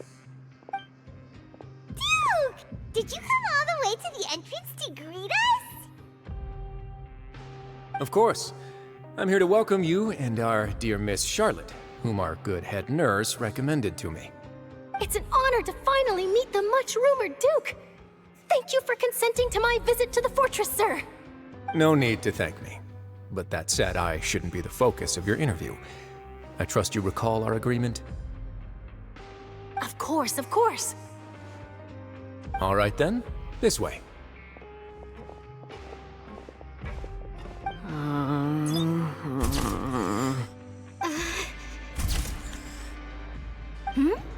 Hey, no need to be so nervous. I've already taken all the photos we need. Miss Charlotte, do these pictures really need to be published on the cover of the Steambird? It would seem that Miss Lorvine doesn't want her face to appear beside that of Mr. Jurier, Sir, please don't say things like that. But it looks like dear Mr. Jurier denies it. Might this interview be very important to you then? No, I just... This is my first time being interviewed, and I'm very thankful to the Steambird for... Now, I might not look it, but I actually did meet Mr. Edwin once. And I'll be honest, I enjoyed chatting with you more. You've definitely got more of that genius vibe going on. The boat that brought about a miracle, the ark that saved the people. Why, you recreated a myth back there, like an emissary of legend. Still, if I might ask, where's that flying ship now? Huh! Looks like Charlotte's trying to get herself another exclusive scoop.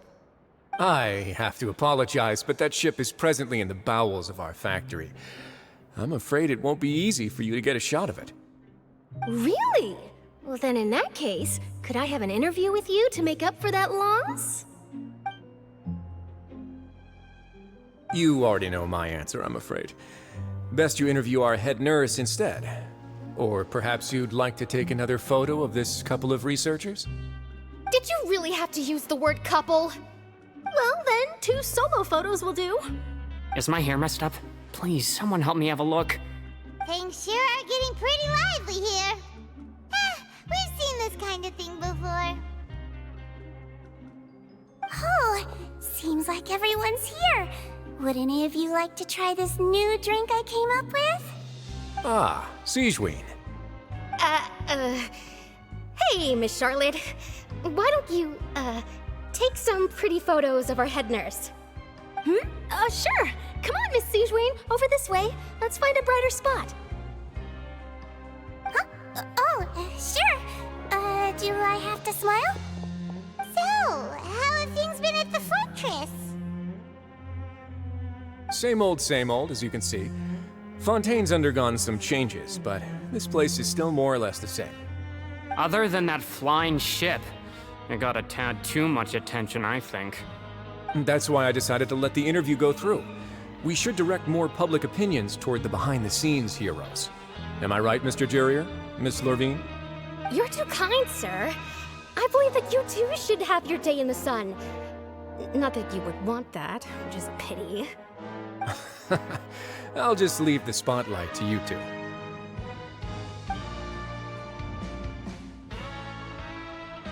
I see. Lots of things happened that day, huh? Anyway, regarding that Harbinger, I'm not sure you remember, but his 3 young followers are still waiting for his return. He sure did win them over, huh?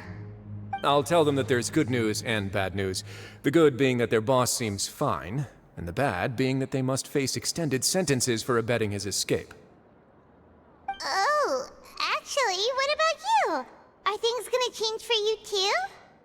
What change can there be? The fortress will keep chugging along, and so will my duties. As to what Miss Farina's departure will mean for the nation, and if our laws and governance will be transformed, we'll leave those to the folks in the overworld. Hey everyone, the photo shoot's done.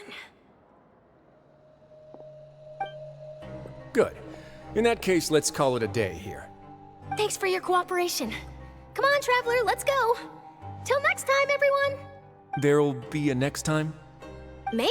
Who knows? I might write a story about the underwater factory next time. Until then. All right, last stop, the docks.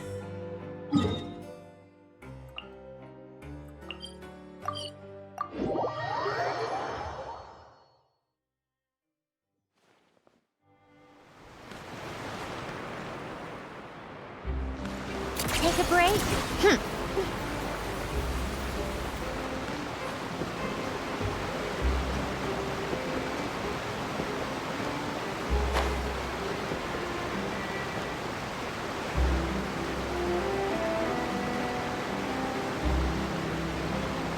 so tiresome. Pick up the pace.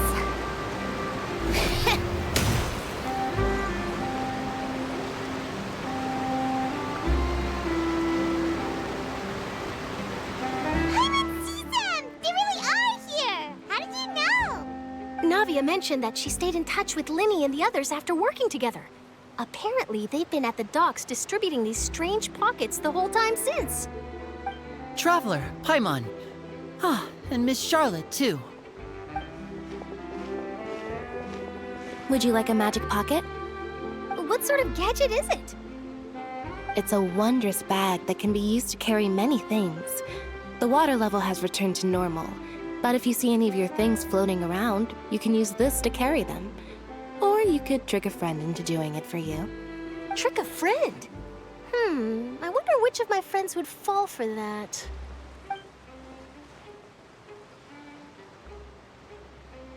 You could just make a friend like Fremine here. Isn't that right, Fremine?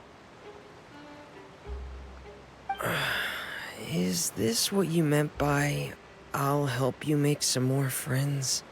To be honest, that sounds pretty sweet. Could I have your contact, please? Sure. Please, write down my address. Lynette sure is working hard to help Fremine socialize.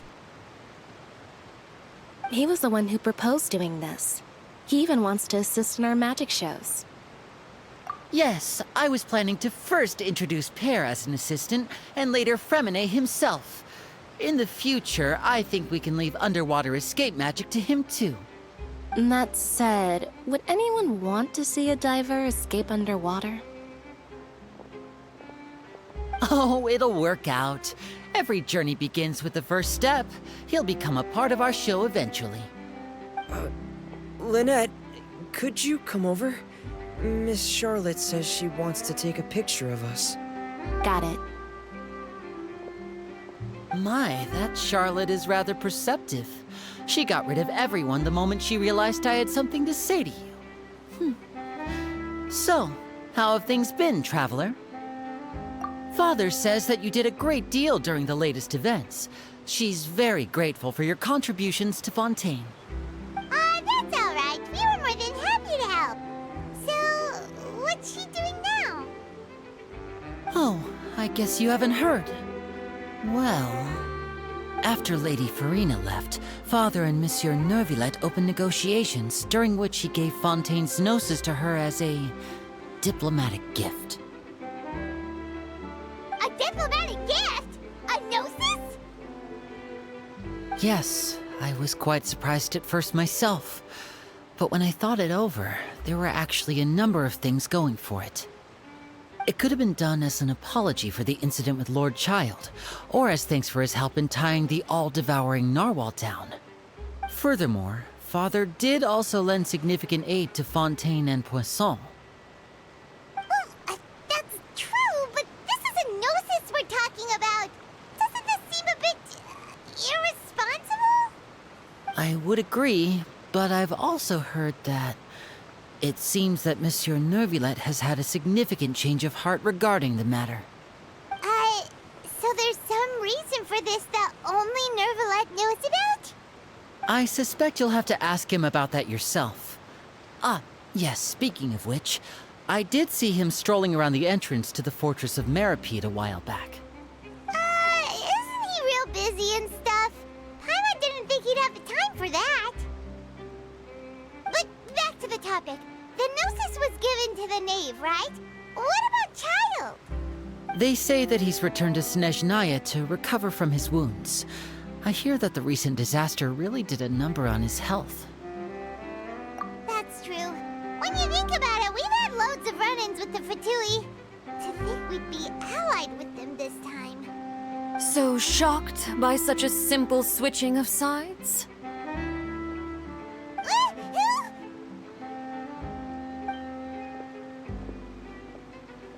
Father!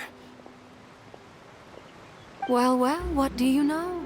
Come to the docks to see how my children are doing and meet the Traveler by chance. Please do not pay my accomplishments in Fontaine too much mind. I would have done them regardless. Are you going to take the Gnosis back to Snezhnaya? That is our duty as harbingers, yes. Don't be too preoccupied with sides. The goal of the Fatui concerns not a single place or person, but the entire world. With such a grand goal in mind, it is inevitable that we must wear many masks. Switching my masks is something I've always done. Well, that depends on many things. No one truly knows what the future holds. What good is honesty if you can't rely on it forever? As for you, I very much look forward to our next collaboration. Good things cannot be achieved alone, and you've proved yourselves to be great partners. A vision? All right. I'll remember to return it. Thank you for keeping it safe for him this entire time. And that's a wrap for me. Huh? You're... Greetings, Miss Journalist. Hello. If I'm not mistaken, there are diplomatic channels I'll need to report to take a photo of you. That is correct.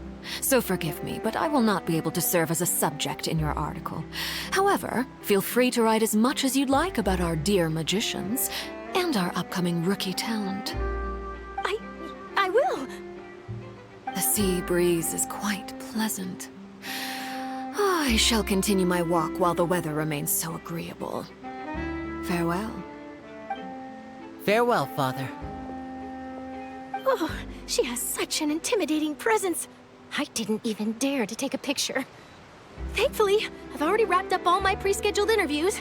Thank you all. This'll be more than enough for me to write about, I'm sure. Don't be too nervous. Why don't you take a magic pocket before you go? Here, Traveler, Paimon, you take one too. To move things about? That's right.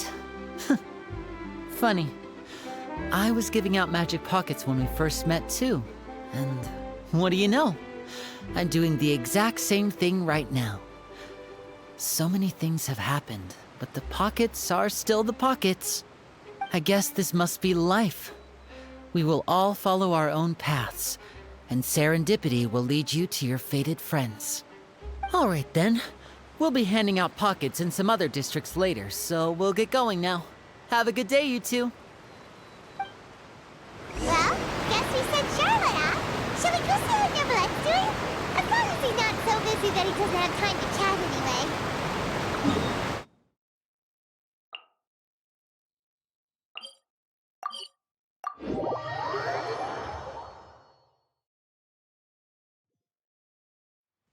Take a break.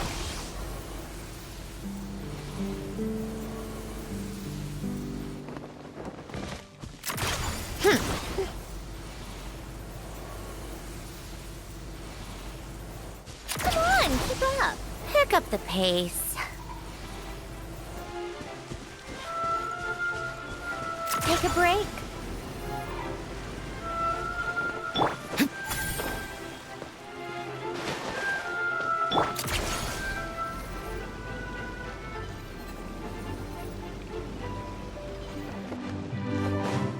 Here comes to the fortress.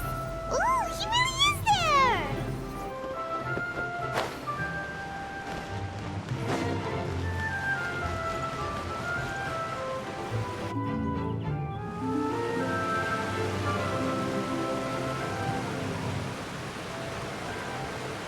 So, you really are here, Neverlette. Paimon didn't think you were going to have free time this hour of the day. Really? Oh, I suppose you must have met Mr. Linney. He took the time to greet me earlier when he passed this way. In any case, you came at a good time. I was just considering reaching out to you to set up a meeting, so I may explain some things that I haven't had the time to before. Aw, Paimon's glad that you remembered. Thank you for keeping us on your mind, what with you being busy and all. Alright, let's have it then. How was Fontaine actually saved? The whole business is still quite the mystery to us. It is strange how words can often leave a bitter taste in the mouth when it finally comes time to say them out loud.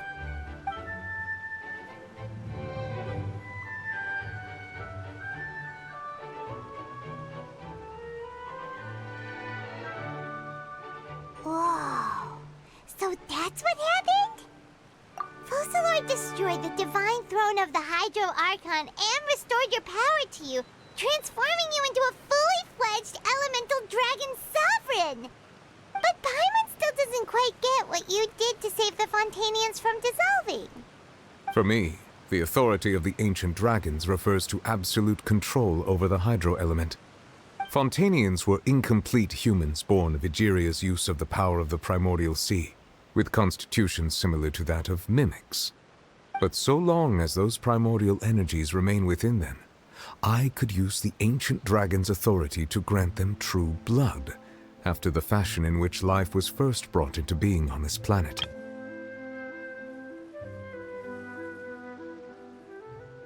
In other words, when I gave my verdict, Fontainians became true humans, and thus would naturally no longer be dissolved by water from the primordial sea.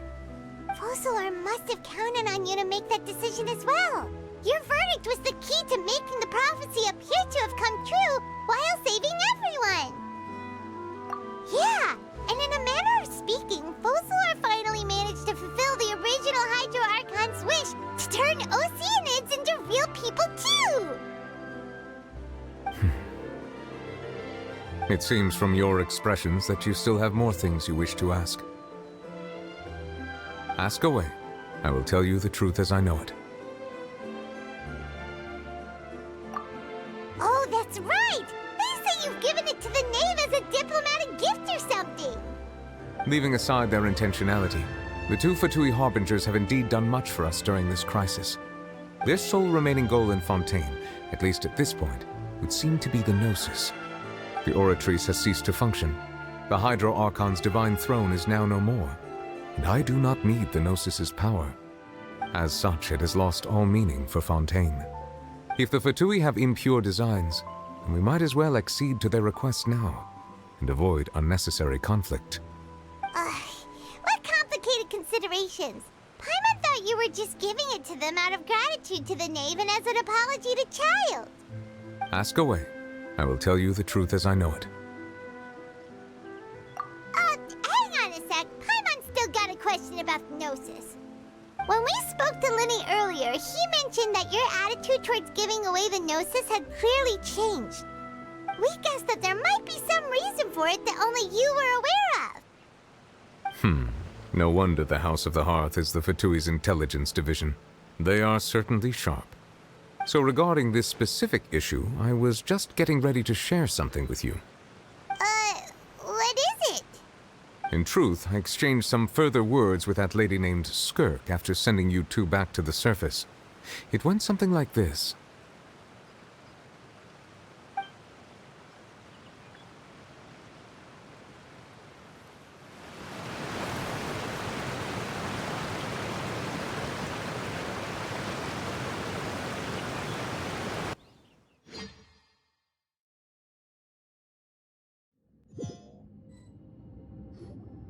Well, we're going to head topside to see what's going on. You hurry over soon as well, all right, Nervalet?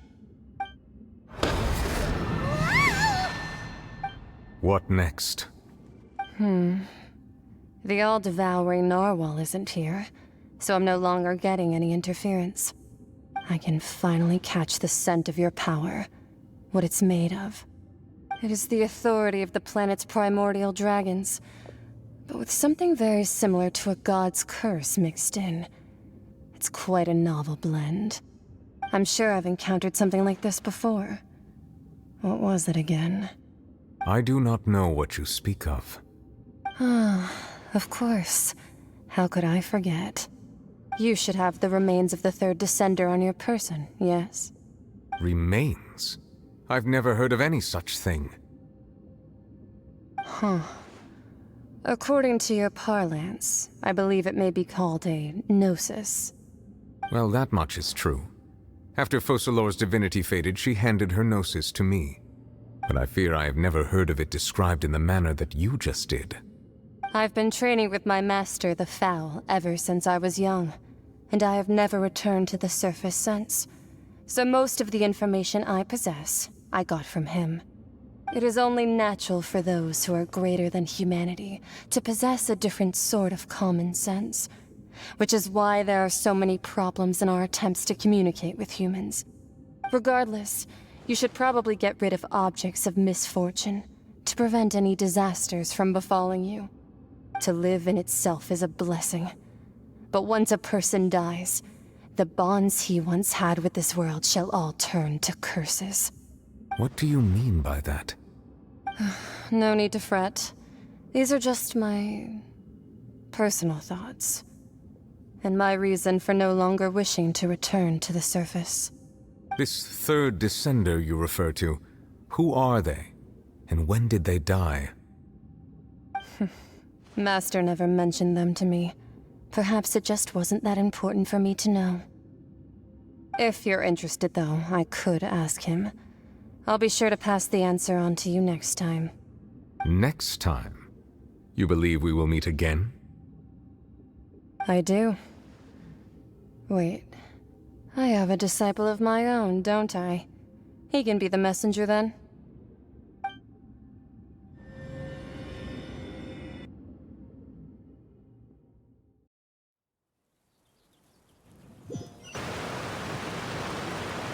That's what she told me. Whether it would prove useful or not, I wanted to pass that information on to you. The remains of the third descender? So that's what the Gnosis actually are. Paimon just thought they looked like chess pieces. How could they be a person's remains? All the same, assuming that there was no misunderstanding or special metaphor at play, that is what she meant to say. And she said that it would bring misfortune and that you should check it, which is why you gave it to the Fatui. If she speaks the truth, then I would simply be putting Fontaine at unnecessary risk by keeping it here.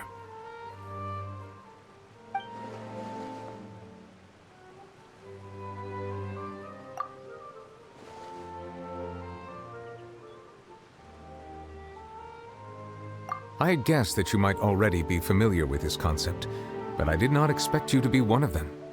That means that the Gnosis, which are exceedingly element-compatible and can even enhance elemental abilities, do indeed come from the third descender. I wonder, does your body also possess similar properties? Like being able to use elemental powers without a vision. That does sort of count as special compatibility, right? No, let's not think about this stuff right now. It just feels creepy. Comparing the Traveler to the dead third descender and all. That's what you say, but this topic still feels like bad luck. Once Child recovers, let's get some more answers out of him. Or go look for his master and get the answers that way. I too believe it unwise to make too many blind guesses when information is lacking. The same is true of being at court. All right. Whatever the case, it seems like the crisis here in Fontaine's over for now. Yes. All of Focalor's efforts were for this moment as well. But she sacrificed herself in the end as a god, and she suffered through all those years as a human. Was that really what she wanted? I suppose that would be the mystery of a god's will. I suspect not. But once in a while I too would guess that if wishes were like the clouds in the sky, they will one day return to the earth as raindrops. Life flows like water, and rain is the final answer. The water levels may sometimes tilt one way or another, but the rain falls fairly upon all. And what, ultimately, is the difference between the rains that fall upon all of us?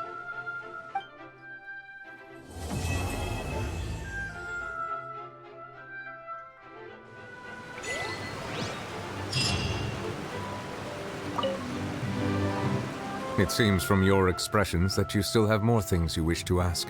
Ask away. I will tell you the truth as I know it. I suggest that you fully prepare yourself before going to Natlan.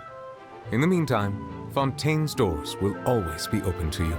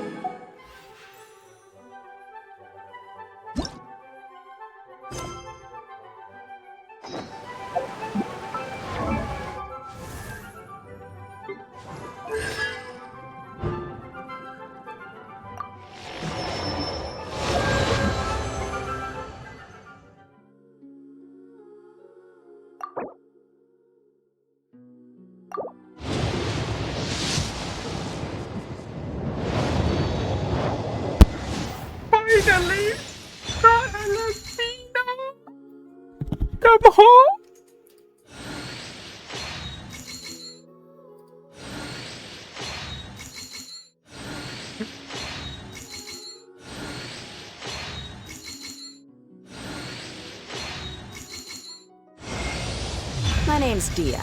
I'm the merc you hired. So, what you got for me? A commission? A fight?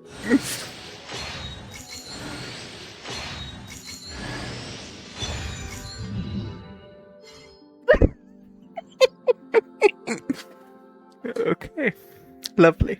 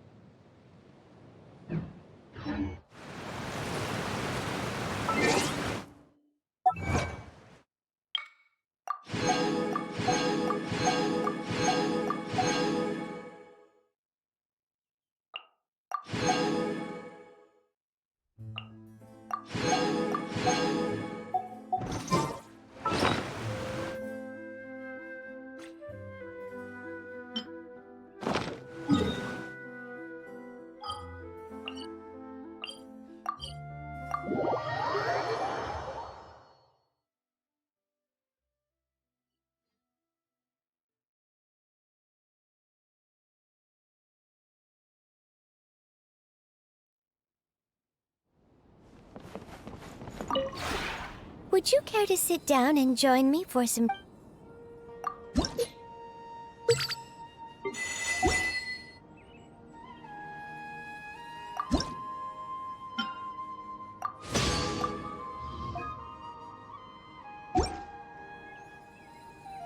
If you ever...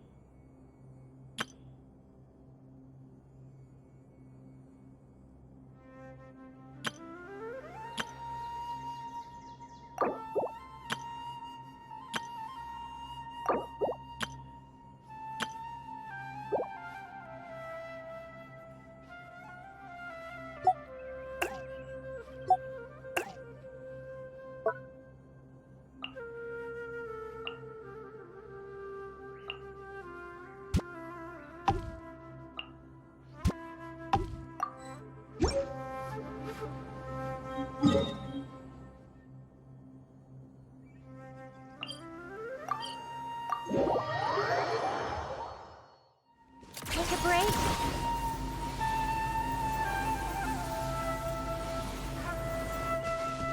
How tiresome. Why didn't you tell me about this fancy pad of yours earlier, huh?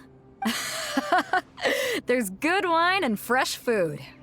Good stuff. Come on, join me. Tell me some stories about your adventures.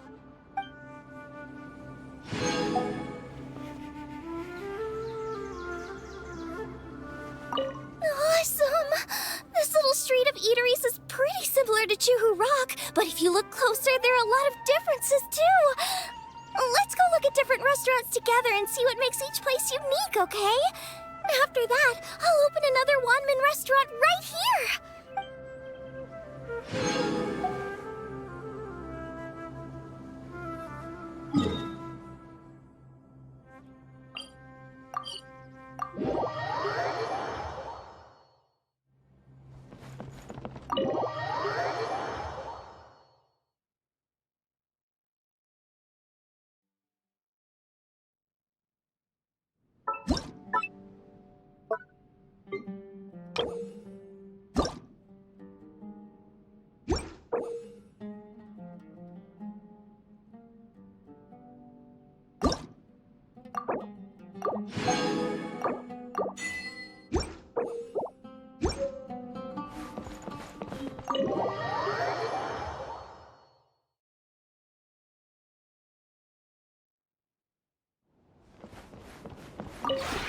Would you care to see?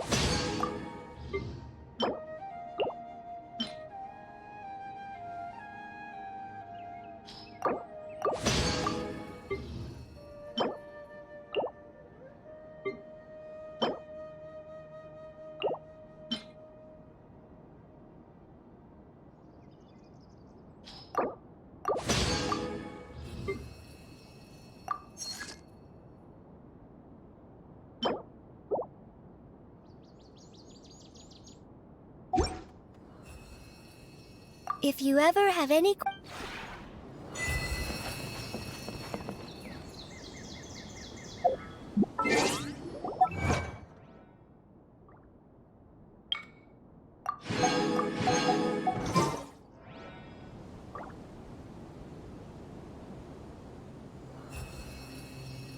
Rise.